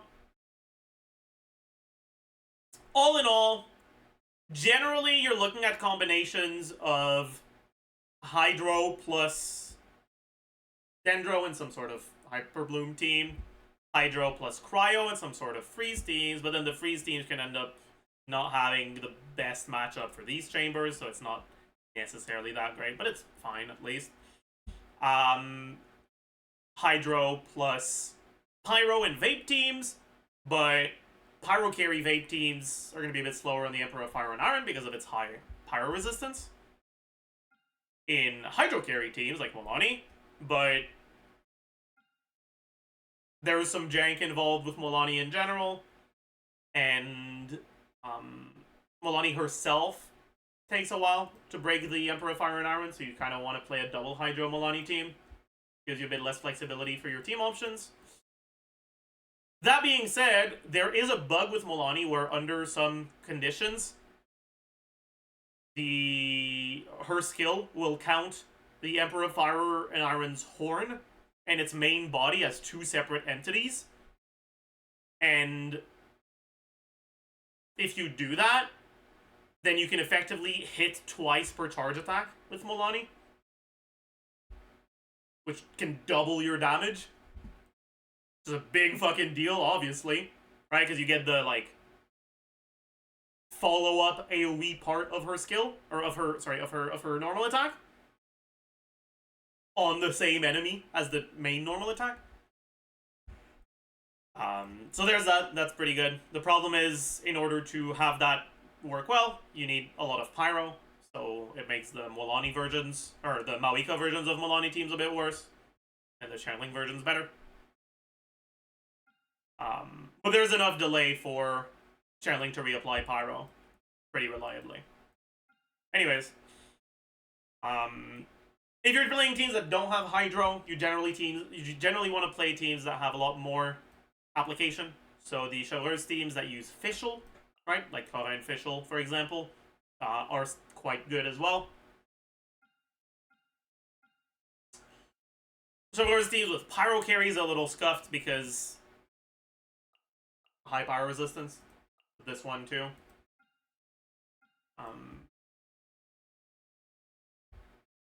But yeah, I'd say that the general best teams for the first side of this Abyss are either Neuvillette or Hyperbloom.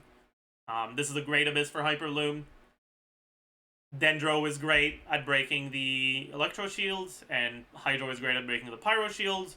And then Hyperloom in general is very good in single target, and this is mostly single target content, with the only AoE content being relatively squishy enemies, right? Lectors, where the biggest thing about the Lectors is the shield, not their HP bar. And then Eremites first wave, which are not that tanky as well. Also great for Neuvillette, because Neuvillette runs a lot of Hydro, and if you're using Kazuha, Kazuha's burst is almost enough by itself to break the Electrolector's shield. And then on top of that, you have Farina benefiting from the skill damage here. So it's pretty good. Second side, arguably Mawika is the best one. Ooh, Neuvillette Mawika, that's crazy. Like I said, because the second chamber is the easiest one, you don't really care that much about bringing an Electro for this, but it can be nice. Having a character that can climb the pillars without needing to do the dash jump or specific position jump to get up the pillars will make it easier and more reliable. You only have so much time to break the pillars before the pillar phase is over, and if you don't get up on the first try, you'll start getting hit by its lasers, which can kill you, but also, if it takes you a bit too long, you will lose the down. You won't get the 15% max HP damage, you won't get the low resistance phase. On top of that, Mawika also has, on top of being able to fly up the pillars, also has Night Soul, and can spend time in Night Soul's Blessing to make the pillar phase happen faster. So it's definitely a great Mawika Abyss. Terrashroom is a bit annoying for Mawika because the self-dendro application can make you lose your melt. But honestly, you kill it so fast it doesn't matter. Chamber 1, second half is kind of a joke. Chamber 2 in general is kind of a joke. Your main potential issues will be Chamber 1 shield phase and Chamber 3 both sides. Simon can be an issue in teams where they don't have Electro or Dendro and their damage is reliant on reactions, because in order to get through the invisibility phase without Quicken against Simon, you need to break the constructs it spawns. But the constructs ignore elemental application, so you can't damage them through reactions unless they're standing close to Simon and you trigger a reaction on Simon that has AoE damage. You need to kill them with raw damage, and some teams can struggle with that. Nilo teams, for example, are gonna fucking die to this shit.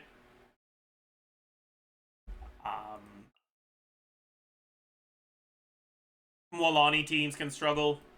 Chaska's charge attack does not target the thingy. So there's quite a few characters where their damage is reliant on a specific thing that does not work well against a construct. There's a few characters that are worse because of that. At least with Chaska, you can, I guess, run Aura on or something, but meh. Oh well. There's also the plunge buff, which obviously is great for Gaming, great for Chao. There's an additional plunge, true damage on plunge here, which is okay. Chao teams can't really easily slot in Natlan characters for this. However, Chao teams with Farazan have Shred that lasts a long time, and with that plus the plunge attack buff, they're still pretty good in the second side. They're also good in the first side, for that matter, because they tend to, well, you can run Farina, which is pretty good, and they tend to have pretty good matchups against these shields specifically, right? Because of all the swirls you can trigger. They're not the best, but they're okay. And then Gaming teams, not the best matchup on the first side because of the Pyro Shield. Gaming's Cryo teams are a lot better than his Hydro teams, right? The Melt teams are a lot better than the Vape teams. And then on top of that, Emperor of Fire and Iron has high Pyro resistance. However, second side Gaming with a plunge buff goes real fucking hard. On top of that, Citlali's great in Gaming teams, and Citlali has Night Soul that lasts long enough to get this. Keep in mind, this is not about how often you're hitting enemies with Night Soul aligned attack.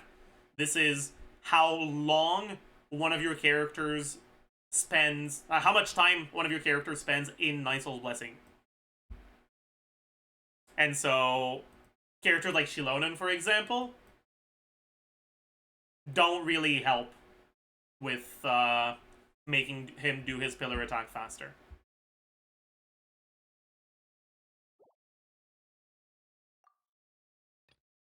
Anyways, let's do a run, go through it, and talk about some tips for each of the chambers. I'll do Hyper Bloom first side. Oops, that's not first side. And I'll do Gaming second side, because that's my goat.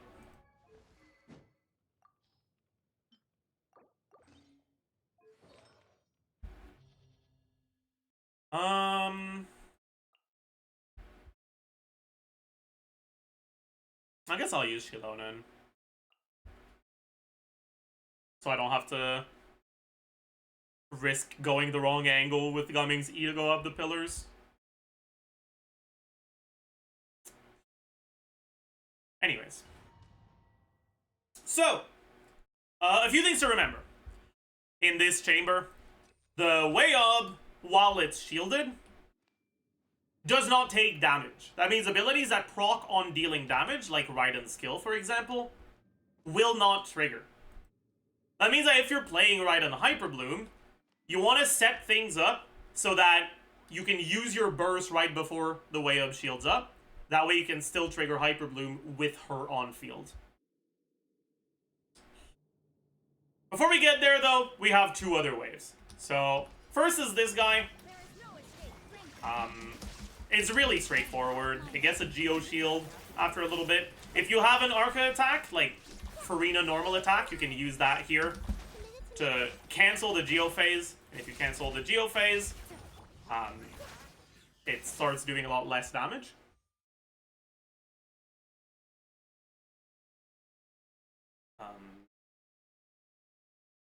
Next, you have two Lectors that spawn. Ideally, with Lectors, you want to keep them grouped. Now,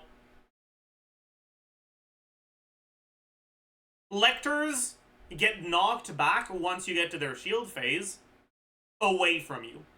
Which means that with good positioning, you can get them to get knocked back into each other. This team breaks the Electro Shield slower than the Pyro Shield. And so, if I want to get the shield phase done as fast as possible, I should try to target the Electro one first so that I can break its shield a little bit while I'm killing the Pyro one. Illusion shattered. Let me weave you a burst. So that's what we're gonna do here. Try to get the Electro one, try to knock it into the Pyro one. Then we knock the Pyro one back into him. Use our burst iframe for this to make things more straightforward. Keep in mind here, this ball or this pyro thingy spawned by the Pyrolector, you can break it to deal damage to its shield, and when you do, he gets knocked back again in the same way he got knocked back when you phased him, when you got him to his shield phase. But it takes like about a second after you break the mini pyro shield there for him to get knocked back. So you can break the shield and dash in the perfect direction so that it gets knocked back towards the Electrolector again. So we're gonna show that. Ah! Fuck.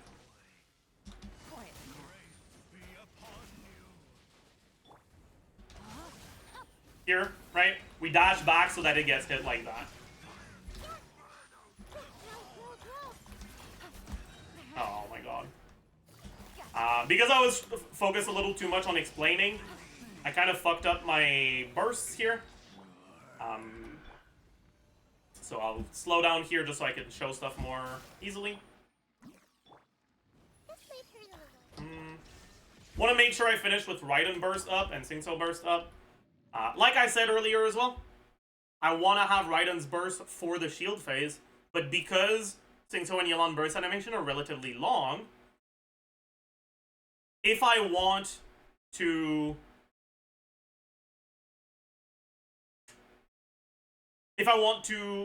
have time to use Raiden burst before he shields up, but also use Yelan burst, use Singso burst, and use Nahida's kill, I need to start my burst before the way up spawns.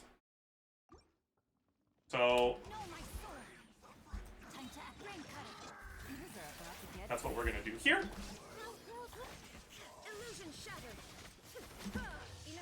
And then we can use our burst right here. Goes pretty fast as long as we have the Raiden thing active. If you're using Kuki instead, obviously you don't have to worry about that because Kuki hits just every 1.5 second interval. You don't have to worry about anything else. Yeah. That was a little slow because I was explaining stuff there, but it's good enough to show all we needed to show here.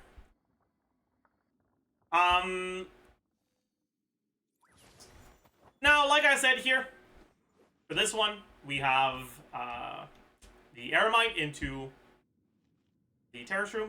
Now, one thing that can be useful to remember is the Eremite is not that tanky. So if you have a Bennett buff that you need to set up, you can try to use your Bennett buff a little bit closer to the center, not necessarily directly on the enemy, so that you can still stay in Bennett buff once the Terror Shroom spawns, if you know you're going to kill them in less than one full rotation. So that's what we're going to do here. We're going to use Bennett buff and dash this way. Here, I know that my burst plus skill is enough to kill. I fucked up here. I accidentally applied Pyro to him through my burning.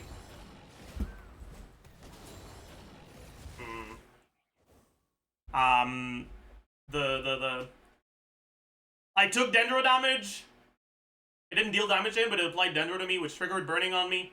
And that burning on me applied Pyro to the enemy. And so we lost our melt. If that happens, GG.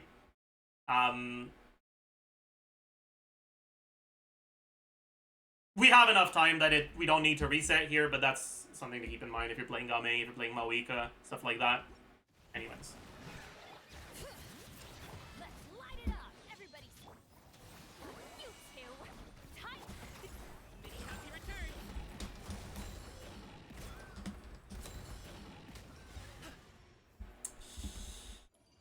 Pretty straightforward. Now, you should make sure you finish with your bursts available. I did not because I'm kind of an idiot. But for this chamber, it's not that big of a deal. Because the last enemy on Chamber 2, first wave, is PMA. And when you kill PMA, you get the particles from killing it, but also you get the particles from all 4 of its summons dying. They're not considered as having died until the PMA is dead. And that all of those particles from killing happen on the second half of the chamber. Which means that Gaming's gonna get all those particles at the start of Chamber 2. Anyways, here, very, very straightforward start. Just don't run too far away from where you started so that the Rune Grader doesn't do any of its range attacks. As long as you do that, you're fine.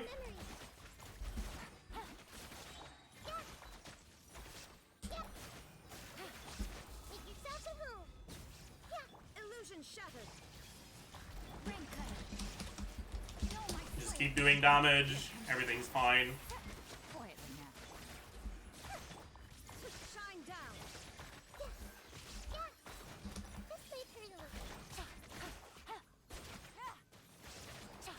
I think my E missed. Oh well. Once you get to the summon phase of the PMA, figure out where or which one of the summons has the circle on it. The PMA has 4 different summons. It has the jellyfish, the crab, the Dorito, and the snake. The jellyfish stares at you for like 5 seconds and then walks towards you. So if you have abilities like Bennett buff or whatever that need to be put in a specific position, you should wait next to the PMA for the jellyfish to walk towards you. That way you still have your Bennett buff where you are. The snake has a 50-50 chance to hide underground and then come back up and emerge where you are. And if it doesn't do that, it does a range attack and then it goes into the ground. The crab, also a 50-50. It either jumps to where you are or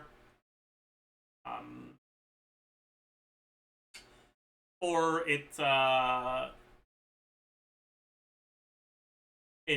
puts a shield up and starts shooting at you. And the Dorito, no RNG, it just runs away from you. So if you get the Dorito, you want to go behind the Dorito so it runs towards the PMA. If you get anything else, you wait next to the PMA. Jellyfish is guaranteed to come. Crab and Serpent, it's a 50-50. If you lose a 50-50, you just go to them and kill them there. Anyways.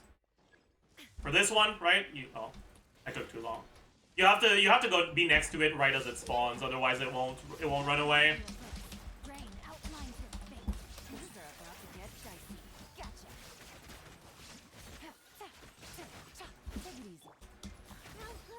And finally, you kill the PMA here. But as you can see, right, these bodies haven't despawned yet.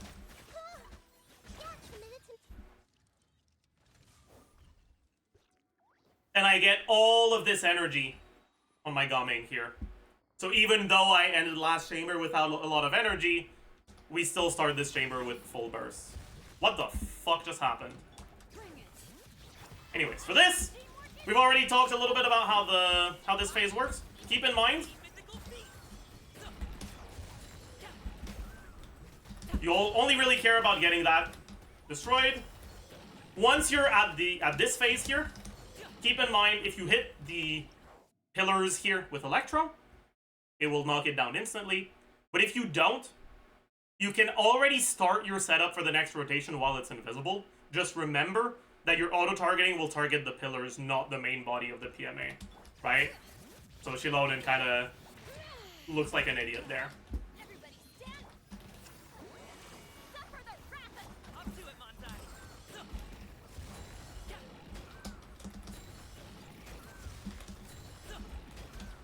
Oh, I got bad RNG. Are you kidding me? Whatever.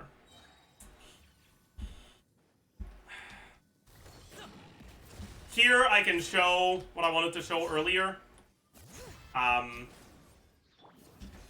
Where you can just use one E here, right? You don't necessarily need to do a full rotation.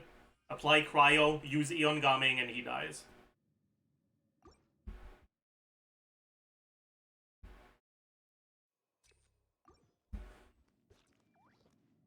And finally, last chamber. It starts with the 2 Eremites spawning right next to you. Keep in mind that the cryo Eremite can apply a cryo aura to you, which can slow you down, or if you're using Singso or Kokomi or Barbara, freeze you. It can be annoying.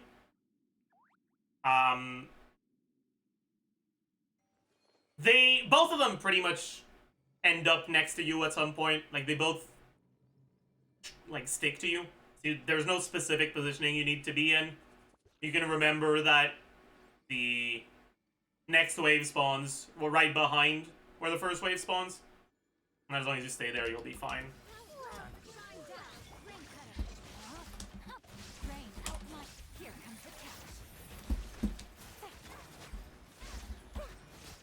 But like I said, right, these guys are really squishy, so it's pretty fast to take care of them. If you're playing a Hyper Bloom team like this, right, keep in mind that Nahida's Burst gives a bunch of EM, which is a pretty big deal when you're guaranteed to vape, like, against enemies like this. My Yelan E didn't crit because she decided to be cringe, but it is what it is. I already mentioned, right, that there are certain abilities that are better at breaking the shield than others. If you've tried this yourself, you may have noticed that the shield often does not break that quickly.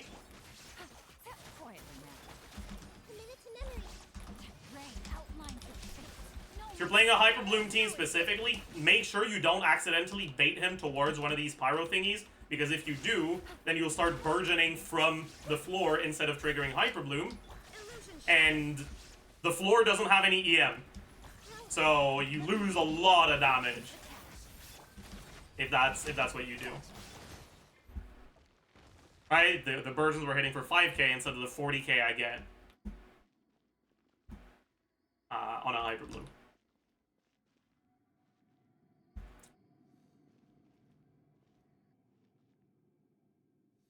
And finally, we have the Secret Source Automaton. Also, for the crab, keep in mind, he generally has time to do 3 attacks while its shield is down, before it starts shielding back up.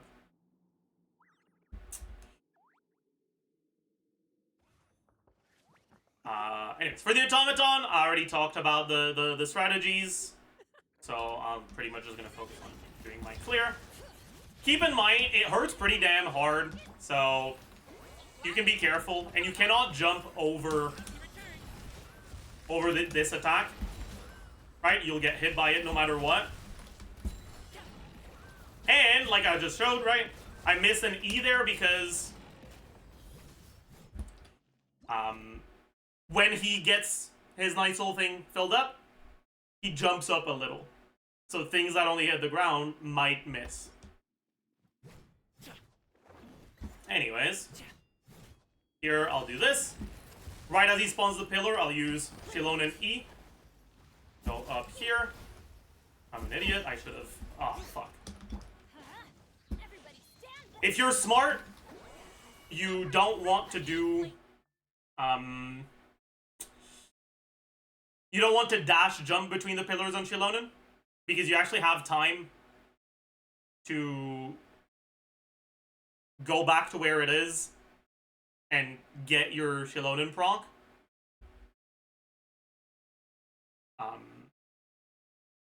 As long as you don't lose all the Night Soul from doing a dash jump. I guess I should have shown that. I'll do it from the start. Oops. Fine. This chamber is really quick with Hyper Bloom.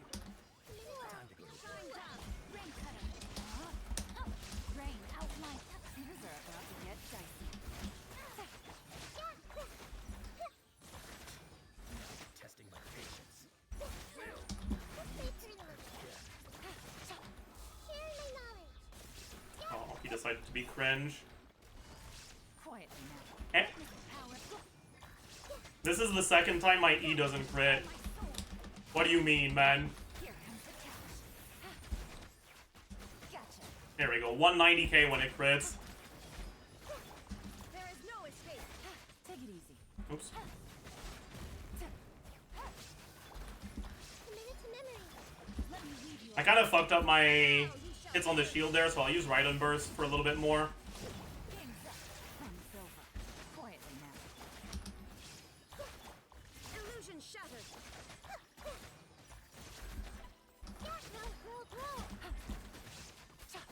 Gotcha.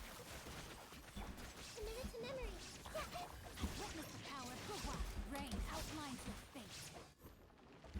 Alright. And then let's just try to get this done as fast as possible. Teamwork is strict. Fulfill our pact. You two. Up to it, Montai.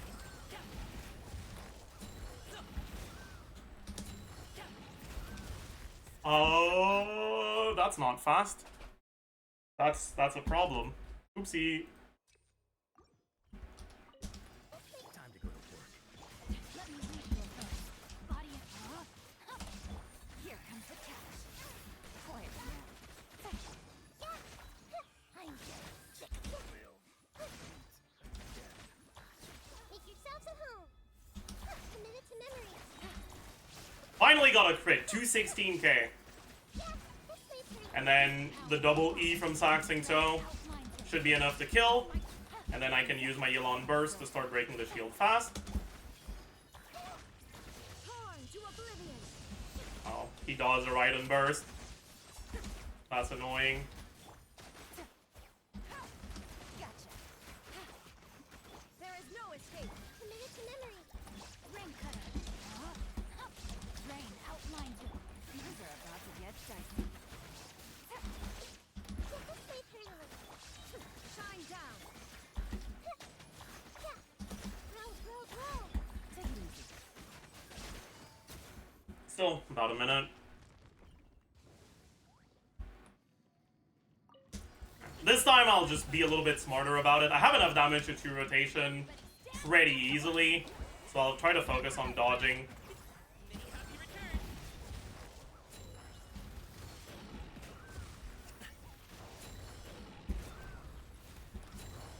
There we go.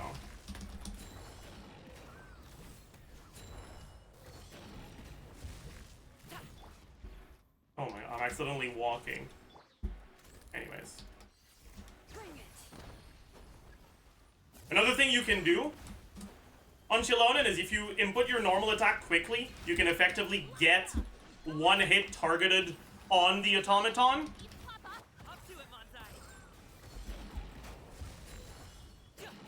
Montai. While you're still on top of the pillar. Also, I got probably the worst crit RNG I've ever seen. I have 97% crit, by the way. If you're wondering about the amount of crit rate that I have right now, it's 97% crit, by the way. But okay. Anyways, hopefully that shows some of the strategies you can use for this Abyss, and some of the teams that are good. And yeah, that's honestly pretty much it for the meta roundup. I guess I should also quickly go through the meta roundup submission data, actually, before we're done. Editor, you can probably put that before rather than after. Okay. Yeah, so the characters that are seeing a lot of popularity in my submissions are, honestly, Farina. Farina is very, very good in the first side. She's one of the characters that's pretty good at breaking the shield quickly, and she just gets 75 damage % for free. Other than that, the usual stuff is still pretty popular, right? Bennett, quite popular. Kazuha, fairly popular. Singtail, pretty popular. Yelan, pretty popular. Nahida, pretty popular. Nevidet, relatively popular. Xianyun, a lot more popular than usual. It's plunge damage. Makes sense. Chilonen, pretty popular. Citlali, Mawika, pretty popular. Auron, higher than usual, because Auron is a character that can both make this happen faster and go up the pillars with his whole jump. That makes him fly up.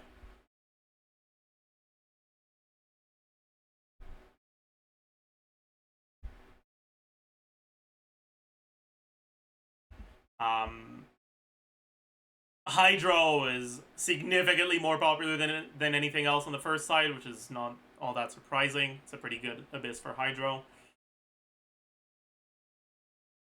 Farina, right, most used character on the first side by far. Bennett, most used on the second side by far. Also, not much of a surprise there.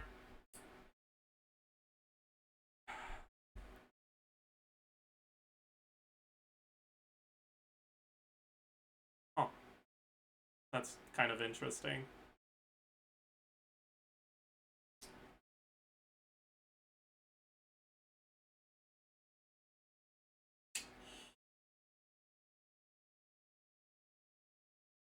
Double Hydro is a lot more popular than usual. Not just double Hydro, but mono Hydro as well. Right? Hydro-focused teams in general are quite good. Mono Hydro is very good this Abyss, although the Electro Shield might be a little slow if you're not running an Animo unit. If you're running a Mono Hydro with Chilonen instead of an Animo, you might find this shield to be too slow.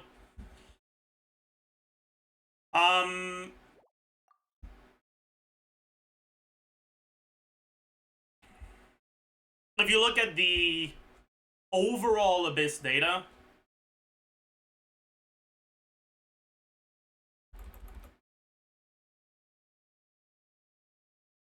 what's the website called again for Abyss data?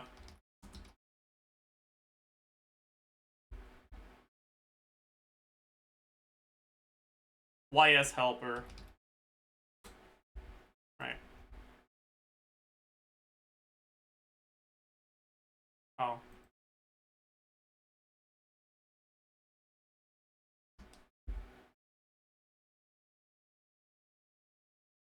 Seems like the connection is failing. No. YS Helper is an app, but they made a website version lately, no?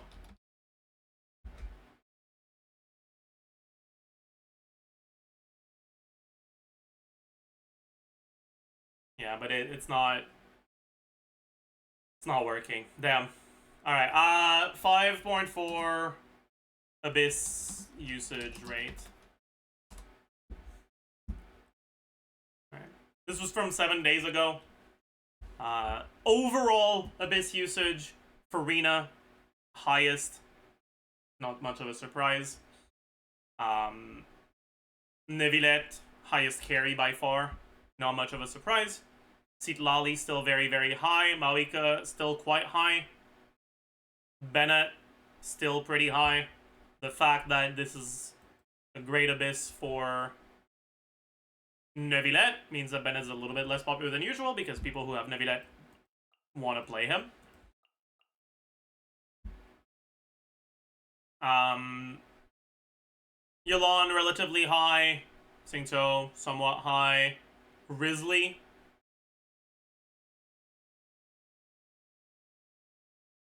Risley's kind of really high, but a good part of that is because I feel like people are manipulating the data for Risley.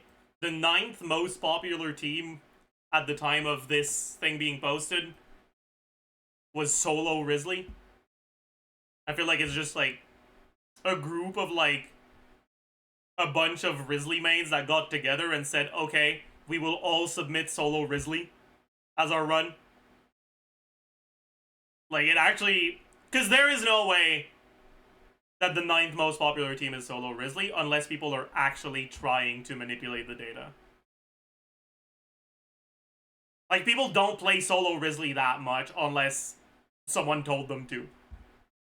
That's just, like... It's very clearly data that got manipulated, but, I mean, whatever. Like, it's funny, sure. Who cares? But it did make Risley a little higher in usage rate than usual. Risley's not that great this Abyss. He's okay, but he's not that great. I I guess the nice thing is he's one of the carries that works well with Mawika support, and Mawika support pretty good for this if you don't want to play Mawika carry. And he's also fine for the first side. He can be played in teams that use units that break the shields relatively quickly. Kuki pretty high, all things considered.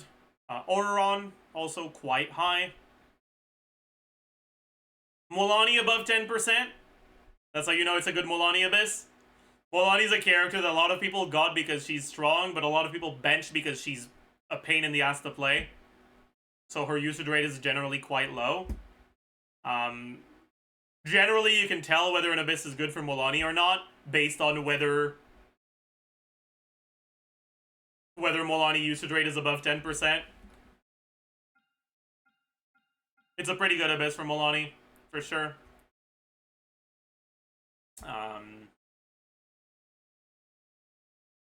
Yeah, Shao, relatively high. Tosca, somewhat high. But, yeah. The one thing that's annoying with Tosca is, like, it's nice to have a carry that's from that one because it means you don't need a support to get the automaton down faster. But Chaska specifically has such an awful matchup against Simon that you might find yourself struggling anyways. But like I said, Chamber 2 is the easiest one, so if you have a good first side, you'll still be fine. Yeah. So that pretty much does it for the meta roundup. I hope you all enjoyed. I hope you learned a thing or two. I hope your Abyss is going well. All in all, this is an Abyss that I'd say is harder than last one.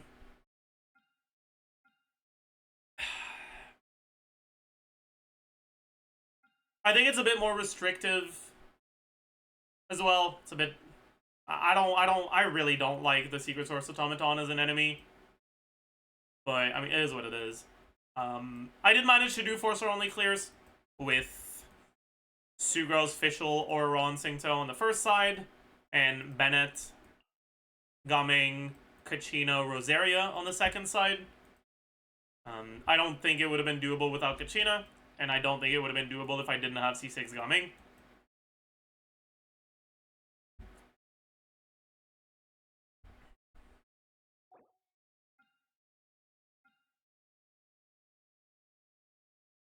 But we did get through it. Yeah. So, let me know what you guys think about this Abyss, if you think it's harder than the Papilla Abyss, or easier. I think it's harder, but at the end of the day, like,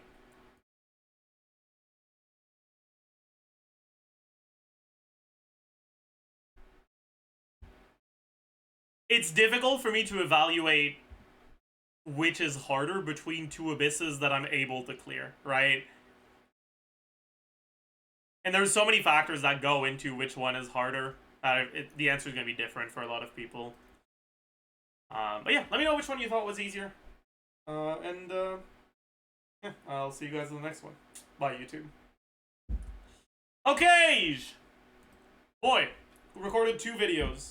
Let editors know. Yeah, I'll do that. Also recorded meta roundup. Ideally, want to get banner video out on patch day. So, alright. Update unit analysis sheet, not today. I think that's... We're gonna do our commissions and then move on.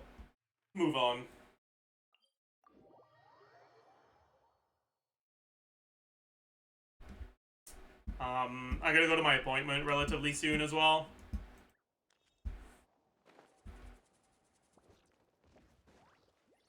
Show your builds. Should I? Yeah, I guess I can just include the builds for editors to show as background footage at some point while I'm talking about the teams or something. This.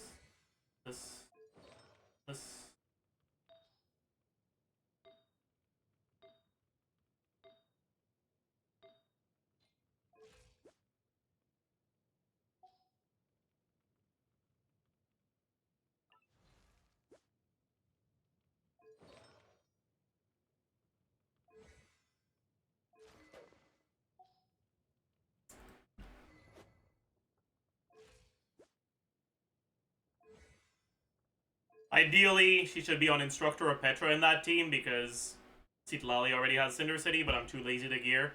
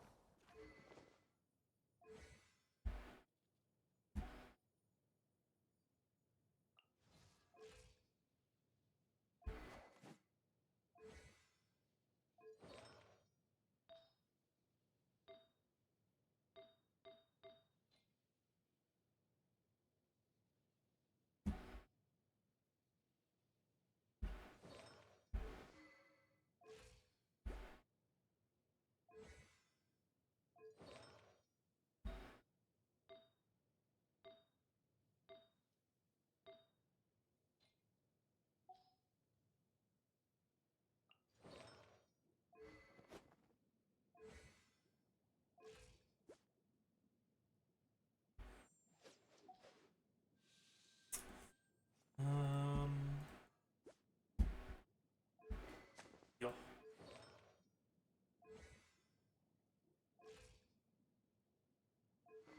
We don't talk about the stringless, okay? And one day I'll level up my slingshot properly. Loogie. Oh well. Alright. Reach the destination within the time limit. I don't think I've ever done this one. Should I have Kinich? I feel like I should have Kinich. Maybe not.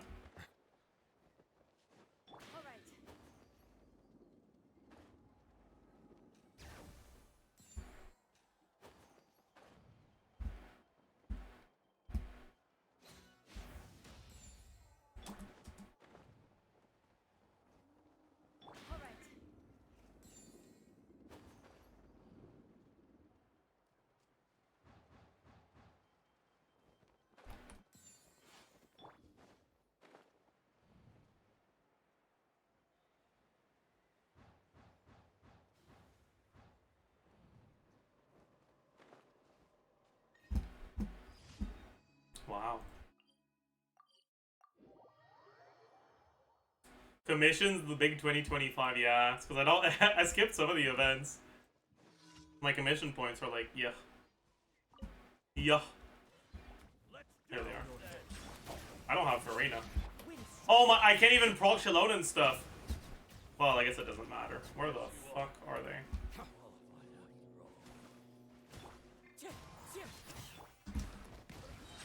That was quick. Finish this next time. Wind strike. Right this way. Oh, frick you.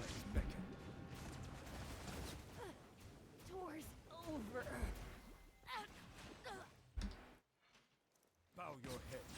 Whatever. I don't want to talk about it, man.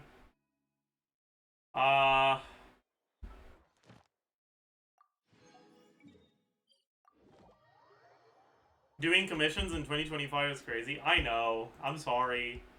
I'm sorry. Thank you for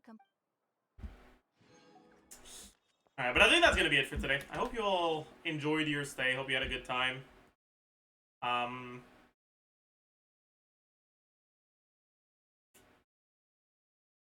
Situation when? Who knows? Soon. TM.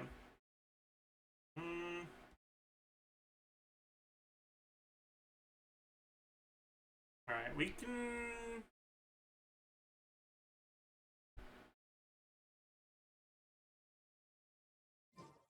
When is the update? Tomorrow.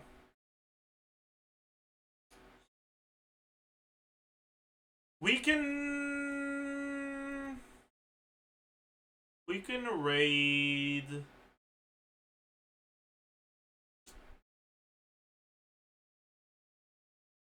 We can raid Sammy, sure.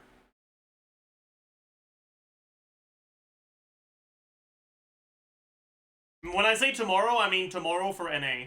Because it's 1 PM right now. It's in like 30-something hours.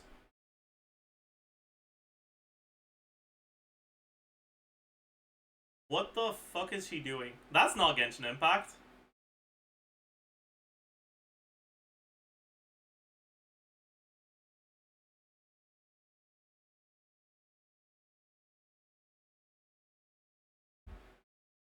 These Genshin... Wait. Your raid message will be these Genshin